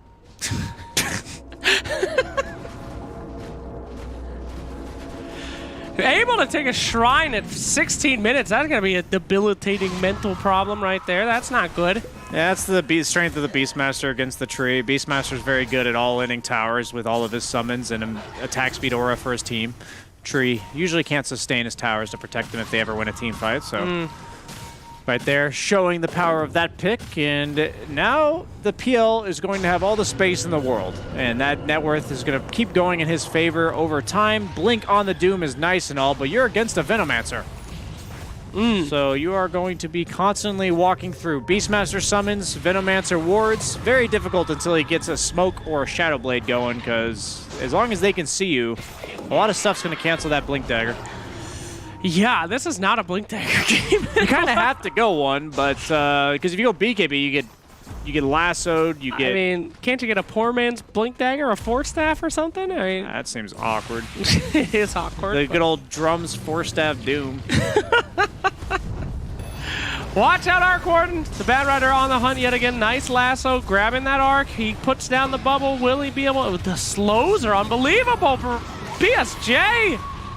He blinked in. He's going to be dead on the Quap as well. Woo! That's just so much damage being output by the Dire lineup with just summons, just natural abilities. None of those are really items other than the Fusel from PL, which he's going to buy every game anyway. And still holding crossing our fingers for the Doom to use his Doom. Hold. Wait. He's charging up. Ha! This isn't Dragon Ball Z, dog. It's not over 9,000. It is not over 9,000. They are only up by 6,000 net worth right now at 18.5 minutes. Gonna take that Roche. The Spirit Bomb has been charging a little bit too long, my friend. Let her rip. Beyblade that shit. All right. Another Blink Dagger. The situation. Wow, Bat didn't have a blink? I thought he already had one. His positioning's been hype. Yeah, the Boots of Travel plus the Fated Brooch. He's a race car. Goodness. Ah! Almost said it again. Trying to stop. That's how you do it, man. That's the first step. Good. Ah! All you have to do is annoy yourself as much as you annoy others, and you'll stop doing it. Wow. I don't know if that's quite possible. I'm quite used to my own voice. Radiant's top tower has fallen. That's the first problem you got to fix somehow. That's up to you, though. Voice box surgery. I don't think I can live without it. I've grown so accustomed. Brian. Yeah. A real talk. Genie's Curse. You have to swap voices with me. Okay. Or you have to swap career paths with me. Which one do you do? Where do you think you'll be in 10 years, Slacks? Brian. About the same place as this Grimstroke in 10 seconds, or what? About that. I don't know if you've been listening to the cast, but it's not looking good for 10 years from now. Yeah. What's your choice? Probably have to take your career path, because at least I could salvage that somehow. Oh, yikes. Well, if it was reversed, I definitely wouldn't take your career path, my friend. Thank you, man. Wait, what? Now. The Batrider does have a blink, looking for them as they are TPing away. But this is basically the story of the game. Extremum running around the map, cutting them off back and forth, sweeping it, and they are just forced to TP or cower on the side of Tempo. And that's, it looks like Extremum setting the tempo here. Woo! Wow, remember when Batrider could break TPs with that? How broken was a good he time. was? He was like top tier. They changed that, and then he became a flex pick. That was one big change. Uh-oh. Trying to stay away from everyone. Nice Queen of Pain initiation onto the Phantom Lancer. Is that a Doom? Did he use Doom? No, he did not. Okay, holding. Ah, charging it a little bit more. There it is, the double That's 2 Doom. for 1. God damn, we were waiting for that, and we got exactly what we wanted. We didn't even touch upon the Grimstroke, the mighty double Doom. That's why he's been saving it. That's right. I gotta admit, I mean, I thought we were gonna see a really bad Doom for the first one. That was really pretty hype. He had to let the net worth lead be over 9,000, and now that he's charged up to his power level, he's ready to unleash the beast. You know, when I was a kid, a lonely boy looking for friendship, and in my school... How did that go for you? Well, they had an anime club. Now, I hate anime, but I was very lonely. And the only kids there, Dragon Ball Z and Toonami, very popular at the time, and I asked to join the anime club. They had LARPing battles. Okay. I don't know if you know what that is. I do indeed, live action roleplay. Yes, so they had LARPing fights between themselves, pretending to be characters. And they said I could only... Oh my god, Venomancer's dead. They said I could only participate if I pretended to be the dragon Icarus. Okay. So while they were fighting each other, that guy's dead. I guess we should continue casting. Watch out! Argwarn's illusion is dead. So they'd be fighting each other, and I'd be running around on the ground going, "Ah!" And then I stopped doing it because it was very embarrassing. Oh no! He blinked in on Quab. Is he dead too? Yeah. He's just pretty low. Doom doesn't have Doom, but he does have a lot of damage from his natural skill set. But the Batrider's able to TP in from afar, and the Quap dies to summons, purely summons, and that's it. Embarrassing. And now LeBron has been alley-ooped into his own grave. Whoa! Grabbing that Doom from the back, dragging him in, and it is Beastmaster's time to shine. The beat down, running through the fire and flames here. Will he be able to make it out? Beastie wants it. Double axes, a little too deep though. Batrider getting close to dying just at the tower here. Rubik showing up a little late to the party. Blinking in the back line. The wife of Grimstroke on the hunt. There is the chain, but no follow-up. He already used the stun. What's the chain for? Slowing him down? Letting him hold hands? There they go. Just establishing the nice bond on the dire side here. Yes. You're helping them, Grim. Yes. They don't let them help each other. Kill them. Meanwhile, PL just farming up a storm. Got the mid tower on his way around the map. Hitting some creeps. Going for the Abyssal Blade. That nice additional gap closing spell for him. Yes. That makes it even harder for the Arc Warden to position in these fights. And that's what we're kind of seeing is he's not able to do really anything again on Arc Warden, not only on the map, but in fights, just because he's constantly getting ran at by a bunch of crap. Look out! He got yelled at! He's dead now. They're pushing up on the hill. Oh my god. You said don't defend with PL in front of towers. Well, I guess you can push with PL in front of towers. He's ripping them up right now. Any hope at all to defend here? It's all up to Arc Warden and some creative bubbles. Here comes Grim, able to nuke some waves. Venomancer pushing on those towers.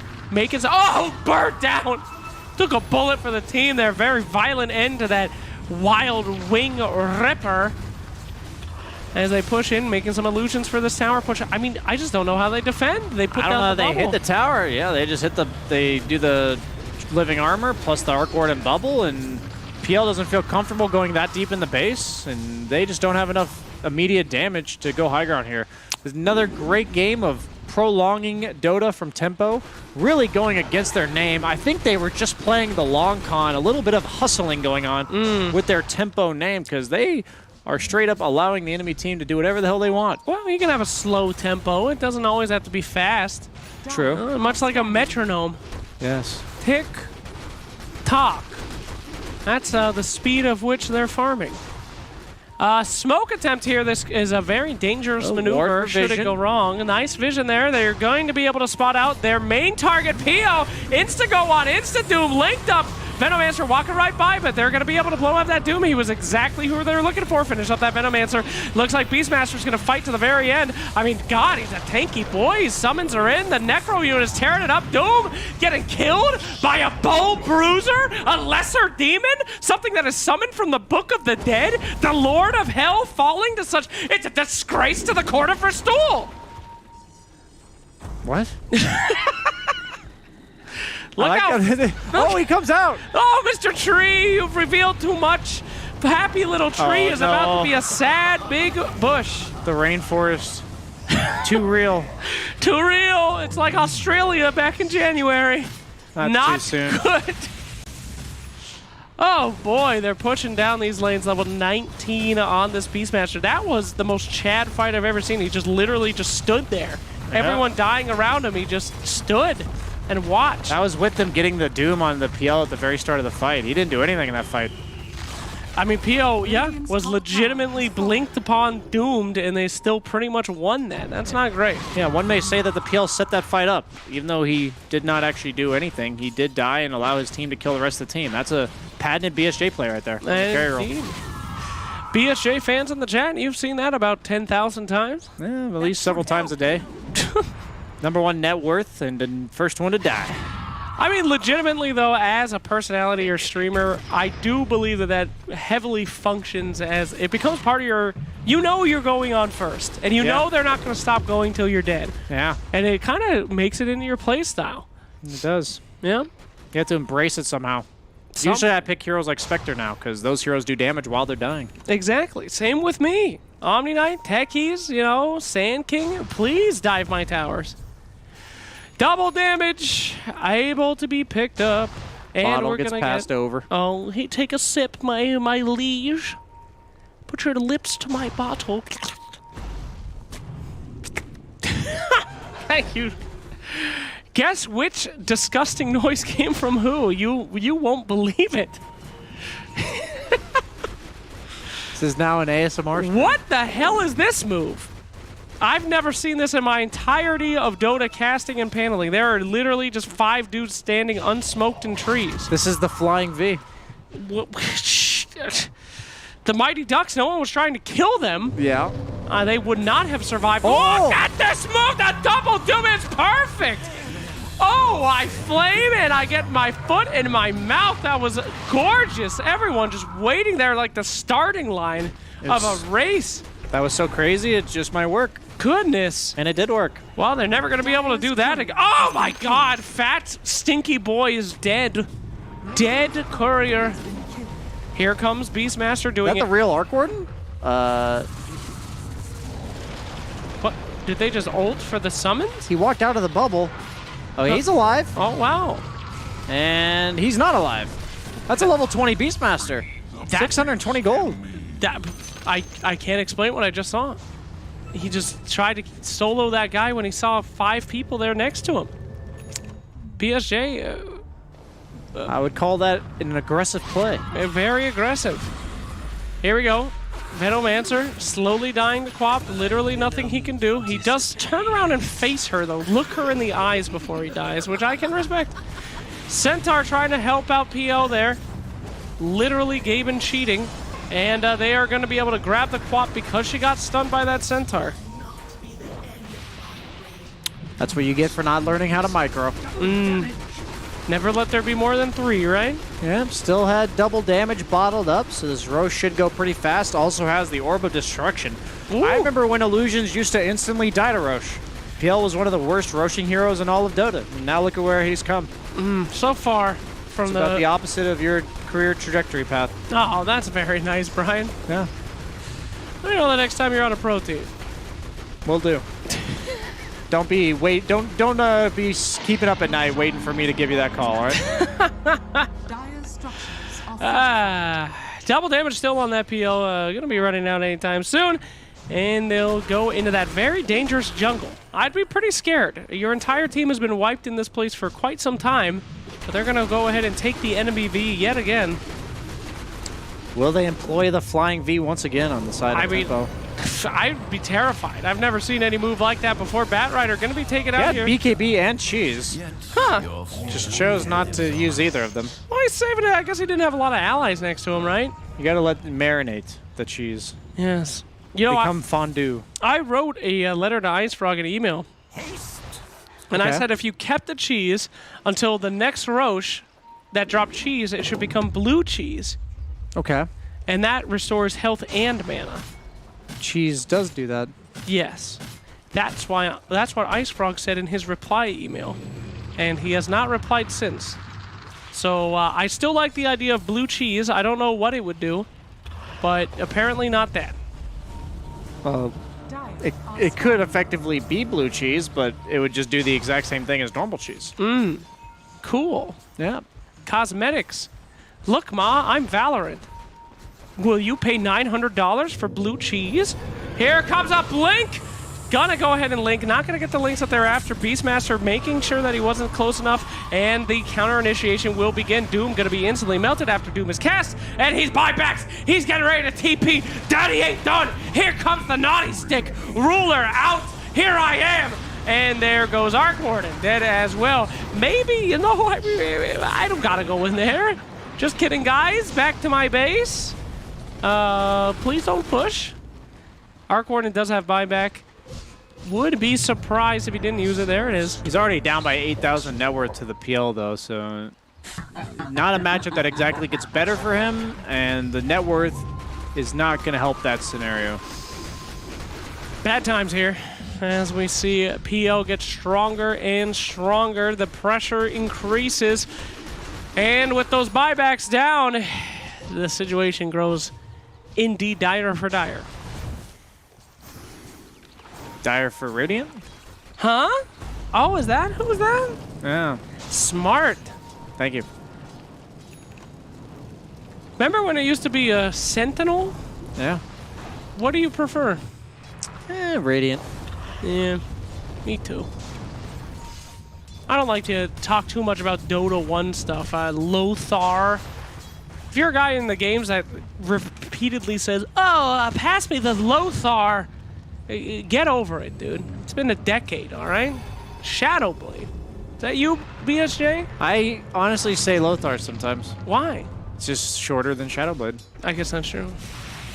I pretty much say the word that's easier to say. Instead of Nature's Prophet, I'll say Furion, because that's shorter. That's a good point. I guess it is efficient. Maybe I never thought of that. I just thought you guys were being hipsters, but, I mean, always a reason.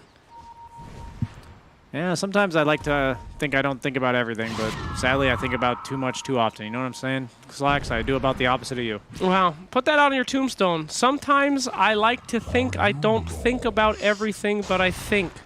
But that's exactly like proving its own point, right? Because what I just said about the idea of thinking about things required a lot of thought. Wow. I'm sure there's a word for that in German.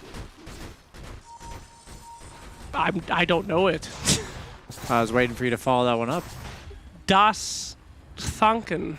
I took 3 years of German, by the way. Did you really? Yeah. And this is what it's amounted to. Literally never used it. By the time I made it to Germany, I had forgotten everything but die Ecke. And if you don't use it, you lose it, Slacks. That is correct. Don't let the people trick you. Use it as much as humanly possible. It being German. 10 times a day if you have to. The longer you know that you're in a stint, the more you need to use it. German. German, of course. Yes. The German language is what we're talking about right now. All right. As the lanes push in, the big old kitty cat is becoming fatter and fatter. And there is a double damage, making it the most Garfield-like cat I've seen in quite some time. He's looking for lasagna, and he hates Mondays. We're about to see a push. That belt is quite slimming if he's becoming fat. Very fat. Wow. Quap, they're searching. He has a Lincoln Sphere. They're going to have to pop it. Oh. Use the lasso to pop it, so then they use the roar. Has the blink on Rubik if they have to follow a blinked Quap. Wow. But Actually almost made it. Quap prediction with the Rubik there. Pretty impressive stuff as they solidify their chokehold upon this map. Trying to get what little farm they can, though, in that moment of respite. Yep, we got the sheep and the sheep dogs here. And the sheep cat on the PL here. What sheep dogs? They're the ones that wrangle the sheep. Ah, yes. So the sheep are in their base, and they said that is where you belong. But then if the sheep escapes the base, they say, no, Get back here! go back. Bite them! Woof. An entertaining cast. Bring your children in, and we will teach them animal noises. Yes. Who needs that, that McDonald had a wheel. farm, like little toy thing that tells you, you know, the cow goes quack. That cow goes. Those things always ran out of batteries really quick and got super satanic. Yeah. Almost everyone I've ever touched is like, the cow goes. I love them. Well, watch out, top tower, you're in some trouble. Bubble being put down here as the tower goes down. Tree and Protector trying to help as well. Tiny little ticks coming out from your Venomancer. And you're right, I mean, they're powerful boys, but how do they take these towers? You might as well just take all the other heroes and kill them all.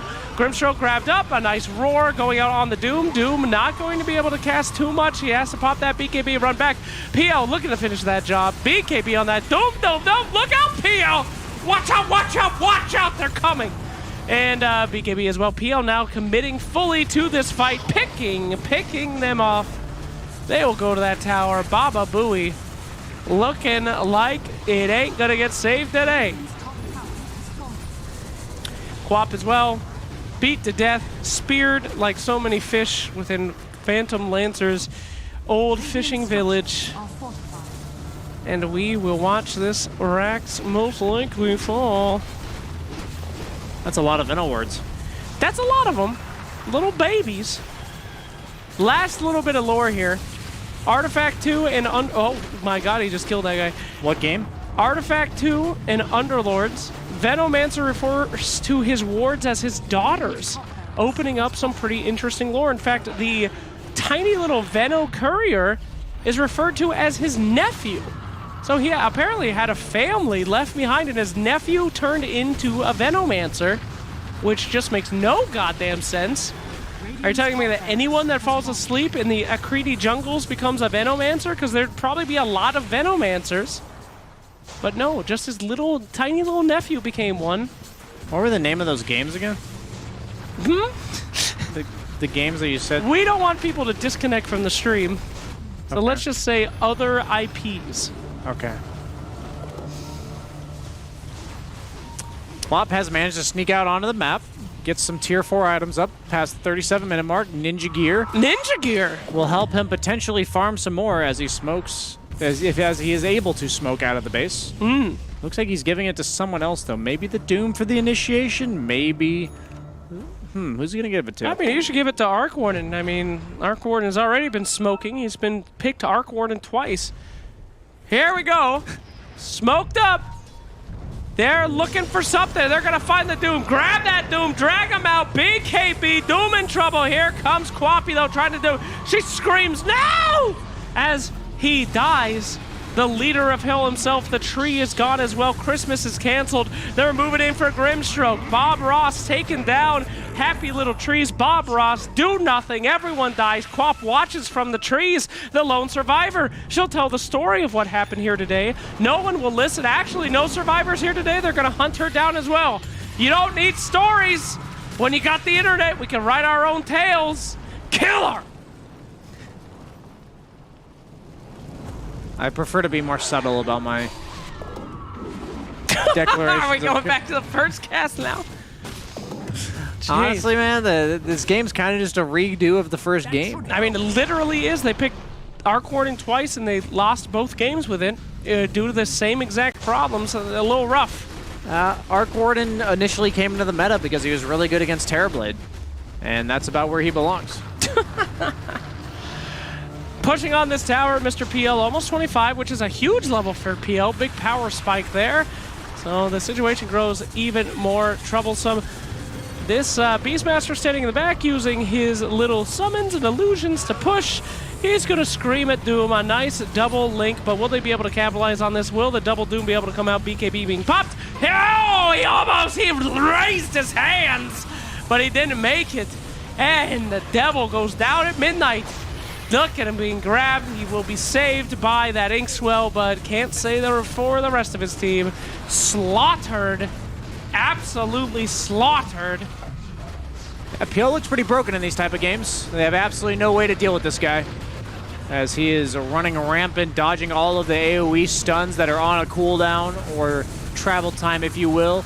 And 3 buybacks now from all 3 cores on the Radiant side. Nefrit is not going down just yet. They do have Doom. He has Manta and Satanic. He could potentially turn this, which he is. Quap goes down a second time. This is one-man army of cats. Got him! Taking down the Doom the second time. Will he get the rampage on all the cores? I believe that is all of his kills so far. He does indeed. Going for the double rampage. Dodges the Inkswell once again. This guy knows how to push W on a timer of 4 seconds. Rampage double! And could it be a triple? Please do it. Give it to him. Just kill him! Rampage! Triple! Alright, there it is. The match is over. Extremum victory! Sounds like something a 1990s shooter character would scream after blowing a demon's head off. There goes the game. Well done, everyone. Yeah, one could say, as a cat, PL had about 9 lives there. Hey-o! And they only got through about 3 of them, because he killed all of them. What is that, 8? Is that 7 kills? Triple rampage? They only get to see that very often, and I also just learned today that you can roll your R's. That's right. Ladies and gentlemen, what a fantastic game. Banana Slamma Jamma, absolute pleasure being able to cast with you. Rebel, a triple rampage there. Absolutely a treat. Let's send it back to the panel and see what they can do with that fantastical match. Send it over. You're so stupid. All right, well, I enjoy listening to Slacks go, but now it's time to actually talk about some Dota, and I think you guys pretty much called this one, to say the least. Let's actually talk about how the victory was obtained.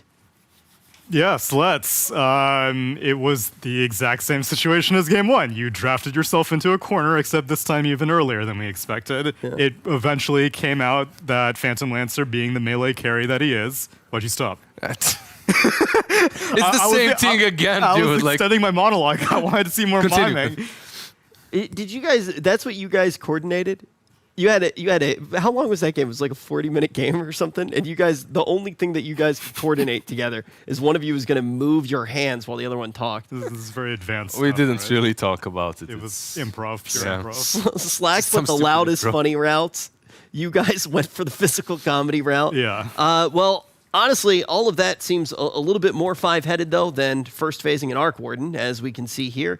Definitely a difficult thing to pull off. And I want to ask one more time, before we look at some of the best moments that actually did happen inside of this game, do you think it does come down to the fact that Tempo does have a stand-in? Do you think that this is one of those things where they were just saying, hey, Arc, you're a stand-in, you play your game, and then we'll just do whatever we do as a team, even though it didn't work in the first game. Yeah. It looked pretty difficult in the second game. Do you think that they're just trying to deal with the fact that they have a stand-in for this series? I hope they are.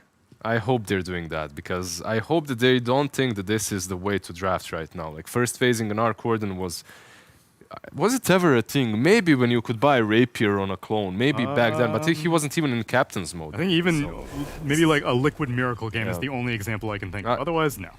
I just hope they did it because the stand-in requested it, and he was like, that's the only hero I played in the last month, please don't make me look bad in front of all the people, all the Twitch chat. I think that's Tempo's like, all right, fine, we'll all look bad then. Yeah. I think that ultimately, no matter what you do, you'll always look bad in front of Twitch chat if they're watching. it's a simple mathematical equation. Twitch chat has a higher IQ than anybody that they're watching. Because if everybody in chat brings one IQ, all put together, they're stronger than anything in the universe. Crowdsourced intelligence. Twitch chat rules master the world. race. Yeah, It is very true. And when we look here, we'll look at some of these best moments, and we'll actually talk about what is going on with Tempo one more time. Yes, they did play this one with a stand-in. This stand-in, I believe, isn't going to be playing very much longer. This may even be the last series. What we heard from production is their player is headed over to the boot camp right now to actually play with them. So whenever that plane does arrive, expect things to be changing for Tempo. Maybe that's the reason they went for this arc. The sooner the better, probably, so they can stop picking arc warden. You got to at least give them credit, though. In both of these games inside of the series, yes, they did lose them, but they were at least able to extend it into the late But game. that's what the hero does. Like if you understand the concept of the hero, he just extends the game to one point in which you have to show these moments of brilliance that allow you to win the game, or just split push until they just give up the defense and you take a tower or two and the racks or two and you somehow win. But this game, it doubled down more on the stall with the Treant Protector as well. So between Magnetic Field and the Living Armor, I'm honestly surprised they didn't also opt for like an Ogre or a Lich or something if they really wanted to buff up their towers as much as possible. Put Lich mid, get the talents, heal up the towers. Ooh, now we're talking. Next level. It would have been better than what they drafted this game because I don't think you can get away with a first phase Arc Warden. And I mean, hey, look, we've put a lot on the fact that this is what happened. I think it's pretty clear that it had a large impact in the series. I don't think anybody's going to disagree with that. But when we look on the side of Extreme, we also have to say, yeah, it wasn't necessarily the hardest thing to draft around, but they still did look very good in the draft. They showed a clear sense of the meta. They showed how to actually navigate around what Tempo threw forward. And I'm curious how you guys feel about this team in the field of play that they're currently in Divine. What do you actually think that their chances are of having? I believe you have to be top 3, right? 6 in each group. Top 3 going to continue into the bracket. The bottom 3 will be bowing out. So do you think this is one of the teams that has what it takes? Yeah, I think this is a team with very high potential. Their position 4 has extremely high potential Valhauer, either on his Rubik or Tiny. He's showing some pretty good plays. But most importantly, it's from G, this transition from being a carry, being a mid laner, that is, to being a position 5. It takes a little bit of time, but once it all clicks, once he's actually able to lead his team constantly, properly, sky is the limit. They can get to the Immortal Division in the next season, definitely. They're one of, in my opinion, they're one of those teams. Right now, perhaps it's not everything is looking that great. They had some practice in the first game, so the second game versus Arc Warden looked much better. But you could see some problems when it comes to movements across the map in that first match, when it comes to defending from those split pushes and actually taking objectives. Pretty high praise saying you think they could be immortal within the next season. Are there any other teams that you have eyeballs on right now that you think could be immortal sometime in the near future? I think Group B has more contenders than Group A does. So in Group A right now, as we can see, Cyber Legacy and Omega Lil, they both have the same score as Extremum does, and Khans in the bottom half. Yeah. On the other side, you see Hellraisers pretty much instantly, and you're thinking these guys should be your top contenders because they did fail to reach the Immortal here in the finals versus Viking. So in the next close qualifiers, perhaps they'll be able to actually take it. All right, very important stuff to be thinking about, especially thinking about the field of play right now is going to be crucial because we have another series today where we're going to have more Divine action. That's really going to be shaping up the group quite a bit. We're going to get a much better idea of how these standings look, but we're already relatively far progressed. We're going to be jumping to a quick break. When we do return, we're going to have Kyle on the panel, and we're going to have another matchup. Don't go anywhere. We'll see you right after this.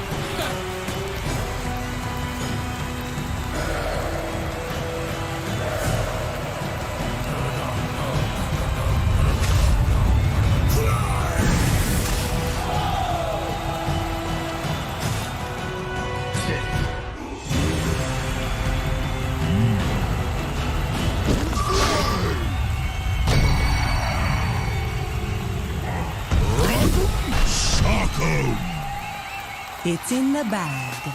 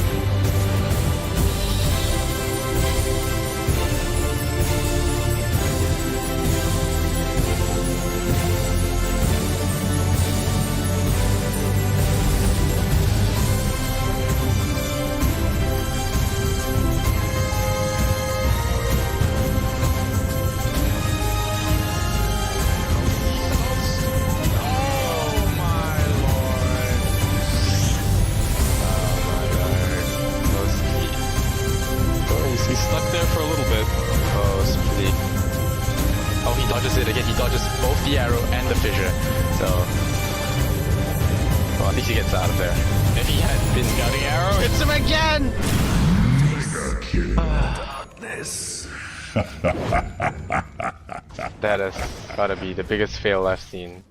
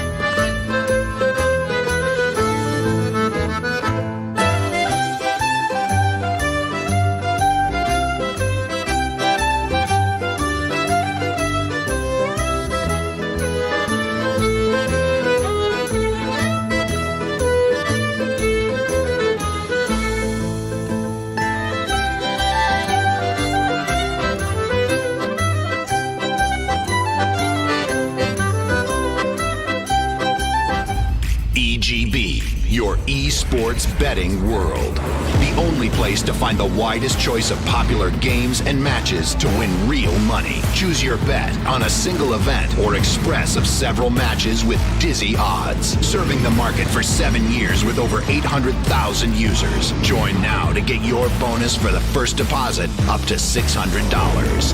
EGB. You know for sure who's gonna win.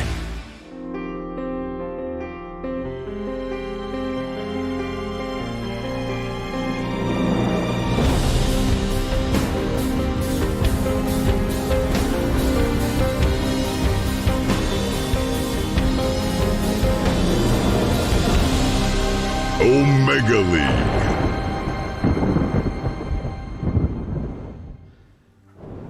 5K comrades, 8 Bs.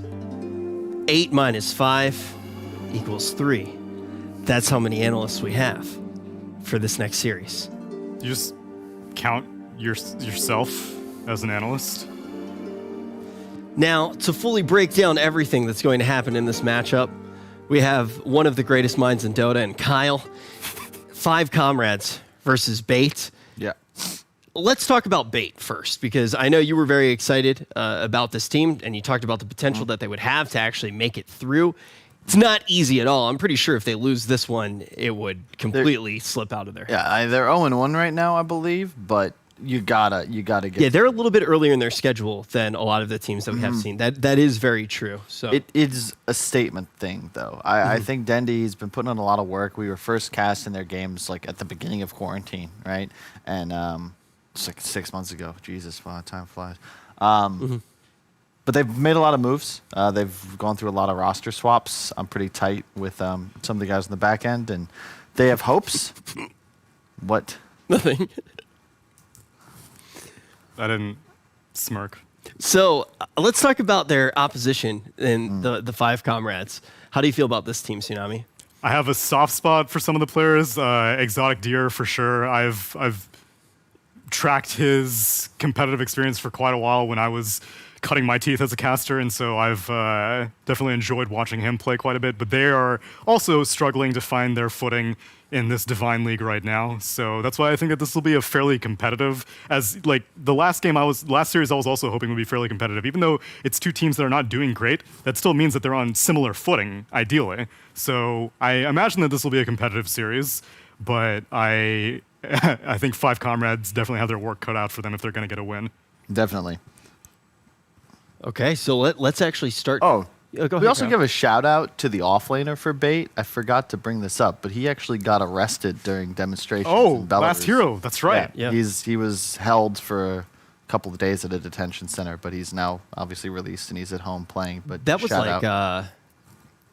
I'm trying to remember. I feel like I want to say maybe the day that we were doing the media day was the day that he actually got released. So that would have been, what, 3 days ago? Something like that, yeah. Yeah, so I honestly don't know enough to like give details, but I just know that he was arrested. He did an protesting interview, something so that I think was very.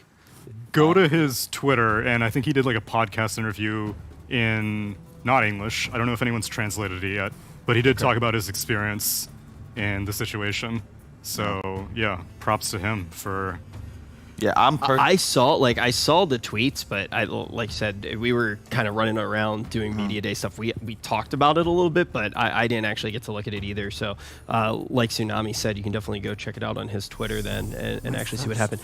Were you able to understand it, or?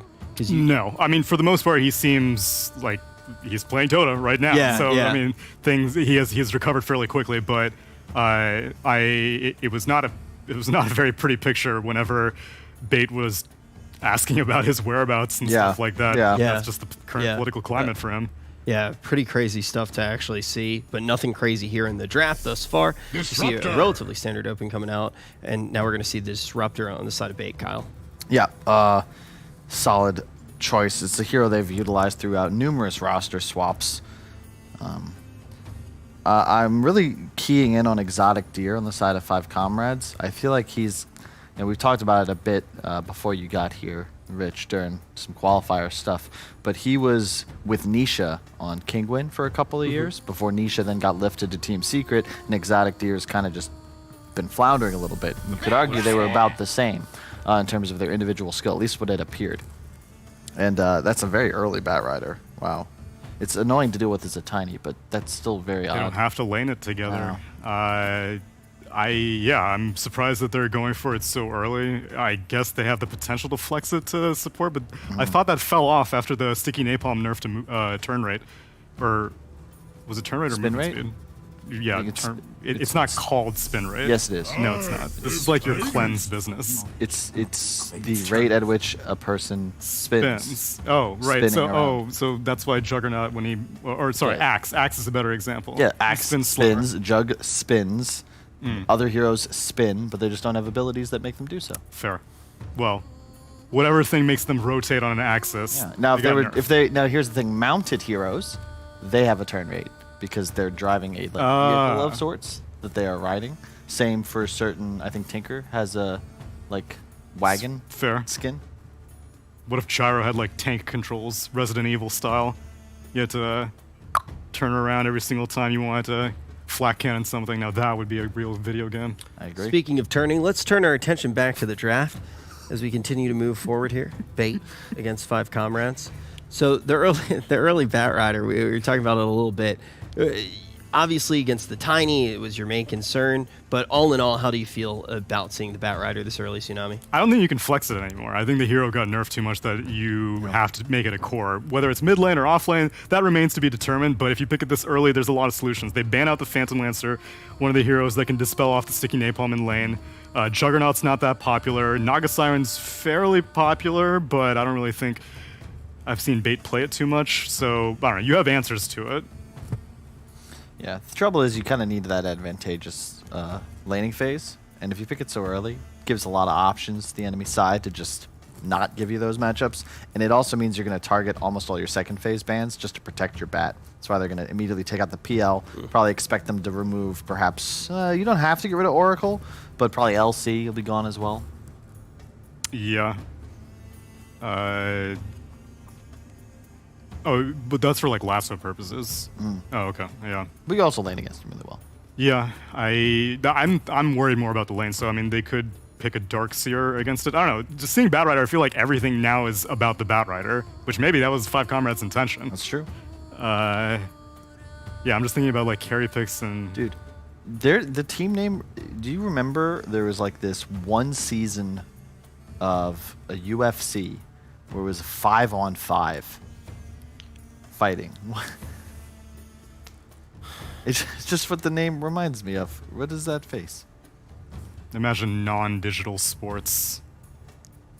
Go on. No, that was all I had. I was just putting that out.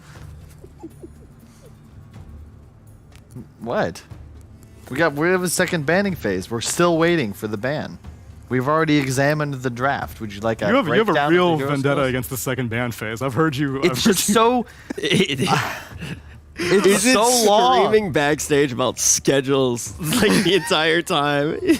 He's so mad at it. Then wait, if you could change the ban, I guess like rationing. Here's the thing. This is what I think that people should be more concerned about. Is when Ice Frog added these extra bans.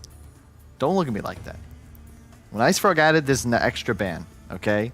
I can understand why you think it's necessary. Look, a little bit of friendly advice. A little bit of friendly advice. What? Last time that I talked about a game that I was casting, I got fired. That's why you just keep asking the questions. Just ask questions, Kyle, and don't talk smile. about the developer. Don't do it. Got it. But what he did is he effectively guaranteed that he would elongate the drafting process by a full minute, okay? Because 30 seconds extra per ban reserve time, right? Think about that minute. It's our minute. It's everyone at home's minute. It's every player's minute.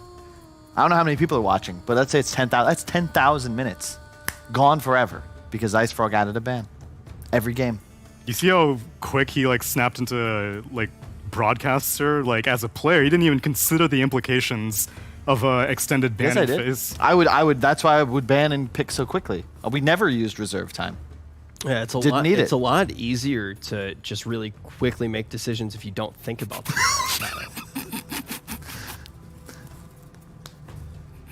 I suppose. And okay, like bullet chess, right? Best players in the world play bullet chess. That's where the true skill comes out. I watched XQC play chess on Twitch, and I'm pretty sure that I'm really good at that game. I think a lot of people are just very bad at chess. Oh man, a lot of people are really bad at Dota. Some of them on this panel right now. As we keep on moving forward, and I'm not going to say who. We've got to pick it. That's why I miss Winter. Winter was good at both chess and Dota. That's true. He also is an incredible chef. You guys should follow Winter on Twitter and Instagram. That dude just makes... He'll like say, I was a little disappointed in my souffle, and meanwhile it's like flawless and it's got decorations. I feel like I actually feel like cooking is one of those skills where if you become good at cooking, you become better at literally everything in life. Yeah. It has every single skill involved in it. Like I actually have a friend who's like 99 cooking in RuneScape.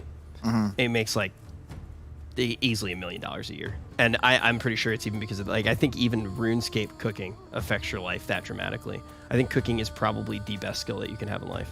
Yeah, and speaking of skills, this Faceless Void I expected to get banned just because he lanes well against the bat with the time dilation. You can potentially just leap away and prevent any sticky follow-up. But the Grimstroke Bat combo, I'm a huge fan of. It's something Liquid loves to use as well because it's all about the BKB piercing effects. You can just Grimstroke ult someone, lasso one of them, and now you've got both. Drag them together, lump them up for the AoE, and now a Dragon Knight on top. So you've got a point-and-click stun. So a lot of ways to utilize Grimstroke already in the draft, and it's good point-and-click lockdown for the Void. All right, great things on the side of 5Comrades. What are we thinking so far of Bait's draft, Tsunami? I am amazed that they let the Faceless Void go through. As nice as Soulbind combinations are, I don't know how you managed to get inside the Chrono, and just based off of the 3 heroes that we see so far. Why is this why is that so dirty? Why is that apple so dirty? Can we get it? Like, what the hell? It's just you can see it. Like you can see it without a close-up. It's realism. That's awful looking. What are you talking about? That's what real apples look like. Don't true. Apple shame, Kyle. I will say that is something that I think we really do need to make a statement about. You should stop being so bigoted against ugly fruit. Okay.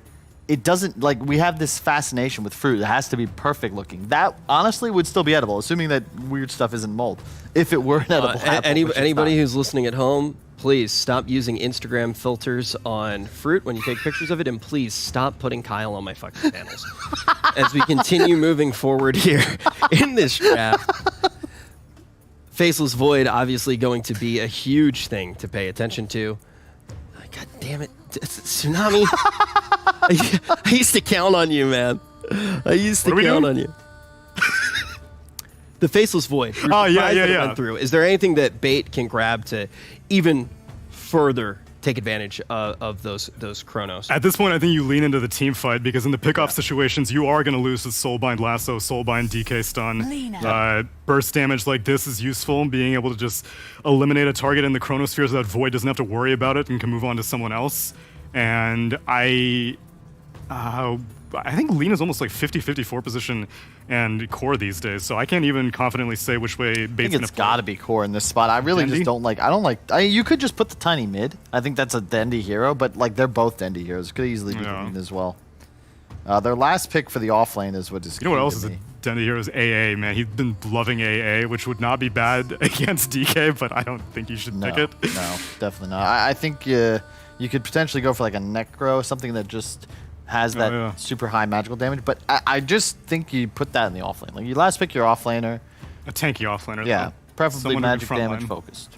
Yeah, I'm down. Wouldn't be a bad Lesh game, but nobody... I don't even believe in the Lesh. It has no method of self-sustain. I realized what the problem was, is that all the good heroes right now just have a method of staying on map. Heroes like Lesh, they're already squishy. Yeah. You tank one spell and you just don't feel good anymore. I think in that specific case, why would you ever pick Lesh when you could pick Pugna? There you go. Unless if it's an illusion-based hero. But even then, Pugna's like pretty good against most illusion-based heroes other than PL, just because life drain's such a low cooldown. I'm with you. Yeah. Are you with us, Rich? You were just lost in thought for a while. No, I was thinking about how we could use the apple, and I was thinking about making it like, what if you could only talk when you held the apple, and then I could just pass the apple back and forth. A Socratic circle type situation. And then after that, I started thinking about this thing in the middle. I was like, what if we lit a fire right now? And then I thought about fire for a little while. And now I'm looking at this draft, and Bait's draft is looking absolutely fire. Top tier waifu and Lena, and now they're just looking for a way on Radiant to close this out. And it seems like they already have a lot going on, and this Crow no is looking like a Crow yes. You're right.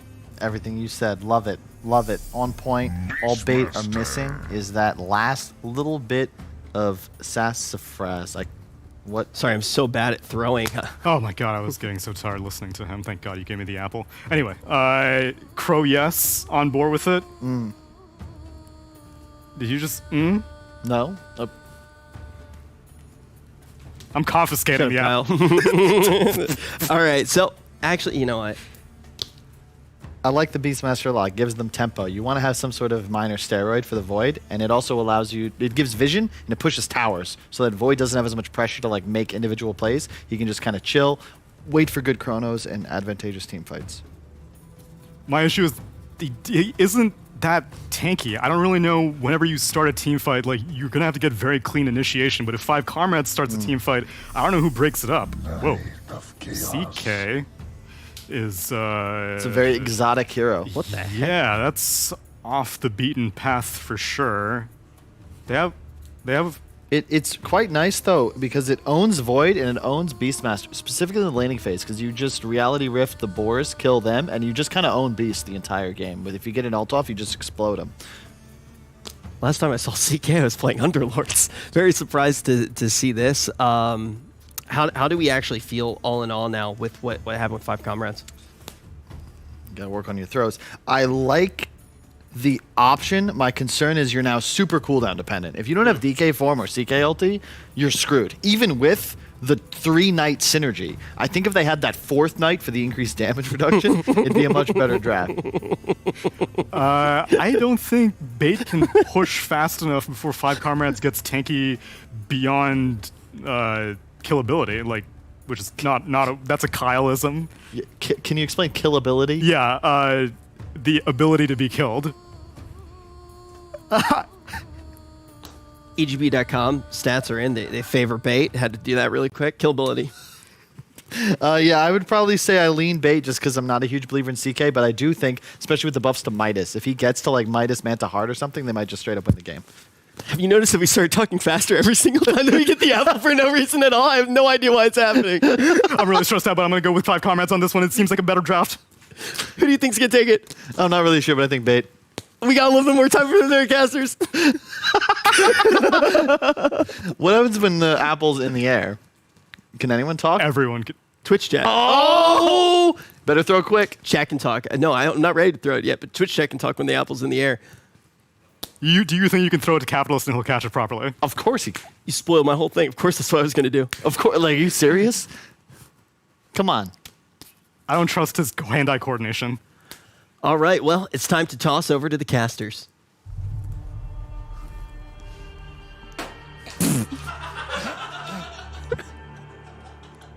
I'll be 100% honest to you. That went exactly as I expected it to go. With Rich in charge of these things, you know it's just not going to go right. Welcome, Lizard. How's it going, dude?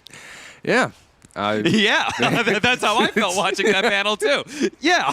Yeah, what can I say? I'm being bombarded by apples here, but... Rich is yet to get one on point, by the way. He's thrown like 5 more apples. They've all missed.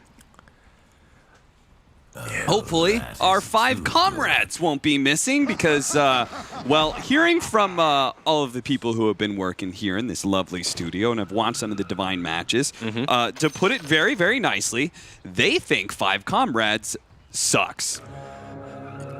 They didn't really prove their point with the CK in the closed qualifiers as well. They picked it once or twice, and it definitely did fail quite heavily. But like in the last series, they picked it very early on, like the Arc Warden, and then it got countered heavily, right?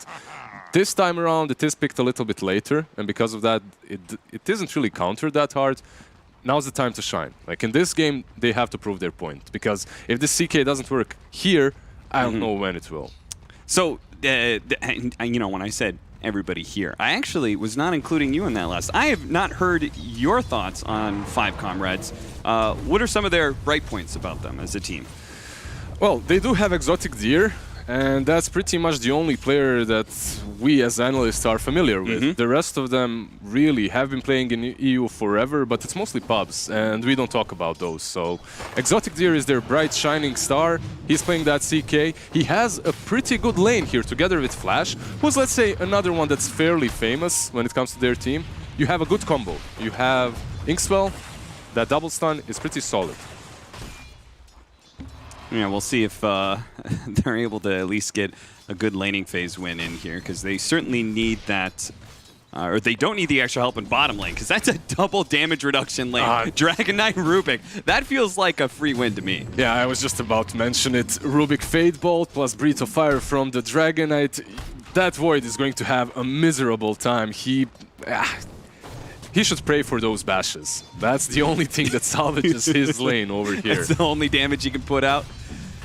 Divine Llama going to be pushed away by the Disruptor. But yeah, this is like a very young team, right? We've got Exotic Deer, who has a history of pretty much playing with the same kind of players for a really long time. He was a very promising player all the way back on that alternate attacks team, and pretty much ever since then, he was on the El Lisage rosters. Yeah, El Lisage, his Polish friend that actually quit Dota, I believe. He retired. So most of those players either found their success, like Nisha did, or like El Lisage, they just stopped playing. So I'm actually happy that Exotic Deer is still trying, because this guy is very talented and he's fun. He's always fun. Fuck him in. Exotic Deer is like desperate to just run in, and as a result, his allies blocked out of the safety of the tower.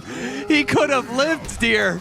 He could have lived, but instead, last hero gets the first block. I can't believe he skid the hell out of my way. Yeah, I understand why his teammates are retiring now. That's what's happening. Like, just as I'm about to build him up, say some nice things, he does that to his Grimstroke. Dandy. Oh, he might just be able to get the kill. Oh.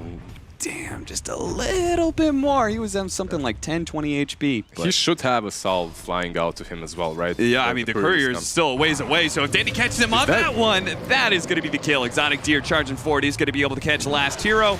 And do they have another round of nukes? Doesn't look like it. The problem is last hero is already level 3. He's fresh out of... I was gonna do that. Jail? Like, he's been a little bit in Belarus there, if you know that story. Like, he didn't commit any crimes as much as I'm aware. He was protesting over there. There's some really bad politics aside. He's level 3 here, and because of that, he has that slow on the board. It's level 2. From this point onwards, it's going to be extremely hard for them to take him down. Yeah, now it's just like level 1 board you can kind of deal with, but once it starts getting to level 2 and 3, it starts becoming tanky enough that sometimes it's not worth putting in the effort. Bottom lane, Disruptor right now is such a hero that if he buys enough mangoes, he's just spamming that nuke on you, and you have to bail at one point. Rubik also didn't really start with a lot of sustain items. He started with 1 or 2 sets of tangos, so it won't be that easy for him to fight back. But looking at CS, however, CK, he's having a blast. While on the other side, Void, 12 CS, he's alright, considering he has 2 damage reduction heroes against him. Trying to jump in on to last hero again. Inkswell, nicely positioned there from Exotic Deer to hit the 2 of them, but he can't actually win this man fight. Not with the boar in play from last hero and just the raw physical damage between those 2 heroes, so he's going to have to back away. We started this talking about how the 5 here are a bunch of relatively new players to the competitive scene, but so is Bait. This is this Bait roster. They've been kind of shuffling around quite a bit around Dendy and have tried to put together a roster to find some sort of success. And well, they've done a pretty poor job of that for a lot of the previous rosters, right?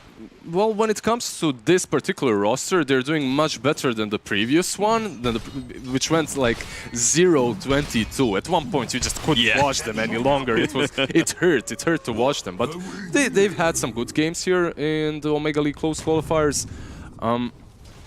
Yeah, most notable was the Dandy's blink into the Chrono, which lost them the chance to go to the finals. But yeah, mistakes happen. when these things happen. They have taken a chance on a bunch of new players, and nice kill there on last hero. Bunch of new players that some of which have never been on a professional team before, like 5Up. This is his first team. Chrysalis was only on Viking GG for about a month and a half. Daki, he's going to try and run down Dendy here. The LSA, though, nice turnaround from Dendy, placing the LSA in front of him, but the bottom of the AoE still managing to hit behind him and catching the Bat Rider. Yeah, he should get some more comrades down to the mid lane to try and get those kills, because Bat Rider, he just isn't as strong as before. Those nerfs really do hurt him. You can still play around that, but you need a couple of teammates to come rotate in to make sure that those first couple of kills go your way. This right now is looking horrendous for the Bat Rider. Lina is sitting on 33 CS, 2 kills to her name. You don't even have 20 on the Bat Rider. Has been killed. Cane Rune pickup, no boots. This is a bit rough for a hero that really needs to be able to walk away with a win in his laning phase. Get those early boots of travel, start doing some things. Toss back here, Chrysalis. The time walk on cooldown, just comps a bunch of damage. Speaking of these new players, you have Chrysalis. He's struggling on this lane. I believe I first talked to one of the coaches about him. I think it was Kips. She mentioned him, and she told that he's very, very talented. She worked with him with some previous amateur stacks. The only problem is his hero pool is extremely limited. He has a couple of heroes that he plays extremely well, and then the others he's a little bit subpar on. Well, I guess we'll see whether or not Void is one of those heroes he can succeed on. I assume it is, just because it's kind of one of those classic heroes. Another combo from the Chaos Knight to bring last hero low, but not enough to be able to get the kill, and now he's been burned out of his mana, and they've used that big ultimate and still being chased away. 5Up's going to go for the toss and straight up kill on Exotic Deer. Almost gets it. They do have the wand charges, and that will be enough to let the Chaos Knight live, but still, it's a nasty situation for the 5Comrades up here. Yeah, he's healing up, however. On the other side, you have the Beastmaster and the Tiny, who have to be a bit careful. However, with some mana, with the salves, they could strike back again. Remember, Grimstroke, he's completely useless now. He has no mana. So maybe this is the time for CK to abandon ship, to go to that jungle. For a little bit, at least.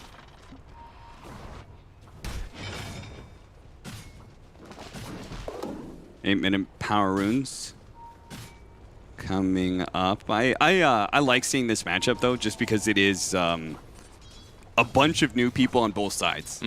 I always get kind of excited about that, just because like I know like 1 or 2 of these players, I'm going to be talking about them a year, year and a half, 2 years from now, right? And it'll be nice just to be able to have that like register of like, oh, I saw them when they first came in, you know? Yeah. Will it be Dandy? Could be. I mean, he's an up-and-comer. You know? Hasn't been around for way too long. I mean, he's had his success story already. Yeah. But I would love to see him succeed once again. Oh, absolutely. I mean, he is still the face of Dota.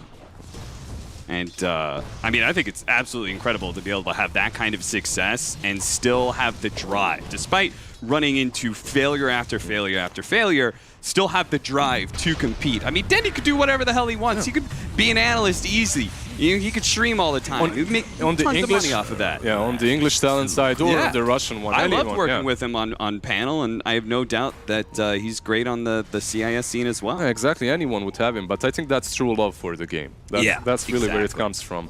Like, there is no way you can sustain years and years of practice and failure that come with that and still continue playing without really, really loving the game. Yeah, we can all like poke fun, you know, like Bates' horrible losing records and stuff like that, but they're like, no matter how much fun we have with that, there's still a core there of just like really wanting him to succeed and hoping that he will find that comeback. Yeah. In this game, he did succeed off of that mid lane. Lina is doing extremely well. He has shut down the Bat Rider. Now he's rotating back top with the last hero. This should be an easy tower for them to take. The only one struggling really on their side right now is the Void. Yeah. He's extremely underfarmed and is going for that Midas.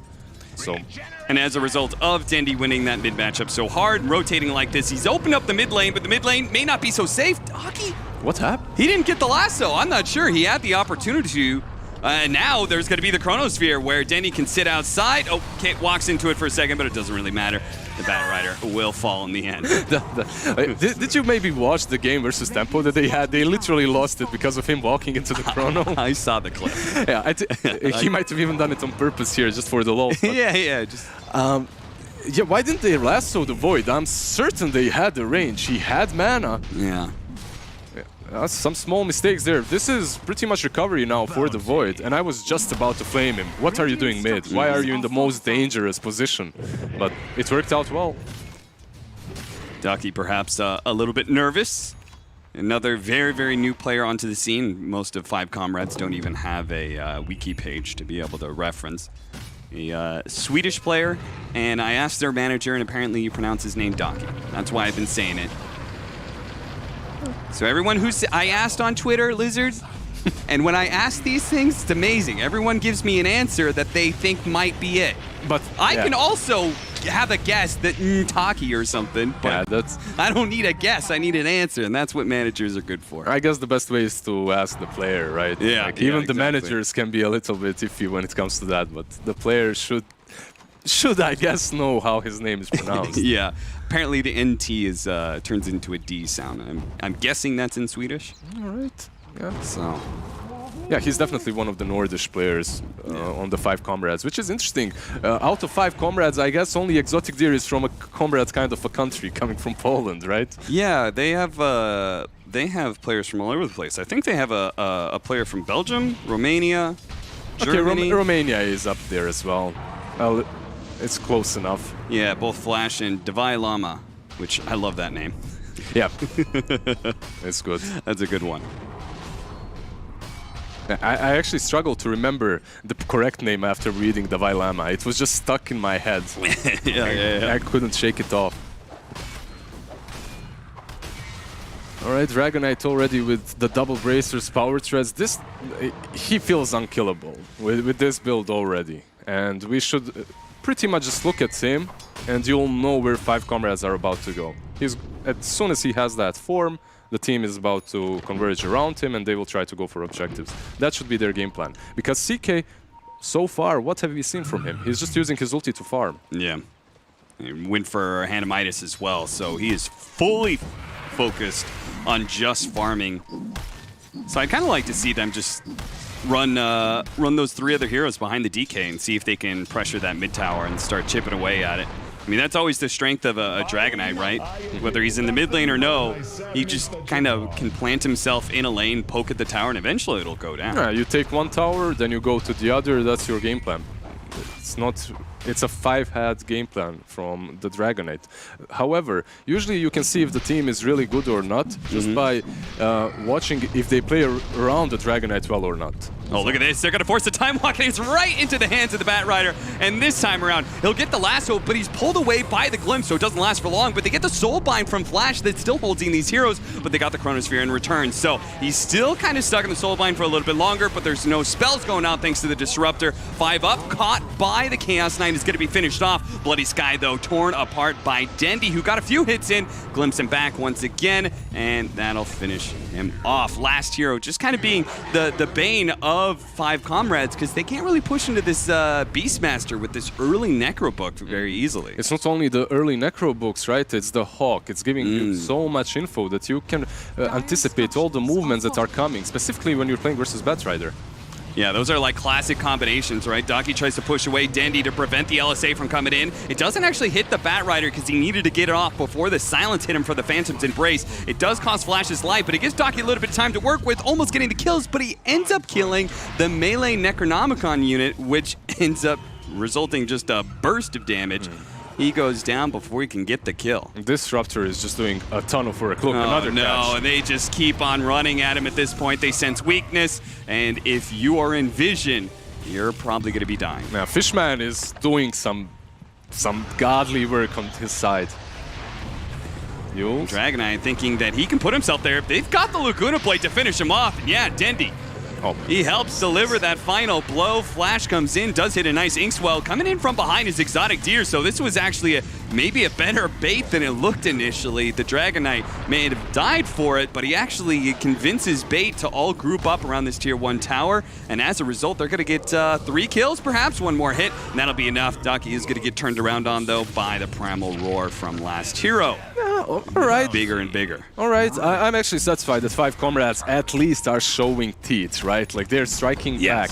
I expect, once I saw Flash TPing mid, I was like, oh no, not like this.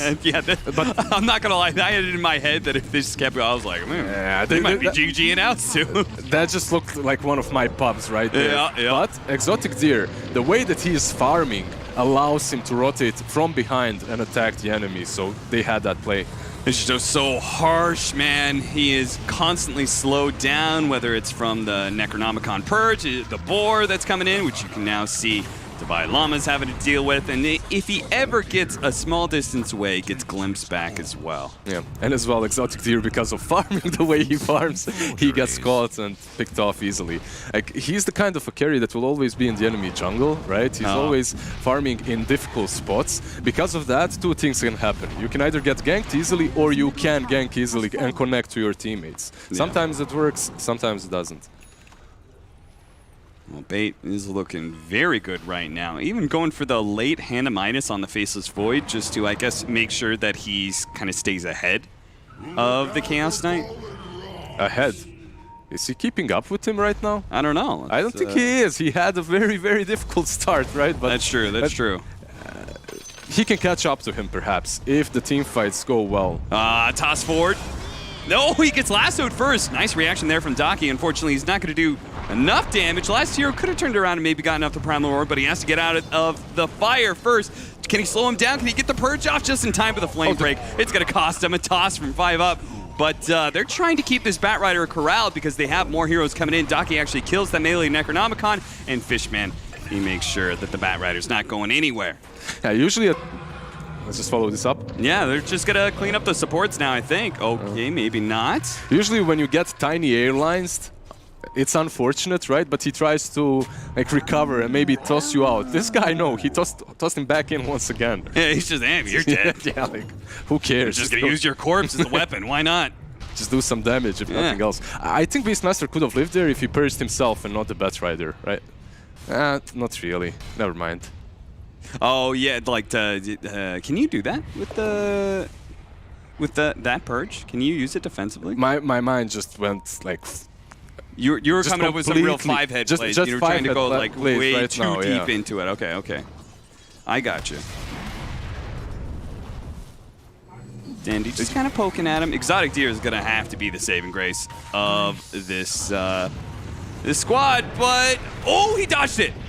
Nicely done, using the Phantasm to dodge the Glimpse pullback there. Yeah, that's a really, really long cooldown, however. Yeah. Like, if you're using that ultimate defensively like that, that's already a little bit of a loss. At least you can farm with it, which is pretty much how he's been using that ultimate. What is this? The Rubik just kind of running forward and dying. Right? Am I crazy? I'm pretty sure I watched him on the minimap, just kind of like walk down the lane. He's the Vailama. He's for peace. Yeah. He's made an offering. He hopes they'll reciprocate. Here you go, Divide. All right, well, this is looking like a pretty free Roshan at this point. You can kind of poke with Stroke of Fate and such, but the part of the problem is it's like if you are in vision and bait just runs out of the pit, they're gonna glimpse you. And there's a hawk or something. Yeah, exactly, there is a hawk, and because of that, it's very difficult for them to commit. And they know there's a chrono, right? Yeah. You can't really. It's so scary when you lose. Like if you feel like you're really behind against a Disruptor lineup, because the Disruptor just has so much freedom to run at you, like suicidally so. Just goes at you all the time, and you're like, oh god, I have to keep running, I have to stay out of sight. If he glimpses me, I'm dead. Yeah, and you can't really stay out of sight, right? Because of the Beastmaster once again. It's a really good Disruptor game. The successful scan and a good initiation onto the Lina. See if they can keep him chain stun off of Lasso into the Dragon Tail. They need a little bit more, though. It gets up the old Scepter. Now the Chronosphere stuck inside it. But if the Void can deal with the rest of these heroes, no. Dendy's definitely dead. He's going to be caught by the Telekinesis because Exotic Deer is on his way. He is super farmed, and they're going to try and killed Dendy twice here. A buyback, but Dendy's already dead. Divine Llama doesn't actually die into the tiny combination either. That was a disaster for Bait. And 5Comrades, they weren't actually behind that much in net worth. In fact, I think they were still slightly ahead because Exotic Deer had been farming so well. Yeah, he, in the contrast of Void, who has absolutely nothing, CK is actually doubling his net worth because he had that early Midas, and he rotated away from the lane into the jungle early on. Void, however, after the laning stage, he just tried to fight constantly, which is resulting in him having 7k net worth right now. Yeah. But a really good fight from Exotic Deer. He came from behind, he used his ulti and just cleaned up. That should help. Well, what do you do if you're Bait at this point? Because it's not like you can really take advantage of the fact that Phantasm is on cooldown. Yeah, you just lost a big fight, even having all your spells. Like, you use that chrono. Yeah. I think they're facing this one problem is that they really don't have a lot of damage in that chronosphere. And they need to find a way to take down the CK, even with this heavily underfarmed Void. It's a hard thing to do at the moment. I'd love to be able to just, I kind of want to go back through this replay and just watch the Chaos Knight, because it's kind of astounding. Like, granted, he's matched up against a Void who doesn't really have the best farming steroids. He just has his hand of Midas. But it is kind of insane how the pace of this game has felt like 5Comrades being run at, losing fights, but Exotic Deer was farming so well. Like, I wonder what kind of, like, he was just using the Phantasm off cooldown all the time. They do manage to catch the Beastmaster here. It's a really nice kill, too. He was using Phantasm off cooldown all the time.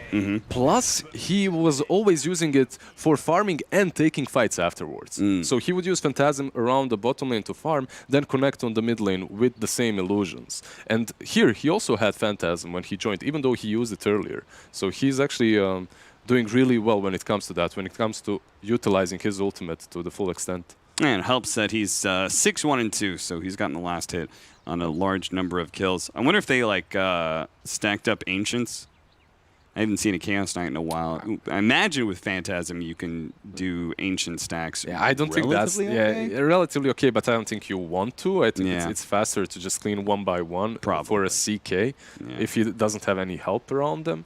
But overall, like, what's the way for Bait to take down the CK once he gets that heart? Yeah, they're just straight up going to run out of damage. The Void is probably their biggest issue. Like, he's dirt poor right now. Yeah, seriously. Oh. Also, how do you feel about Lina? Like, heroes sometimes really... Yeah. Okay, all right. I can tell you right away. We don't Not have a big to go. fan of poor Lina right now. But I'm more forgiving of it because they have a Void, right? It's like, okay, you get the right kind of Chronospheres, like, you just immediately throw out Dragon Slave and Laguna Blade, and you can get a lot of right-click damage in. Yeah, and that Chrono is also good for the Lina because it eliminates one pathway for heroes to get to her, right? So you're a little bit safer, and it's easier to position yourself. But overall, once this CK gets any mobility tool, God forbid he gets a Blink Dagger, this Lina will disappear in one shot from Phantasm. Yep. It's not going to be fun whatsoever. Well, we do have a very even game on our hands, according to Dota Plus, which I can't really disagree with. It feels like we could see Bait just very rapidly. Like, once you do get that heart, you probably just run at Bait over and over again. Yeah, I don't think they really have the damage to take him down any longer. Yeah. They need to really stack up their stacks properly, stuns properly. That's toss back into Roar, into LSA, into Disruptor ulti. You have to use everything you've got to take him down. Yeah. It will be extremely difficult. I wonder what that's about. I think that's a diss to Chrysalis because one of those heroes that I talked about is Monkey King. He plays a lot of Monkey. Let's see how long. Oh, we gotta get the chat. Give us the chat. Gotta get the chat. Give us the chat. Give us the chat. Chat. They won't give us. They want us to talk about the items. Like that's it. There we go. We got sorry go. Nice. Also, he got a pretty sick neutral item. The Dragon Scale is exactly what he needs for a game such as this one. a little bit extra tankiness for him. Yeah. Yeah, you give Strength Heroes just a little bit of armor. Ooh, it is very effective. The other game that they played with CK was a completely different story. He could never come online, even with all the items, all the spells. Like he was just countered hard. In this game, so do you think did they change something? Is there something different about their draft? no, it's just Bates' draft, I think, and the fact that CK was last picked. Yeah. I think that's a big thing. Maybe in that other game it wasn't. I can't really remember, but maybe it wasn't the last pick.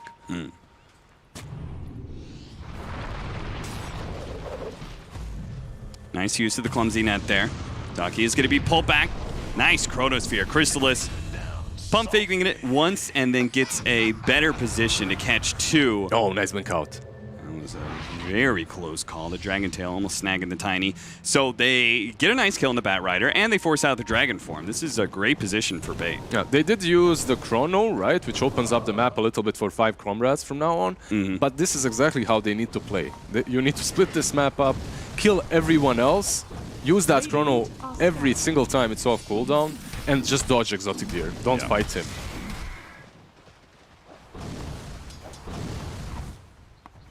Start chipping away at that tier 1 tower. Did you see Tiny's item build? He's actually going Blink into Veil. Like, it just gets some extra damage. Okay. You know that the CK isn't building a BKB, right? So perhaps that Veil will allow you to dish out the damage from the Lina to add it up a little bit. Yeah, I also think it's underrated that like more people should try and get Veil when you have a magic damage dealing core that can't build it for themselves. Veil right now is very, very efficient item too. It's cost effective. Yeah. It gives you good stats. Overall it's pretty solid for most supports, I would say. Especially when you consider that Venomancer is played quite a lot. Like if you have a Venom in your team, just buy a Veil for him. 5Comrades. Take tier 1 and tier 2 in the top lane, so that'll complete Exotic Deer's hearts. And now we'll see whether or not our prediction comes true. If they get the heart and just kind of run at Bait, we'll see if Bait actually has the damage to be able to contend with that. They don't have a smoke right now, and 5UP is in a pretty decent position. He's waiting to break that smoke pretty much. He expects them to be coming, but they aren't. They're just satisfied, chilling in their woods, farming. Yeah, they've still, they almost have the BKB. Well, almost. It's a relative. He needs another like 1,200 gold on the DK. Yeah, and look at Void, man. Like, just a few minutes ago, he was sitting on 6k. He's gotten some farm. This Midas is paying off. And this is so important for them. They're keeping this triangle over here. They're not going away from it, plus they're creep skipping mid lane. Look at this. This pretty much prevents 5Comrades from going out and attacking the tier 2 mid lane. Yeah. Yeah, no, I like this a lot. You just keep on cutting on it. You are not only playing on a high ground, but a high ground that you no doubt have huge advantage because you've got both a Beastmaster and very likely good vision around. And because of that, they take 2 tier 2s, and they haven't even been contested. Yeah. Now, one bad side of this is the fact that Dyro always has the advantage of Rosh Pit. They're mimicking their movements, right? They're taking the other triangle, but they're closer to Rosh. So that's a small downside to the way Bait has been playing. Another big downside is Exotic Deer, thanks to his heart, can just keep on hitting a tower, and both a Chaos Knight and a Dragon Knight will make very short work of this tier 3 if Bait's not careful. That's a lot of damage on the tier 3. Yeah, seriously. And I'm sure I bet they did hardly anything to the opposing tier 3. It's still being pushed in by creeps, right? They're pinging it out, but there was no damage. Heart now completed, plus 2k gold on Exotic Deer. Level 20, is that when you get the Reality Rift Pierce's spell immune? Yeah, it should be, yeah. Yeah. Not that, well, our Void, I think, is going BKB. Yeah, it is. It's such a sick talent, by the way. It's so good. Oh, yeah. It's amazingly good. I think CK could be one of those heroes that's just utterly busted unless you have the right counters right now to him. Like, in a game such as this one. Like, they did buy Eggs now on Dandy, and that Veil should be completed very soon on 5UP, so that's some extra damage coming from two of them. All right, Bait, if you're going to go back and do the same thing you tried before, 5Comrades say, okay, we'll oblige your ideas of Dota right now and just go back to hitting that tier 3. Exotic Deer needs to be careful for the glimpse, though. There's the ward. Glimpse pull back. Doesn't go for the Phantasm trick. Feels like he's tanky enough, and he's not wrong. And just joking.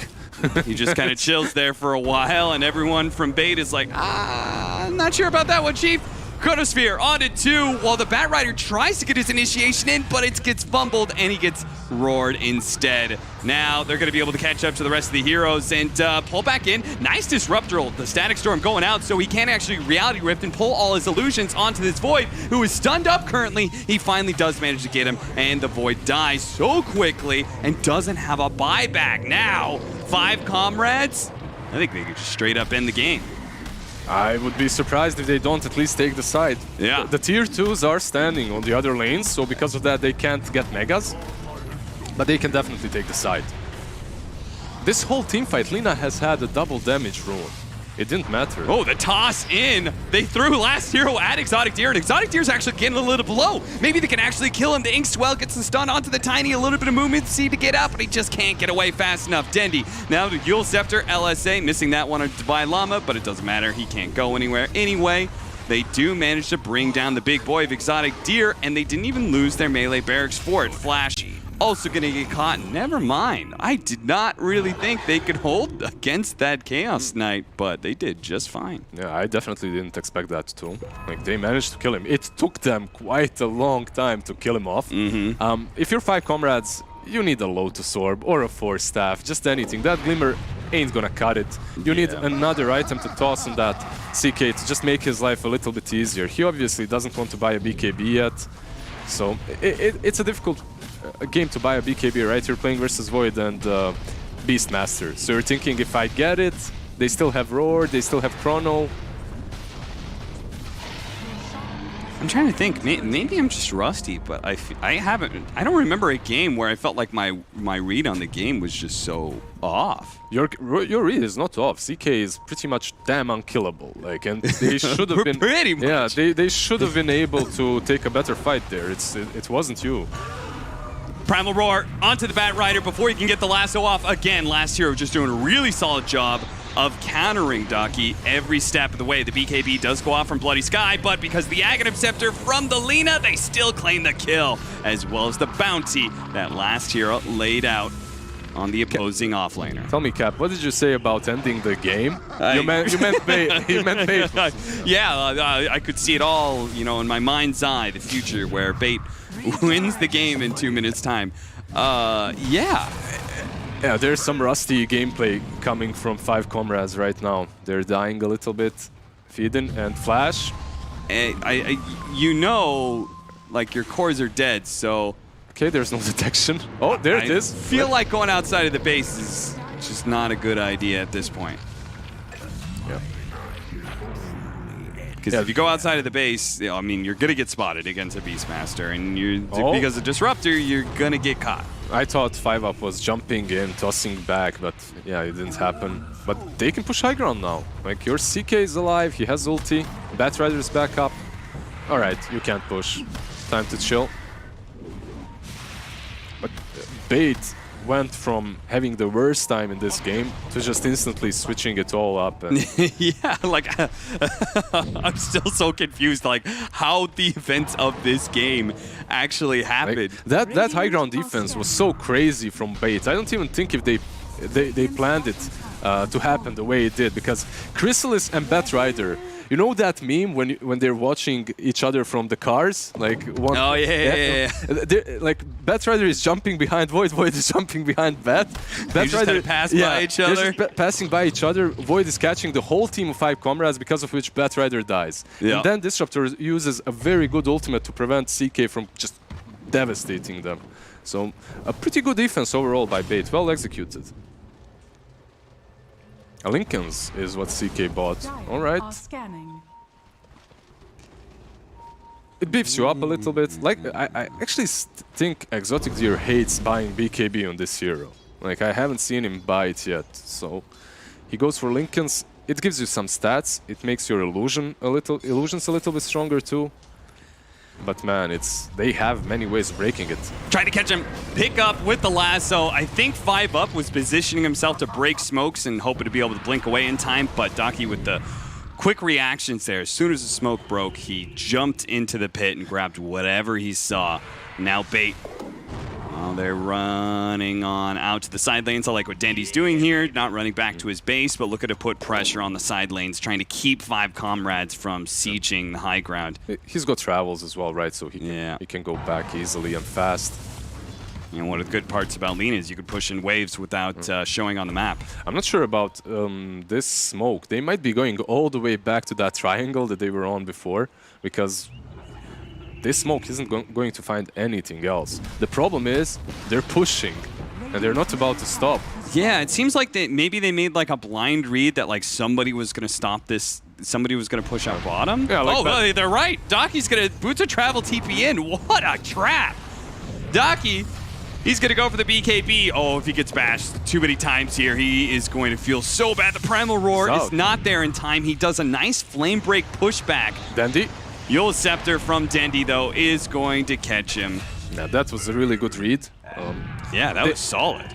They saw that he was respawning, right? And because of that, they went to that position. Very well played by them. And you actually anticipated it. Yeah, that was... Even as it was happening, I couldn't see that coming. The Chronosphere onto the Chaos Knight. Chrysalis is laying out some real damage now. And because he didn't go BKB, can't do anything about that Static Storm. Exotic Deer's dead. 2 heroes, 2 cores. Has no buyback. No buyback. And the only thing that was stopping Bait from going high ground before was the fact that Exotic Deer was up. Now, surely they're just going to go for some buildings here, unless maybe your Beastmaster gets caught in an awkward position. Crystallize is going to try and help him out here. They finally gets off the Primal Roar onto the DK instead of the supports that he was hoping for. Beastmaster survives. They get yet another core kill and probably both supports now thanks to the glimpse. That's a wipe. That's a wipe. And no buybacks anywhere on the side of 5Comrades, so Bait can close out the game. Okay, DK can buy back. Batrider is up in 5 seconds. I can't wait for 5Comrades to prove me wrong. Yeah. Scroll back like 2 minutes after 5Comrades are in the Radiant base. Man, this game is just so clowny.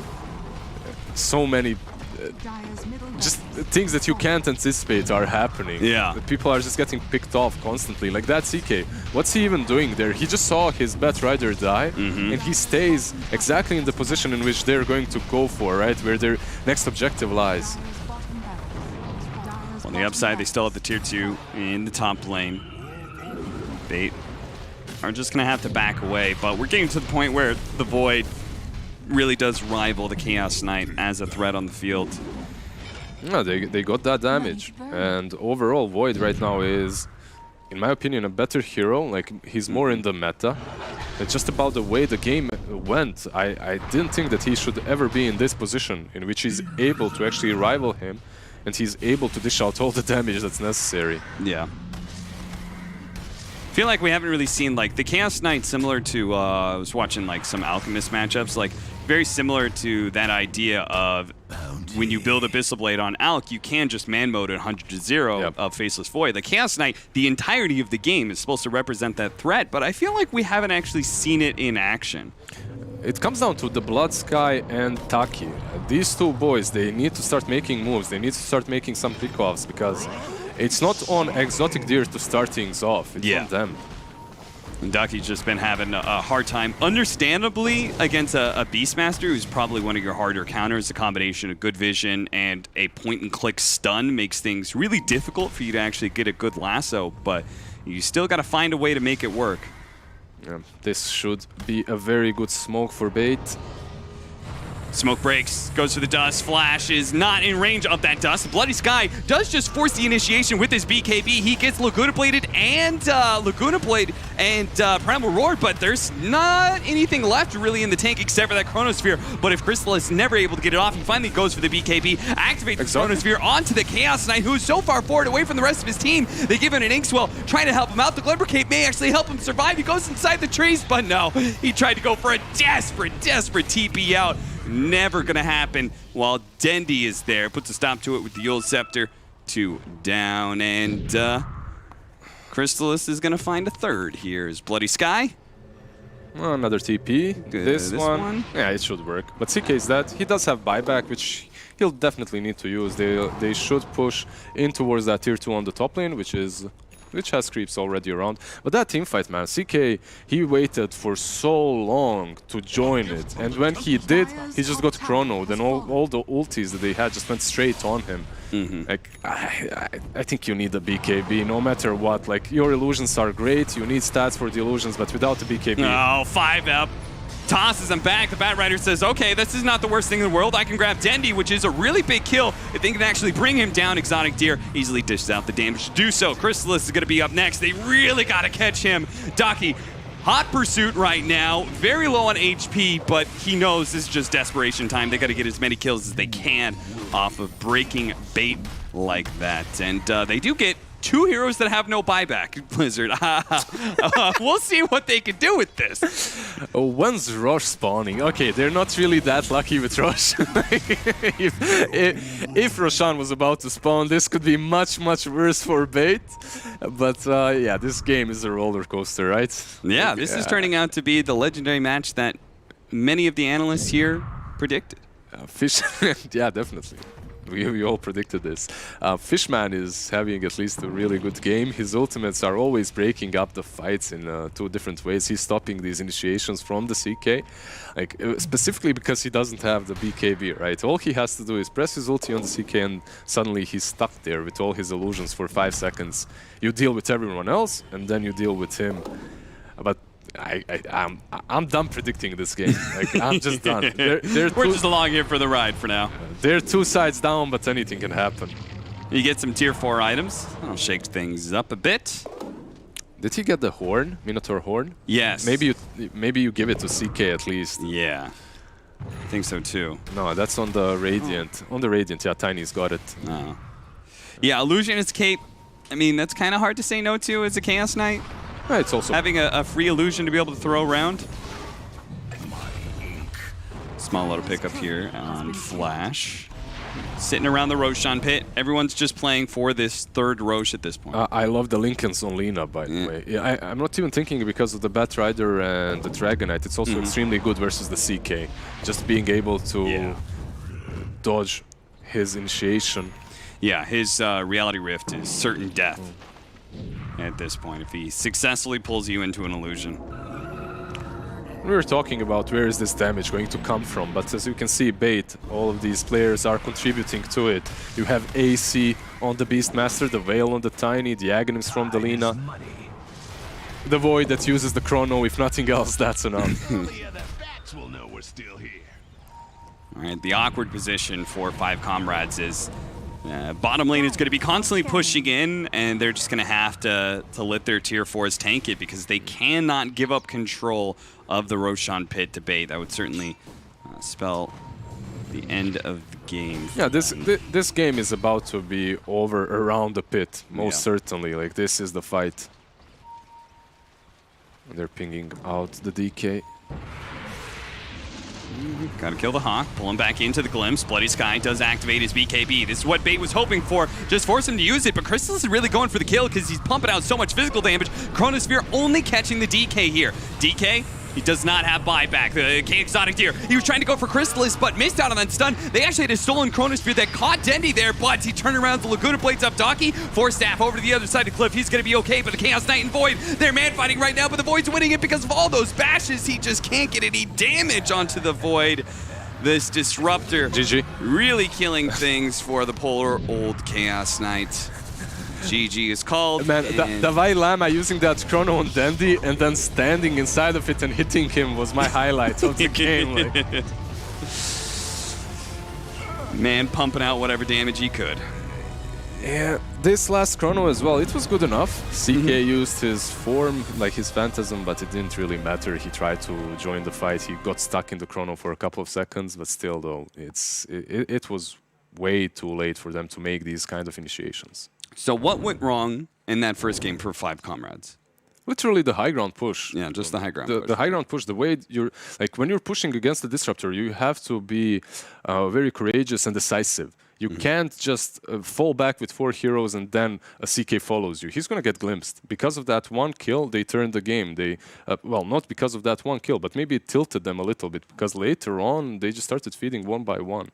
But there was still a chance for 5Comrades, and that's the important thing. New squad, as long as there's recognizable mistakes and you can work to correct that, they may have a bright future ahead of them. But for now, they just have to focus on surviving through this series as they're down 0-1.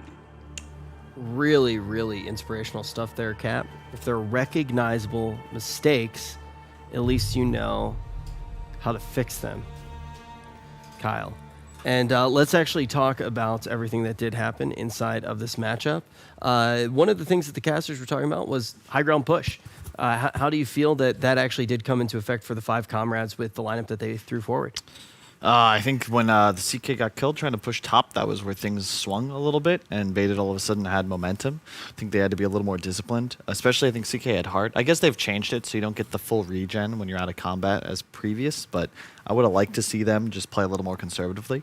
Because even when you're ahead, if you lose, like you won't see Secret or OG or Enigma, any of these teams make that kind of mistake. Because you're just handing away map control for 2 minutes. They were taken surprised by how much progress they made on that tier 3. Because all of Bait were trying to push Dire's bot tier 3, and they're like, we've almost taken this tower. And then they're like, well, what do we do? Do we commit to it fully? Do we back off? And so that split-second indecision ultimately cost them a lot. And so I don't think it was tactical by Bait to lose like 80% of their tier 3 tower HP. But they just baited him in.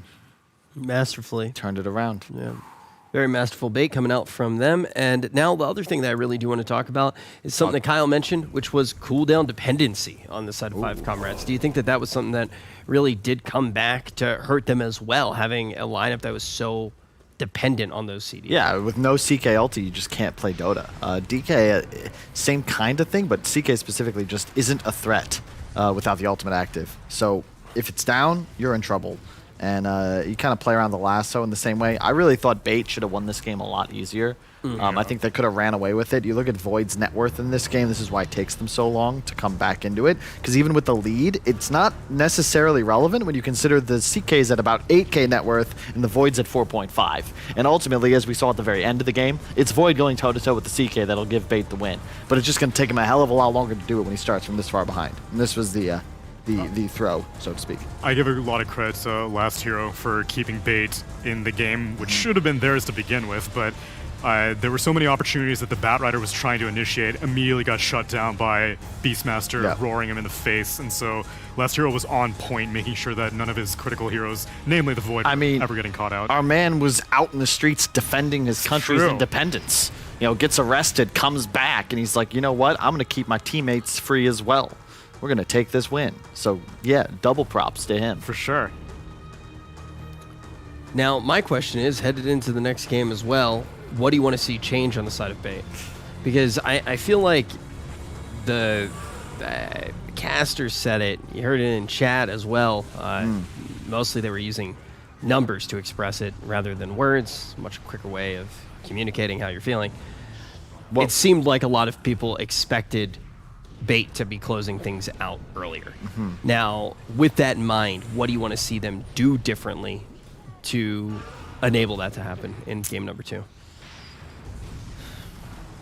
I mean, this game was like, it was, as Lizard said, it was a roller coaster. Whatever they do better is just like play cleaner. There's really no strategy that I had issues with in terms of the way that they were playing. There was no draft issues that I had concerns with. It was just the fact that it was sloppy on both sides. So my advice to both teams would be the same, which is to play a little bit more coordinated and be a little bit more definitive in your decision making. Be more better. Be more better. Just get good, kid. GITGUD. Okay, there we go. So that's what we're looking for in the next series. We're going to be taking a look at some of the key stats, but as already mentioned by the guys, this one was very much back and forth. I think Cap at one point in the cast, man's been cast. How many years has Cap been covering Dota? Dude, you know what's wild is there. I went looking for it the other day. The website's like not there, but the Wayback Machine took us there. Me and Cap casted together when I was still a Han player back on GameReplays.org in 2009. Yeah, Cap in this game said, "I've never had less of a read on a game before in my life. Casting since 2009. Man, that's Probably actually, a bit before. I mean, which is crazy. I mean, think about that. Stay green era? How many people? No, before. Way before. Ooh. I mean, how many people have been casting that long and are still active? Not many. I'm sure there's at least a couple. A couple. I mean, like across esports, there aren't even that many. I think like Pucket's probably been casting for like 16 years at this point. Yeah. Golden Boy's up there. Too good. Yeah. R.I.P. But yeah, seriously, as far as active people go, there really aren't that many. I think Maven's been casting for a little while. Cap, and the beauty of it is Cap, he's not gotten badder, just balder. You know, he's still very just as He has a dude. That's his haircut. true. His haircut is bald. He's not actually bald, and I'm sure, I'm guessing that anybody who is actually balding to see Cap with that haircut is just like, why? It's like prestiging in a video game. Why is he flexing on all of us? Not us in particular, but you know what I mean? I think that Asmongold was the one to actually say that the first time, and trust me, he definitely knows. He ever seen his hairline. And Cap's just out here completely flexing on all of us. But the question is, who's going to be flexing on who when we do enter game number 2? When we look at that last game, you've heard it from literally everybody, the casters, the analysts. This one was back and forth. Bait was predicted to be able to win it coming out of the draft and based off of what we know of these teams, but ultimately they didn't close it out soon enough, and it was kind of sloppy Dota, I think is safe to say, which means Game 3 is very much something there's potential for it. Yes. And when you're looking at the draft and you just saw a game of sloppy Dota, do you always go back to kind of the same thing, which is just like, yeah, you don't go chasing waterfalls, stick to the meta, and just go for something that's easy to execute upon? My go-to that I see teams usually find success with is just win the laning phase. Because if it's a very back-and-forth game early on, and you may feel a little bit like, I'm questioning our execution, I'm questioning our coordination, then just stick to small teamwork. You just need 2 people to cooperate in one lane. You need your mid laner to be competent, and you need 2 other people to be cooperative, and that's all you really need. You know what's really good for communication? Tell me, Rich. Playing with a stand-in, which is exactly what Bait's going to be doing in this next game. 5UP's having a couple technical issues. Maybe that was something that impacted them in the last game as well. That's something that we don't necessarily know. But 5UP is having those technical issues, so they are going to be bringing a stand-in in this second game. I just got word from backstage that is what's going to be going on. So keep that in mind as well, and I think that plays into what Tsunami was saying quite a bit, right? Let's focus on not needing to communicate with the stand-in nearly as much. Don't go as far as what we saw in the last series with first phasing an Arc Warden as a comfort pick. That was not good. I was Didn't work. glad I wasn't working that one. That was very odd. Did not work. No. Did not work at all. So if I'm Bait, definitely keep things simple. Put Crystallis on another easy carry to play around, like Void. Put Dendi on a Dendi hero, let the man work, and everybody else have a stun. I'll be confident. I'm down. Maybe, I don't know if Earth Spirit was banned. I'm trying to think of 5UP's signature heroes. But, well, I don't know who's standing in for him. We shall find out. Be sure to, if Witch Doctor's in your repertoire, be sure to put in all your votes for him. Wait, I'm confused. Didn't Slacks tweet that out like 4 hours ago? Yeah, he did. They stole Slacks' tweet. Well, to be fair, in Dota 2, there's no such thing as like owning content, you know? It was like, made earlier than Slacks' tweet. Slacks stole their tweet. No, it wasn't. Wow. It's 8 minutes. Shiver as well. Everyone's on the same page here. It appears the talent were the ones who stole the content. Except for Fogged. Fogged was going against the grain. He dumped all his votes into Invoker. Piece of garbage. Is there any such is any content truly original anymore? Yes. Absolutely. Yeah, just not content that anybody watches. I mean, it can be derivative. Derivative. Which, you know, inspired by an homage, perhaps. But it can still be original. So, like, Deep Slacks is original because it's inspired by Slacks.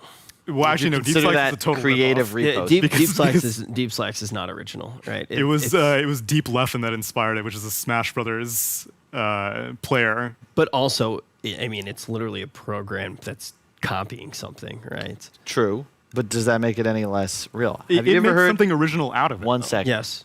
The ship. But of that's the thing thesis. that like you create structures to create Right, a new foundation. content, right? Yeah. Okay, the ship of Theseus. If you take a ship, Man, I was enjoying this conversation, and Kyle's gonna make me like completely end it. It's throw Go ahead. in Go, the towel. go ahead, Kyle. Teach me another fact that you memorized when you were in early high school and tried for years to impress people at like just like, hi, my name's Kyle. You're cute. Okay, this is cutting- Did you know that horses' tails grow 8 times faster than the rest of their hair on their body? I just made that up. It's not true, but it sounds It could be real. it sounds more real than most that's of the what's crap you great say, yeah. about weird facts. Because people are like, at first, like, well, that's cool, but wait, there's no way. But what if?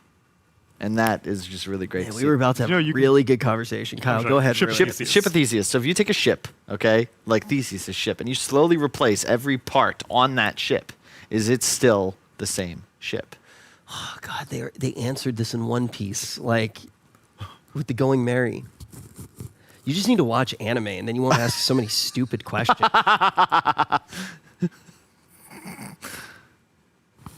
What an idiot. Wow, that is just how So that's, easy it is. that's how it is, guys. Just pander to production. This is the They'll late- hook you up. late night series. If anybody, look, I'm just saying, if anybody out there has like a brand of chips or soda or something, Yeah. they want to like throw a little cash my way, make some cool tweet. I can probably put that up on the screen for you. Why are we shilling Fall Guys anyway? Fall Guys should be paying us. We're not shilling. How are we shilling Fall Guys? Did you not see the Virtus Pro Fall Guys kind of submission? The costume. Wait, what's the hashtag? The hashtag, Omega. by the way, for those of you at home who'd like to get involved with us on the stream, ask questions. Omega Dota? I believe it's hashtag Omega. Just kidding. It's hashtag We Play Omega. We play Yes. Omega. Please also keep in mind, those of you at home who might be in the act of tweeting as we speak, please refrain from using profanity or from insulting any of us on camera. Wow, I need to delete my tweet twice.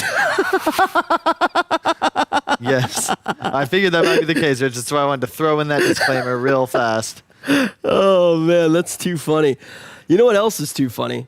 What's The that? performances in that last game. I'm just kidding. That's rude. It's a joke. It's a joke. That's rude. There was a phase, real quick. Shout out to Bulba. Love Bulba. There was a phase where Bulba was going through the double finger guns. Like every time he'd say goodbye. Dude, I love See, Bulba. Bulba's actually it's just one of my 3 favorite. months. It was great. Wait, actually, like seriously or ironically? Like it was a bit of both, I think. Sometimes but I it would starts you would out just get the ironic. finger gun, like the single finger gun. hands, you get in a rhythm with hands. Yeah. You know, like I kind of jokingly started doing the thumbs up, but now I'll do the thumbs up all the time. Yeah. So I understand how you can fall down the finger blasting trap and just like nonstop. Haven't we all? Yeah, I think we all have. Well, this doesn't have profanity or insults, Rich. No. I'm very disappointed. Well, it's the third type of Rich Campbell content, which is shameless self promotion. Right. Farming likes. Not Speaking of farming, this next game coming up, it'll be curious to see whether Bait take more of a late game approach or try to keep it aggressive with their stand-in. Do If we we know get the who's standing- gesticulation going, this is never going to stop. Can we really... No. I can't stop. We cannot. I was just trying to get a thumbnail for the stream where I was smiling when the tweet was up. That's why I didn't talk for a couple seconds. Gotcha. Now that also is another way of it was called content recycling. So it's not original, but then there'll be a photo with the thing, and then it's original again. Right. That's not. I, original. yeah, I, That's enjoying. Okay, anybody It's who sort of like, did you anybody know who freaks out to recontextualization. anybody who freaks out at people reacting to things, Mm-hmm. that's not original content, but it's valuable because it's actually it's a nice thing because you get to experience content with people. That's the reason why people enjoy it so much. True. Like I mean, think about back in the day. Mystery Science Theater. Exactly. I mean, that's like one example of it, but also think about what you would do with your friends when you're growing up. You literally would take turns showing each other different videos. It was like Numa man, and you the said hamster showing on a each other. piano, you know, like the one with the orangutan and the there's so many like that was what you would do. It's just nice to enjoy things with other people. Yeah. Like Dota. Agreed. Grab a friend, watch the stream. And so I think that things like that, people go like, oh man, there's no original content. It's like, no shit, this isn't original content. They're watching original content a lot of the time. There's still plenty of original content. Where could we find some of this original content, Rich? I'm not gonna. I'm not gonna shamelessly self-promote. Also, I don't make any original content. I don't do that at all.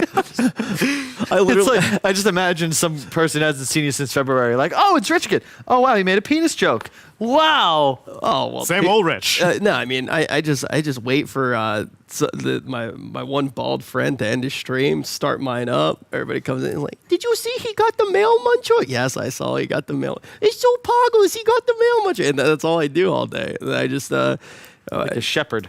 You're living the American Kind of dream, dressed Rich. like a shepherd as well. Yeah. With royalty, of course, in your future. Thank you very much. Yeah, they made everybody else dress up like royalty, and they dressed me up like a sheep herder. Yeah, sometimes it's just like that. But yeah, no, I actually think that the original content thing's really interesting. But I think like when you're living in something, it's a lot harder to see it, right? Everything moves forward over time. Remember when we were in the dubstep phase? What about? That was a really weird, like 3 or 4 years. Yeah, but it was like terrible, right? Yeah. Like, but do you remember the first time that you heard dubstep? It was like, yo, dude, and like that was original. Yeah. And like everything that was coming out in the time was building on that idea. There's a really, I can't remember where I saw it. Probably was something dumb like Shower Thoughts, but it was sparkling water is the dubstep of soft drinks. Too real. It's just angry, and you don't really understand it. I think sparkling water gets super. This is gonna sound funny, but they like flatten the issue with sparkling water. There are so many different ways that sparkling water, like delivery methods and levels of fizz, that like one sparkling water is completely unrelated to another sparkling water. True. Just like different heroes in Dota are going to be unrelated to other heroes in Dota. And speaking of that, we already have 5Comrades jumping in here with their first pick. Consummate professional. Yeah, Clock makes sense. It's been a very popular pick in the meta thus far, especially it's not in an the D2 original games. pick, though. Not original at all. No, No, he's kind of haphazardly thrown together. It's rehashed, in my opinion. And this, I mean, the whole. We can talk about it again. He moved down from position 3 to position 4, position 5, but I'm not the one who came up with that idea. That's not an original concept by me. It was said by many panelists before, but that's okay. Yeah. There are different people watching now. It's cool. I like to think that if you assume... I'm not Make an ass out of you and me? No. Go ahead, Kyle. Just if time was... If you assume like time is infinite, it means that I will at some point exist. I can't... No, stop. I can't... Were you about to go through the entire plot line of Jupiter Ascending? You watched that movie? It's so good. You watched that and you did not watch Jurassic World? Wait, I've said multiple times, like people, you know how like every now and then somebody will ask you like, if you had like $1 billion, what would you do different? I would do everything the same, except I would spend all of my money on remaking Jupiter Ascending, and I would make it like the perfect movie. I think I would still have Mila Kunis in it, and I think I would still have Channing Tatum as a werewolf on space rollerblades. Because that's like, is that really a thing? You're making this Those are not the broken parts of the movie. Mr. Scalligan. The movie is so good. I went back and man, I have like a very long history with that movie, but it's actually a fantastic script. It's just poor execution, which is kind of what we saw the Wachowskis. Right. But yeah, like great script, poor execution. Even though Bait came out on top in the last game, that was kind of what we saw in their last draft as well. I gotta stop. Like I gotta not come on to these late night panels anymore. I start, like, in all seriousness, though, I don't think that time is infinite. I actually think the flat circle. Nobody probably cares what I think about time at all. Not. But let's hear it. I think that time is tied to matter. I think we just don't understand time. So I think that all like time, entropy kind of thing? Yeah, I think that all time that does exist will exist and has already. It all exists at the same time, tied to matter, and everything that has ever happened, is happening, will ever happen. It's all simultaneously happening. True. I mean, that's all that can exist. It's like living in the present. That's how But I think the thing is, it's just like the way that we perceive it is we're in the moment. In this moment, we just saw another Faceless Void coming in from Bait. Oh, I was really hoping you were going to go for a time thing with Faceless Void. That's you really the whole missed. thing. Yeah, time dilation would have Time been a really lock. nice segue. It's okay. I'll give you partial credit. You're doing well, Rich. Thank Yeah, you. I will say that's actually, I used to have like super bad social anxiety when I was a teenager, like young adult. That whole idea of that's why his social skills are so dull. Please, can I get beard tips? Because my girlfriend fancies Tsunami more than me. well, Wow. that's pretty common. I would Well, say. now it feels good for me to be pandered to. Yeah, could I get a close up? No, not now. Oh, yeah, Direct now. him to the YouTube video. YouTube video. On. Do you have a beard YouTube video? No, but now you're making some original content. Okay, here's something that I was telling T Governor earlier today, because this is the first time I've seen T Governor in person in quite a while, and he's been trying to grow his beard out. The goal is not always to grow as much hair as possible. Oh God. Because It's I so grow well-groomed. hair elsewhere. Like, it goes higher than my line. Yep. Doesn't mean it looks good. Just because you can grow hair somewhere does not mean you should keep it. You should. Shroud, are you listening right now, Shroud? Shroud, take notes. The idea is to make sure that there's like a plan and a style. And so that's my #1 beard tip for most people. Yeah. The grooming thing, that comes with practice. You can't really teach that. That's an on-the-job training thing. But conceptually, don't just keep all the hair that you can grow. Yeah, the thing is unless you don't have enough of it, in which case hold on to every last bit. Right. No, in all Scalp-wise, definitely. in all seriousness, though, I think the thing is too is you just got to mess around, right? You don't know. Oh, yeah, what's gonna look experimentation, good. for Yeah, sure. like when you're shaving, like when you're going to shaving rather, not shaving. Just leave a few pieces on, and then you're like, whoa, and like look at yourself in the mirror, and like laugh, and also, Kyle, I will say this very seriously right now. I can't wait. I like you way better without facial hair. I think mustache is fine. I don't like the goatee. Well, it's just the problem is I can't grow a beard. So just it's do like, the mustache, right? Like that's the whole thing. Just because you can grow hair, this is exactly sure, but like I don't know. I think I you don't look like see a myself super, as you a look like a mustache super guy. villain every I time. don't. That's the thing. I don't think that's a good look. Super villain? Like hello, I'm Kyle, the super villain. The goatee makes you look like a super yeah, villain. he's saying- Like he's I have the going goatee against right you. now as a joke, and like the goatee literally makes me look like I just retired in Florida, right? Which isn't really a great look either. I know that. Which is it's fun to mess around with every day. But you have like similar facial hair to my one friend Dylan, who might be watching right now, who also looks terrible every time he grows in facial hair, and because he looks like a super villain. I don't know. I think you're a really handsome guy. Thanks, Rich. I think a lot of the time, you know, when people walk by you, turn their head, and if they had two heads, like the hero that was just like they turned both of them. Oh, that may be your best one yet. Oh, that was good. What do we got here? I'm ready to produce you at Dota 2 producer. Are you ready to be produced, Rich? We'll see who does the producing. Thank you very much for that. But let's produce some analysis on what's going on in this draft right now. A lot of fans for Bait, a lot of fans for 5Comrades.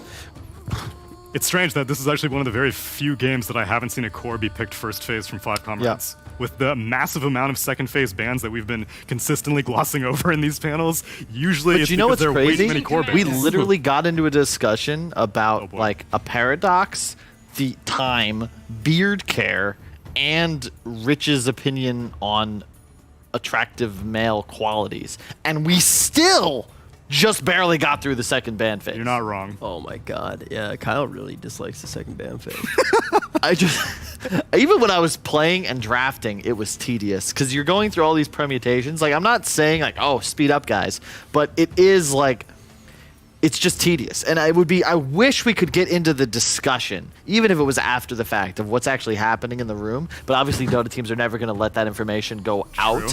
But man, like, those are the conversations. Okay, then fine. How about as a viewer, do you like being able to see first phase cores more frequently? Because I think that's the product of this ban phase Yes, change. I do So like it. Yeah. I do like it because I think it kind of rewards you for revealing key elements of your strategy early on, and it also rewards you for having a wider pool, so that you can pick. And now it's also interesting because it kind of forces people towards the OG methodology of drafting, which is to pick your win condition, and then just sort of tinker with it. Right. Don't you think you're kind of being a zoomer then? Because basically what you're saying is you don't want to have to wait longer for a better thing, which I think is going to be the downfall of humanity. Instant gratification. As we sit here. Yeah. Dude, you'd be surprised. So many people don't know about compound interest. It's crazy. Where did that come from? Well, not delayed gratification. Right. Oh, yeah, it's like the number one hallmark of success is the ability to like not take something now for Watch something your money better in the make future. more money. Yeah. So I bought a whole bunch of Bitcoin. Just kidding. I did see you checking. I saw some graphs on your phone. You were passionately checking some stocks. No, definitely not. That would not be me. Stocks aren't going up, Kyle. That's discouraging to hear. We have not. We don't buy things you're not educated on. Just talk to your parents or something. Man, you probably can't buy anything. You're definitely saving a lot of your money. All right. And now the question is, who is going to be able to save this series? Are we going to be able to see 5Comrades save this one and bring it all the way to a game 3? Let's talk about what they have in this lineup currently. Tsunami, what do you think they need to round out their draft? Some mid laner who can make room for Terrorblade. I don't know why they're picking Terrorblade in a game that doesn't really. I mean, into Mag. Yeah. Into Mag, Jakiro, Void, Rubik. These are not a ton of magic damage. Yeah. I don't get it. This is like the first phase Arc Warden that I had a lot of issues with. It's cute in that, like, especially with LC, you've got a lot of damage amplification potential. But I look at the strategy and I just think, okay, so you have 3 like support heroes and then a Terrorblade. So the Illusion Army is necessary for you to have adequate DPS to go toe-to-toe with the bait lineup, but then they have better team fight, better lockdown, and more spell damage. And Illusion Clear. And they still have to pick a mid laner as well, Yeah. which Pugna's banned out. This may be an opportunity for your boy Leshrek to make a reemergence. I would not Nah, I think it's a Quapper Puck. You're talking about the Dondo, Dendi, Superstar, and what would he be? If No-Tail's a flower, what's like the positive imagery for Dendi? That's a good question. He's just like the face, I guess. He's like, Let me see the he's like a Dendi good face. Dendi tree, face in chat. like Huh? a reliable oak that's, been there, provides shade. That's Okay, what I sure. think of. He's also Fine. very tall. That's true. What's that emote from the video? Dendi face? Wait, no, well, that one's great, but no, you know the emote from where the dude gets out of the car and he goes, "It's Friday. It's Friday." Yeah. Yeah. What's that one called? I don't know. I would have gone with It's Friday, but I think Rebecca Black owns that. Yeah. No. It's is it Simba? It's a better Twitch TV emote. I don't know. That's what he would be to me. Okay. I'm sure chat knows where I'm going with There's this. your There's puck. the puck as well. They picked it because Comrades went Quap. Puck. Puck versus Quap is, in my view, like the most true skill alternate hero matchup that exists because both sides can win. I would usually favor Dendi because he just knows this matchup so well. And, oh my god, yeah. Look how in favor this is of bait. Bro, it's Dendi Puck. Dondo the super mid. I love this baited. Like, baited are in a position to win. Like, if this game is even at 30 minutes, like, they just win. Because you have Chronosphere and there's no save on 5Comrades. I mean, it's I would bet on this one just if I was a betting man. I would bet on this one just for the lulz. I think that's the biggest spread we've seen so far in the tournament. Something to note. Even if the games go late, it's fine for bait. Sorry. Yeah. Go ahead. So you feel like bait at any point in the game is in an R8 spot. Yeah, they have better tower pressure. They should have better lanes. They farm faster. They have a mag and a void chrono, which have no real counterplay, with the exception of, I guess, counter initiated with a clock hook or a stun. But like, if the void gets a BKB at any point, he's just you just kill stuff. And in theory, the LC could get huge. Maybe that shifts things around, but I just don't think you win the lane against void. I don't remember who the fours are. Rubik Jakiro versus Clock Witch Doctor. Oh, yeah. Well, I don't know. Witch Doctor and Jakiro, I think, are both very, very strong in their own right. So it'll ultimately come down to, I guess, who gets more farm. It's just the laning phase, I don't think will be particularly relevant for either team. Aside from the blowout, it's just the mid game. Like the lanes aren't going to be one-sided enough to make a huge impact. Exactly. It's just that Mag Void, like Void will just farm, it'll get a BKB, and they have nothing to deal with Chronosphere. So like Terrorblade has to be massive, and have map control, and juke the Chronos and never be targeted. It's just such a rough game. All right, it seems like it is going to be a very rough game indeed. Let's jump down to the people that will conduct us through it. We're going to throw it over to the casters, Lizard and Cap. A rough game calls for some rough riders, Lizard, and that's what we're going to be here, trying to get through this game 2 of Bait, where apparently, like, if I'm listening to our analysts, we're in for, like, the most one-sided game of, like, all of Omega League. Yeah, I wouldn't count out 5Comrades that easily. They have some things going their way. That LC probably should have a decent amount of time there, right? Like, decent enough of a time, because you are playing into a Jakiro, you have that press the attack as well to work with if they plant the Jakiro there on the safe lane. And it all comes down to initiation, really. Because of that, Legion Commander, perhaps you will be able to jump on Chrysalis, kill him off a couple of times first before he uses that Chrono. And from then on, Terrorblade with his ulti, with Metamorphosis that is, it's very simple for him to take objectives. 30 seconds to So is that, like, for you, this is the biggest highlight, this is the thing that you like the most about 5Comrades lineup is the fact that you think Legion Commander is going to be well set up for success? It's not a lot, I know. Hey, and you know, like as an offlaner, yeah, I appreciate the offlane player and hero being set up for success. It's really not a lot. We'll see if he pulls through. Also, one problem for him, I'm not sure how well this lane with Clockwork is going to do, right? Yeah, like usually, if you have this melee plus range combo in which something really beefy ranged is helping you out, you can shine as an LC. But sometimes it can happen that you just don't have a position for that does enough, and then it can be a little bit problematic. You can be left on that island alone. Yeah.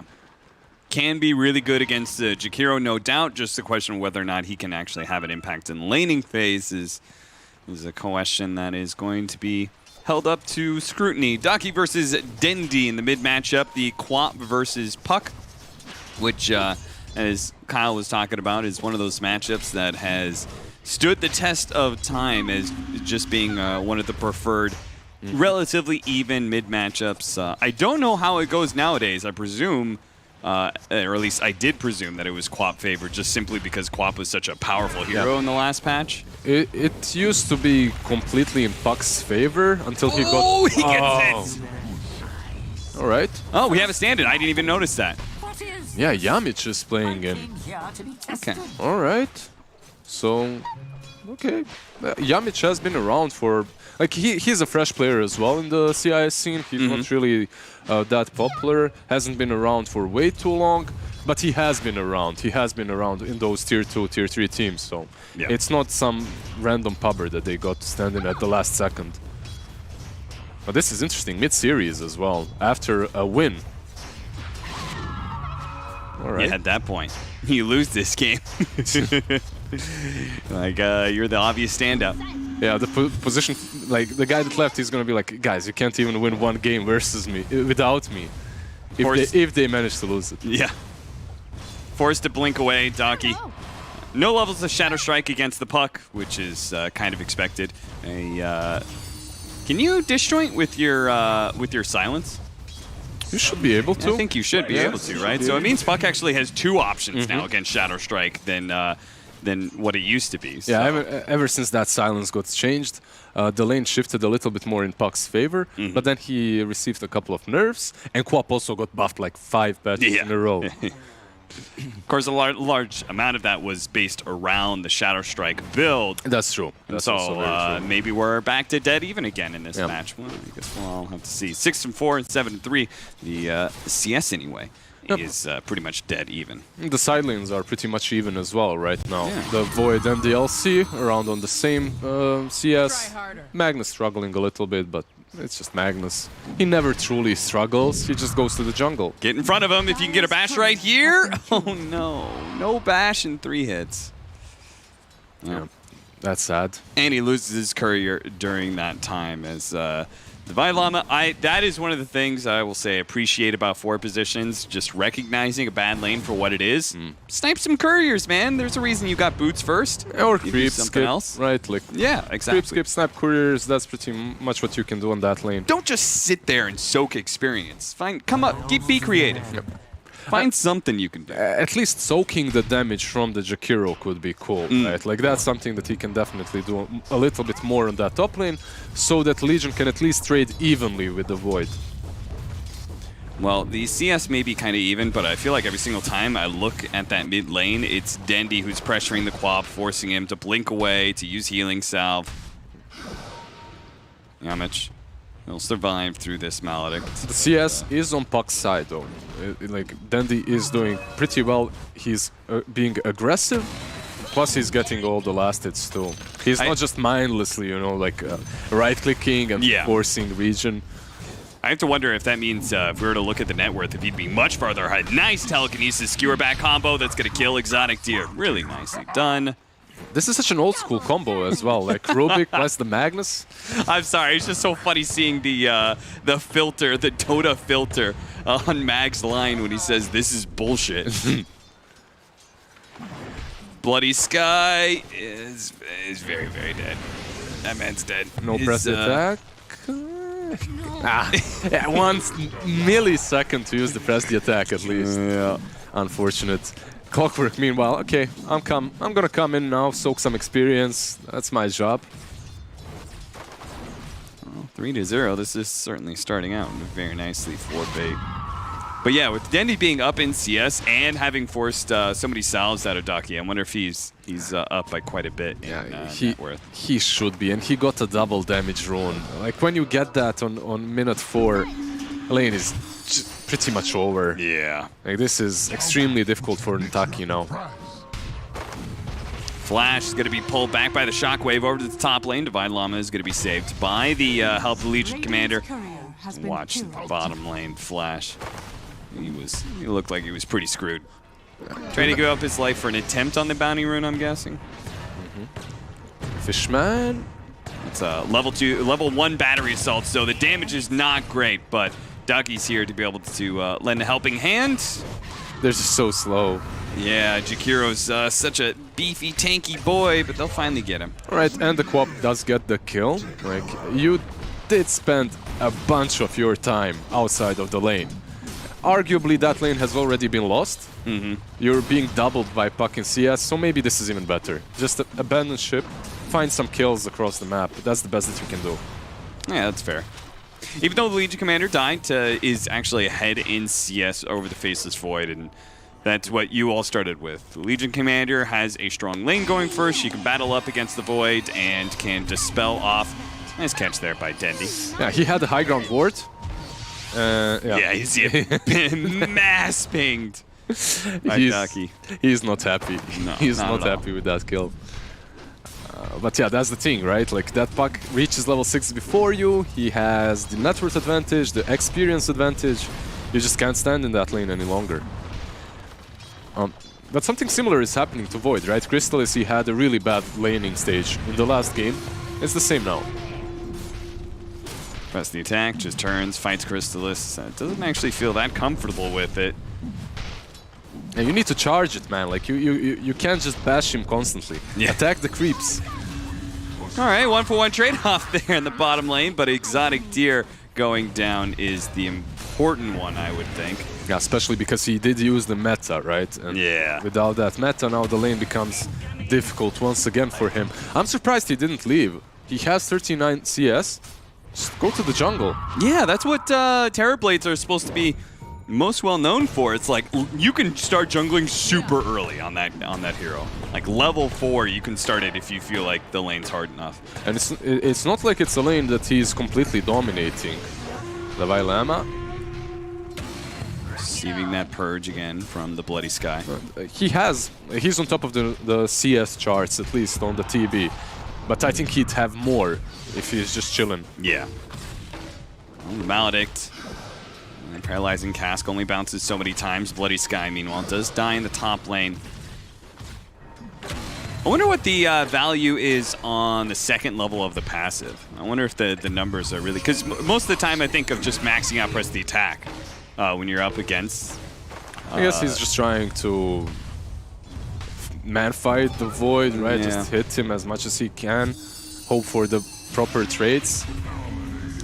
Dendy, man, just chasing down these kills. Crystallis, meanwhile, does kill Divine Llama as well. And this is just looking terrible. I mean, the weird part is that I feel like it's very similar to Game 1 where we're watching Bait be the aggressors and winning fights, but the net worth isn't actually that much of a difference between the two teams.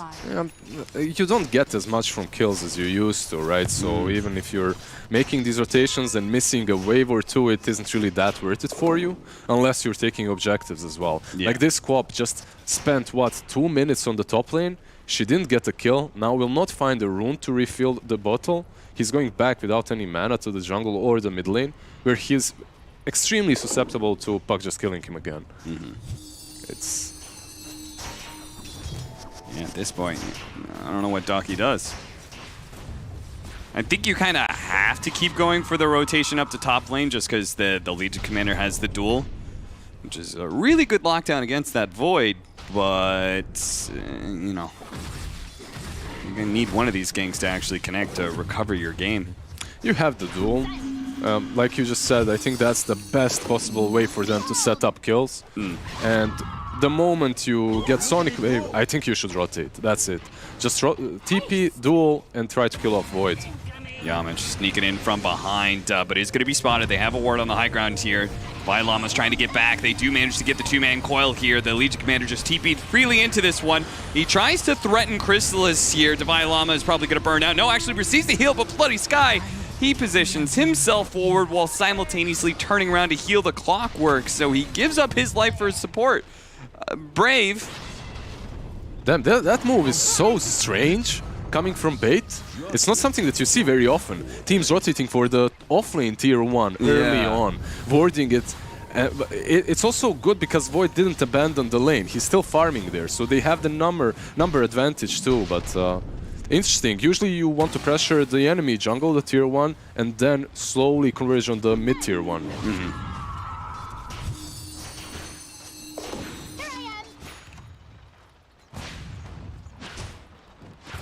Well, I guess Magnus is having a blast. He's left alone. He's on top of the network charts. Like, maybe that's the thought process because it is a free lane since Terrorblade's going to be jungling from here on out. Like, okay, we don't really need to rotate people down there, right? Magnus takes it eventually by himself, and sure enough, he does now. So if we keep our safe lane tower intact, then we actually have like a really decent advantage when it comes to map control. It's going to be hard for Exotic Tier to play aggressively in the enemy jungle if all these towers are still up. That's a solid thought process. The only downside to it is that it's a little bit riskier to play around this area, right? Like you can get punished for it.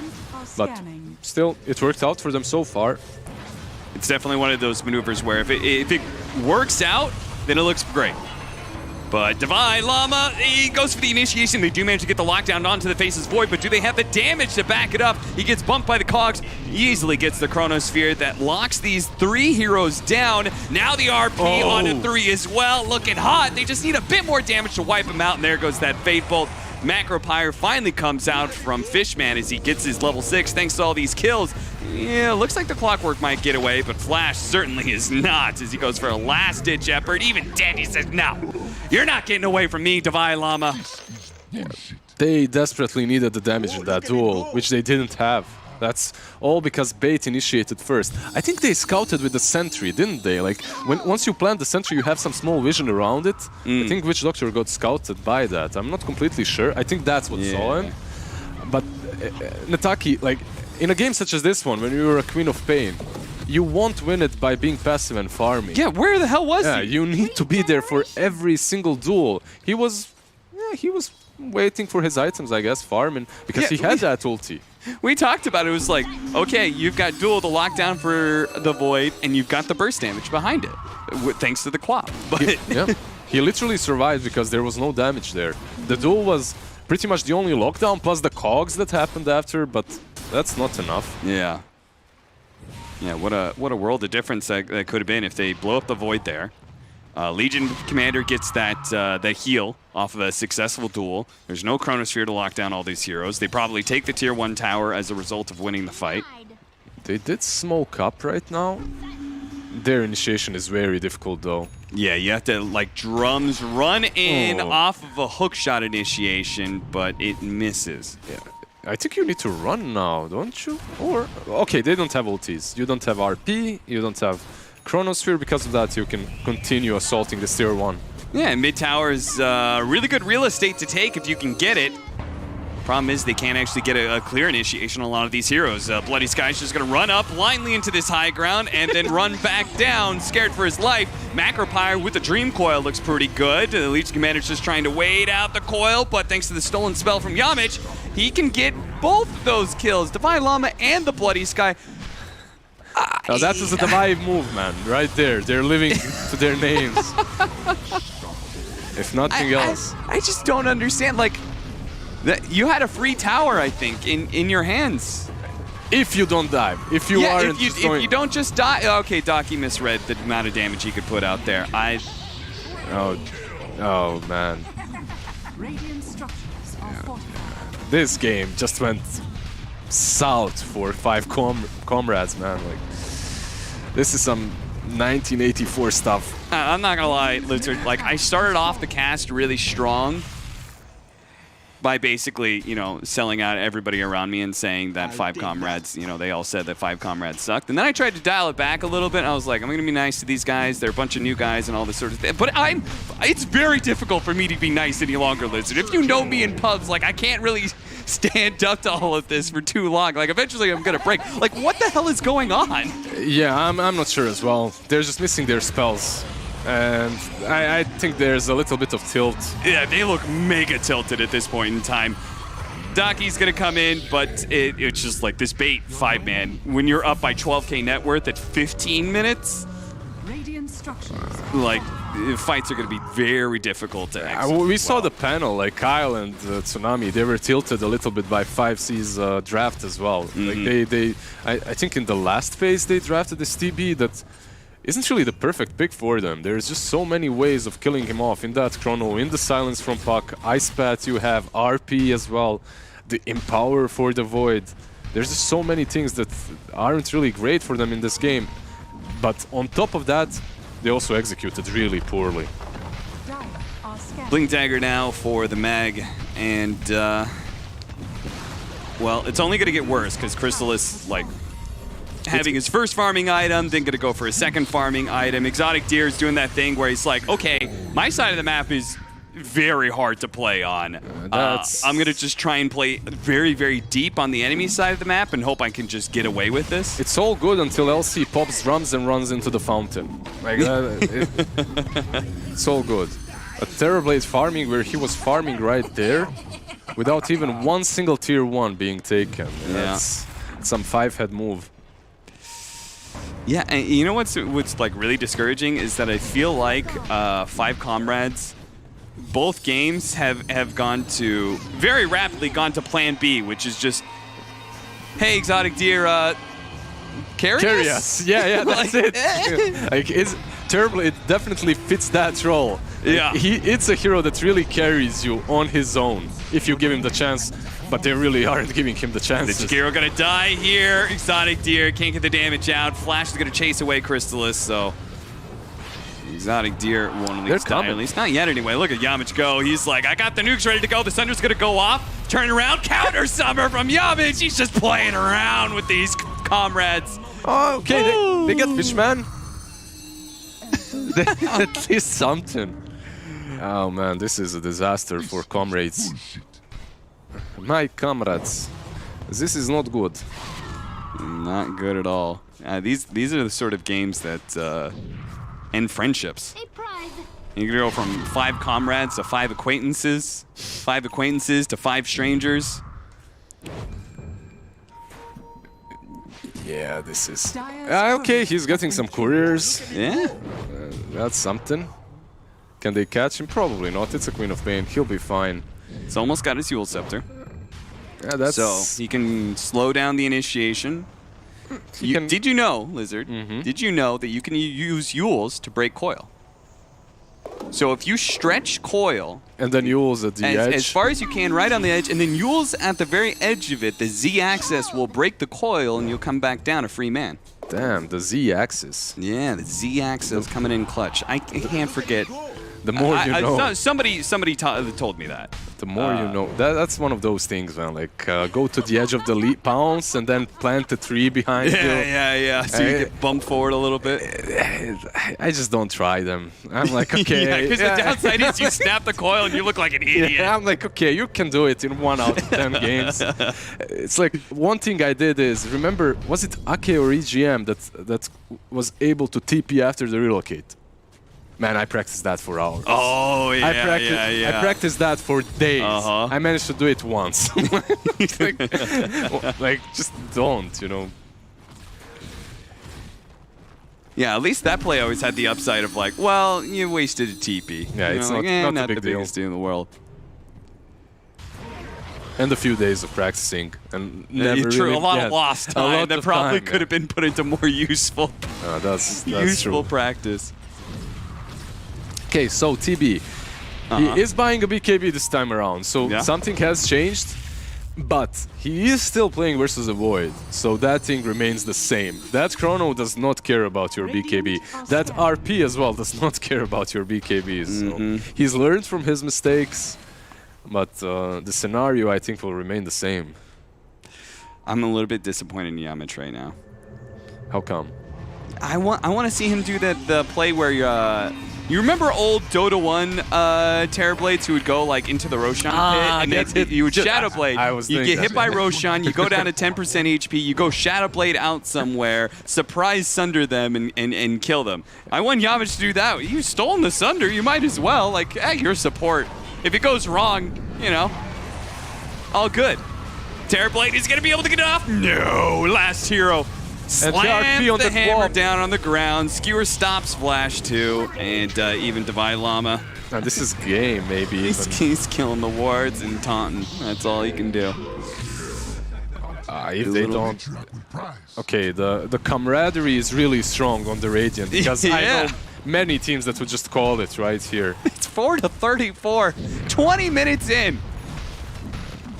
There are plenty of games. I've casted many a game. Oh man, we're getting like 2 kills a minute. This is hype. But none of those games was so like 95% of the kills were on one side. Yeah. By the way, for Yamich and that Sunder, maybe he can't do it because he doesn't have a mobility item. He only has a force, right? That's true, that's so true. It's a little bit difficult to... Okay, I have 5% HP, I'm gonna force myself to you. But just imagine how sick it would be if you pulled it off, because Dendy's got a Dagon too. It'd be like, you just combo up like that? Be sick. Oh, that was the thing. Terrorblades went Dagon, right? They went Shadowblade and Dagon. Yep. That's a high risk, no reward. But if it works, that 1% chance, you end up on a highlight. Yeah, the 1% chance you end up on the Holy Hexer, luck is no excuse or whatever. That old Dota highlight reel. Is there anyone making those anymore, by the way? I haven't watched too many. No, right? Nowadays because that's the thing. People back then were doing it for the passion. Nowadays, the play is to make money off of clipping Twitch streams. Oh yeah. You know, you get like I found a clip. I found clips of my stream on TikTok. Like what the hell? And it had like 50,000 views or something. I was like, okay. I'm not gonna lie, that was a sick hook into Cogs, man. They may actually win the fight, kind of. No, never mind. Exotic Tier was half health and just pop. Dendy just made him disappear. What level Dagon is that on Dendy even? Like? Yeah, it's definitely a 3 or 4. That was It hurts. Now that's 3. It's 3? Yeah. What? Is it 3 prongs? I think it's 3. Yeah. Regeneration. Okay, Orchid actually completed. So he didn't go for Yules in the end, right?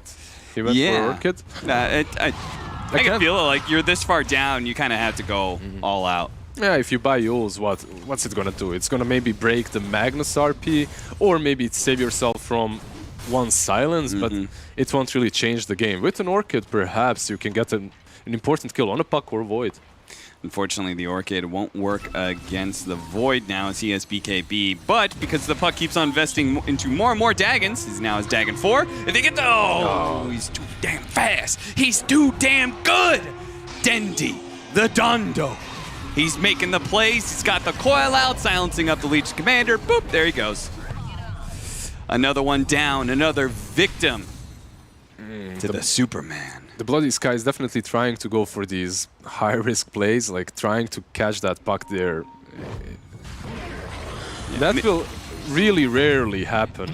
Yeah, you kind of have to lead with the hook shot. Just get that, like, 1 second stun in so Legion Commander can get off the duel.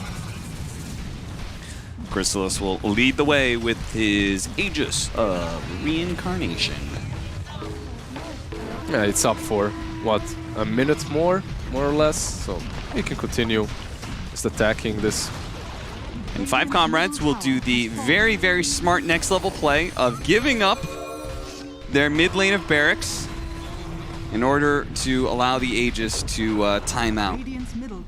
They're farming a little bit as well. If you look at Terrorblade, he's not stuck in his base. He's actually farming the enemy triangle. But eventually you need to go back because there will be nothing left. Invisibility. All right, Donkey. Coming around the sides here. Okay, Divine Llama comes forward and... He's like, here, hit me. Yeah. Just leave my Instead tower. of tier 3. Yeah, just hit me a little bit. It's like he's like those guys who chain themselves up to trees, yeah, you know, to prevent them from getting cut down. No, if you're gonna do it, you have to go through me. I don't think Chrysalis has a problem with doing that. So. No, I don't think so at all. And he's got quite the chainsaw going there with all that attack speed. All right, missed the cogs pushback. Cogs are the chains, right? That's. Yeah, there you go. There you go. The tree falls and so does the clock. Yeah. Paralyzing cast, bouncing around. Aegis still up. And you gotta make a move sometimes, comrades. And it's gonna lead off. Divine Llama, okay. Throw out the Sonic Wave, take down the Aegis. They can actually get him. Okay, they got the duel. Where's the damage? Do they have the damage? Oh no, the Paralyzing Cast is stopping a lot of it. The Chronosphere comes in as well, but he's underneath the Macro Pyre. It burns out the Terror Blade, and the Quap's gonna die as well. So nobody's left to be able to kill Dendi. In fact, Dendi will kill them. He gets Bloody Sky. 2 buybacks is all that remains for 5Comrades. It's Donkey. And it's the Witch Doctor whose name is Flash. They went on the Void 1 minute 30 seconds before the Aegis was reclaimed. Obviously, this will happen. Witch Doctor dies. No, yeah, that's GG. I think Dendi ended up in his own chrono every single time I watched Fate so far. Yeah, you know. It's impressive because he won this series.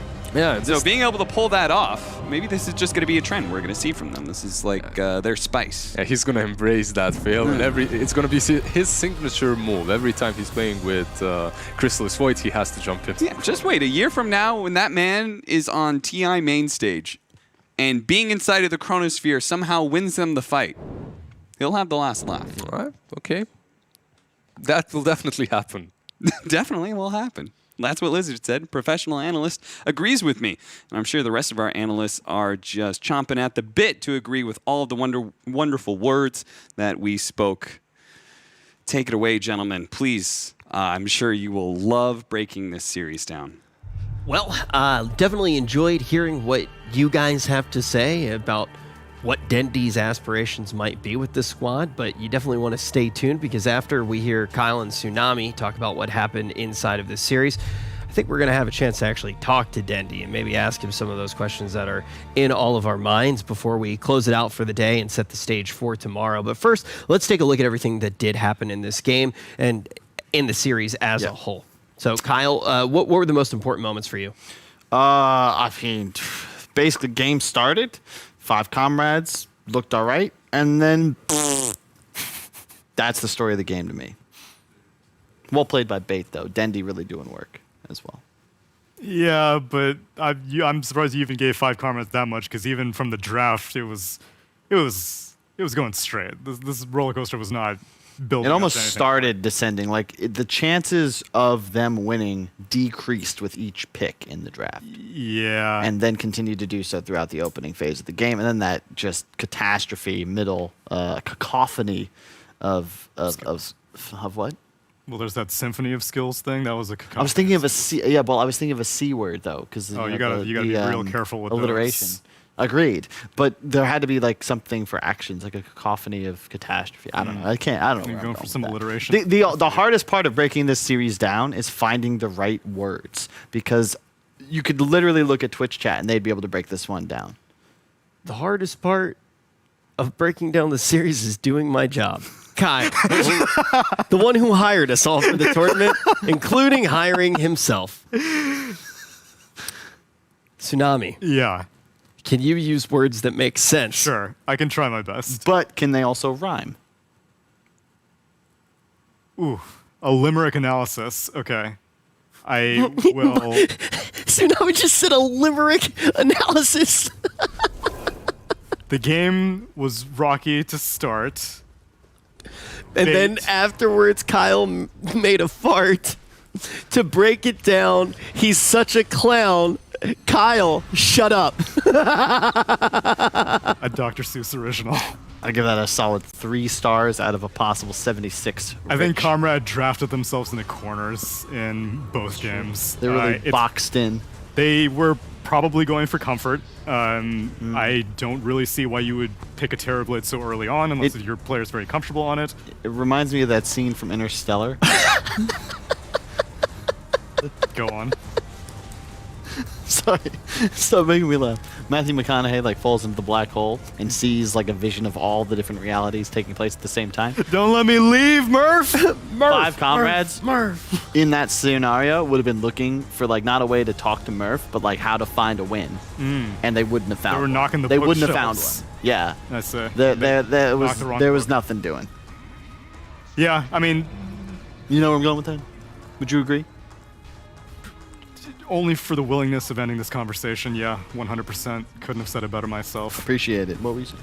I don't. Good move. I didn't really have the highest hopes for them. Like I said, I have a soft spot for some of their players, like Exotic Deer.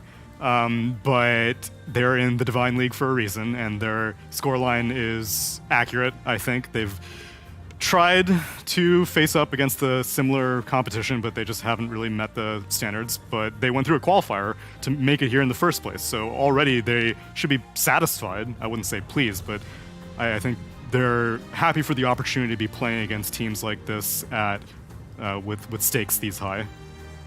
Kyle, do you want to get anything off your chest right now before we talk to Dendy? I just want to make sure that we don't knock this one completely off the rails. Do you have to finish any other? Do you have to talk about Interstellar more? Hickory dickory dock.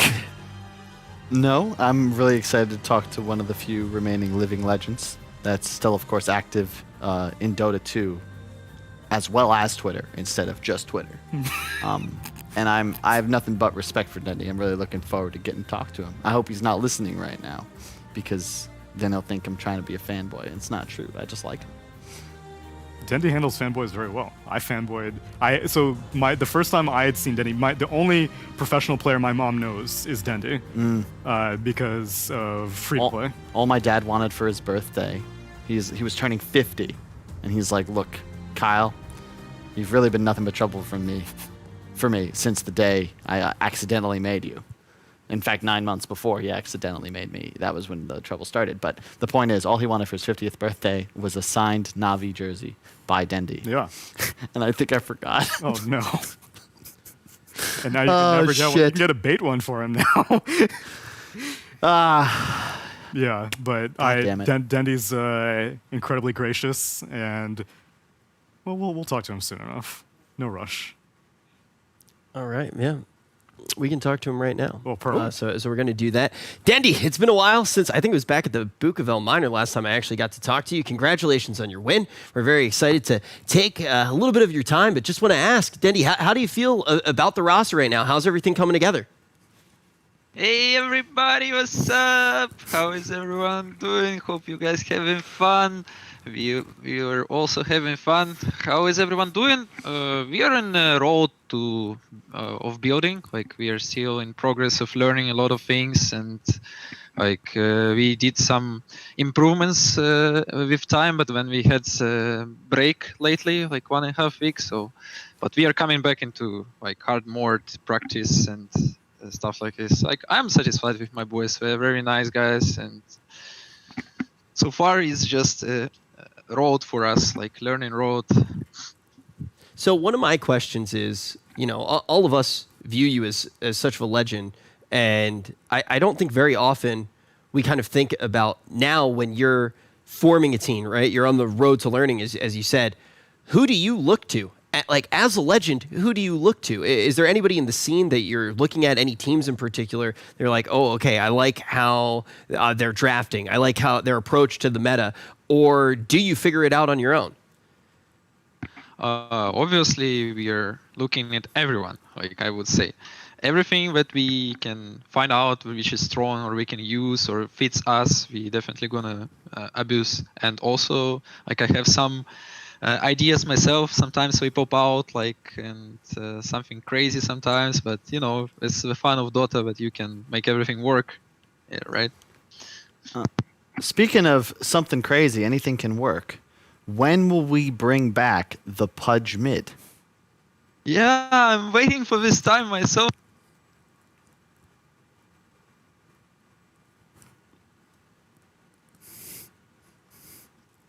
I don't know, this hero looked a bit underpowered right now at middle lane. Like, I think it definitely needs some buffs. Like, I hope they are coming, like, very strong buffs, and I can start playing this hero again and enjoy destroying some people. Patience. My question's, no, we're soaking it all in. I know for a lot of Dota players this month in August, it's a very weird feeling not having the International this year. So I was wondering for you, who's been a part of it for so long, either winning it, playing it, OpenAI, all that stuff. I was wondering how you felt this August. Are you just happy to be able to still play Dota with your boys right now, or are you kind of missing that crowd feel a little bit?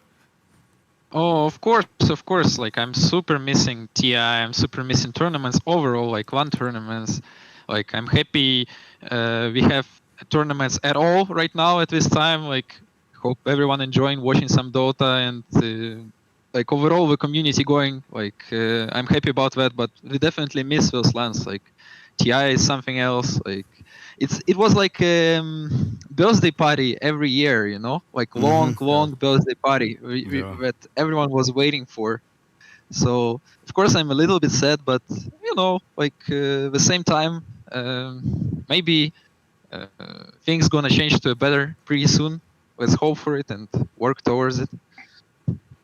Yeah, when you talk about working towards something, kind of a last question that I want to ask, really, what are you working towards with this team? What's your overall goal? Like, are your aspirations just to take down TI? Or what are you trying to do with this squad?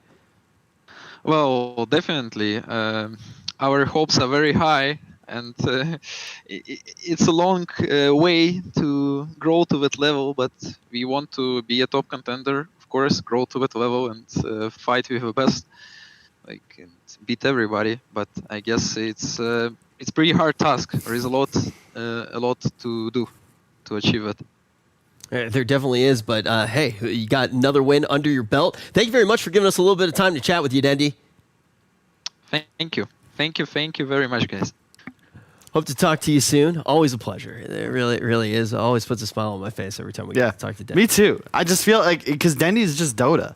Like that, it's like you're literally talking to Dota. So I was saying, the old reliable tree. He's always been there. Yeah, and he's just, we got so lucky with the role model. I mean, truth be told, though, too, I mean, you even take the Dota out of it. That's just the guy he is. You know, the second he says hello, you're just like, yeah. How are you, man? It just always puts a smile on my face. But yeah, I mean, I think it is one of those things, though, that it's got to be difficult to be getting everything together with the team. Obviously, you have such lofty aspirations, and then figuring out what that road actually looks like, because it's going to be a long one. Oh yeah, especially when you consider, you know, Dendi hasn't always, like, it's such a tall task, like, because you're playing with people, And I've talked to them about this. Like, it's difficult to get people to kind of show you what they're made of when they're kind of playing on your team while still in awe of you, right? So what he says can routinely be taken as like too important almost. It's like when Dendy tells you something, that's not a guideline.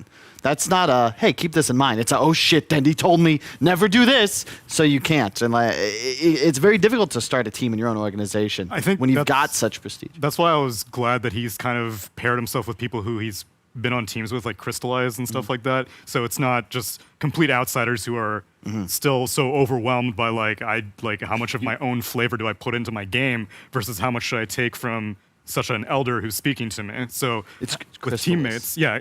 Wait, I thought, oh right, Crystallize on. yeah. He's still on Navi. Never mind. He left Dendy in the cold. How many people do you think are in the scene like that still? Because it's I feel like a lot of the players who do command that respect, it's a different dynamic, right? Because they're still playing with like a lot of the same players, for example. So do you think that there are any other players that command that level of respect, are still competing? And look at like even Peter, for example. Like if he came back, like do you think like he would be in a situation like that or something like that? If you're doing your own organization and you're kind of helming the team, then I think so. Because like Fear is still playing, but I think he's more playing a passive role in those teams as opposed to trying to start something new or trying to be like the figurehead. The only people are really like the builders, and they're the same ones they've been since like 2009. It's like Puppy, it's Kuro, it's No-Tail, Fly to S4. You know, these are the sort of guys that are just known and trusted. It's like, okay, I'll play with them. The trouble Dendy's had is that since his stint on Navi ended, he had this like middling period where his stock fell. And now there's people that just don't necessarily believe in Dendy anymore. And the only way to prove them wrong is to do what he's doing right now, which is get a squad together of both like unknown players, of players on the come up, grind, work hard, come together and kick some ass. And then all of a sudden it's like, oh shit, wow, Dendy's good. And then you're going to get a whole legion of people like, of course I never doubted him, he's Dendy. That usually is exactly how it does go. But when we talk about how stuff did go, we should take a look at everything that did happen today in case you're just tuning in right now. We did already see the last series of the day, but as you can see, we had a quick day of 2-0s. And Neil, was there any surprise mixed into these 2-0s that you really do want to put under a microscope? I think the surprise is that they were all 2-0s. These were teams that were fairly evenly matched. I had no favorites coming into this day whatsoever. And most of the 2-0s were pretty dominant also. Like, even though we had a few roller coaster games based off of draft, we were pretty confident in who the victors would be, and most of the time they delivered. So I am kind of encouraged by the fact that we're separating the wheat from the chaff so effectively, because if it was a 2-1 nail-biter situation, then maybe these teams that are trying to climb out of the top 3 in their group in this Divine League just kind of eked it out. But here with a bunch of 2-0s, it seems like they deserve it. Yeah, really figuring out who those top 3 teams are going to be from each of the groups in Divine. But also, we need to be thinking about tomorrow. It's still going to be Divine. We're going to be looking at Divine Group A. And out of these teams, you know, you start hearing Neil about separating the fittest from a lot of these groups. Who do you think the fittest in A really is, Kyle? I'm looking at Cyber Legacy. So far, so good for them. They've yet to drop a series, if I'm not mistaken. I think that they're definitely looking to top that group. Khan's in a must-win scenario, as is Tempo. But I think, you know, looking at the groups, this is why this one today was so important for Bait, because they're actually now in contention to advance if they're able to take out some of these top squads. They did drop already to Siberium Seed, but they're in first place. So if you can beat 2 out of the 3 Unique Hellraisers and Empire, you're likely just moving on through to that playoff stage. Group A, I think, is almost set and solid. I would see it's a very tall task, I would say, for Khan or Tempo to make it back up. It also seems like, you know, obviously for Khan, they're a little bit deeper in the schedule for Tempo, but for both Khan and Tempo, these are teams where it's not completely in their own hands at this point. You need to see somebody else drop the ball for them to potentially to make it through. I do forget, though, Kyle, I'm sure, because big shout out to Kyle. He's been absolutely instrumental in a lot of the things, even behind the scenes, that we don't pay attention to. We all love to make fun of Kyle a whole bunch, but a lot of things would not happen without this man.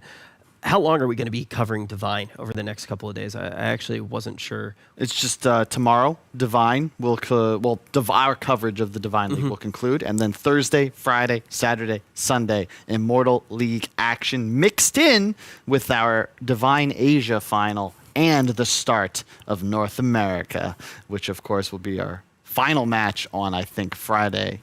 It's funny, I didn't even know that region still existed. We're hanging in there. Just ever so barely. It does exist. NA Dota won't die. I'm excited to find out who's the top because what is dead may never die. Four Zoomers, Quincy Crew, it's all like shuffling around every single time that they have a tournament over there. So I want to see it here during European hours. There's a whole bunch to be looking forward to, but tomorrow it's going to be more Divine. You don't want to miss it. Get some good rest. Plenty more Dota coming up tomorrow.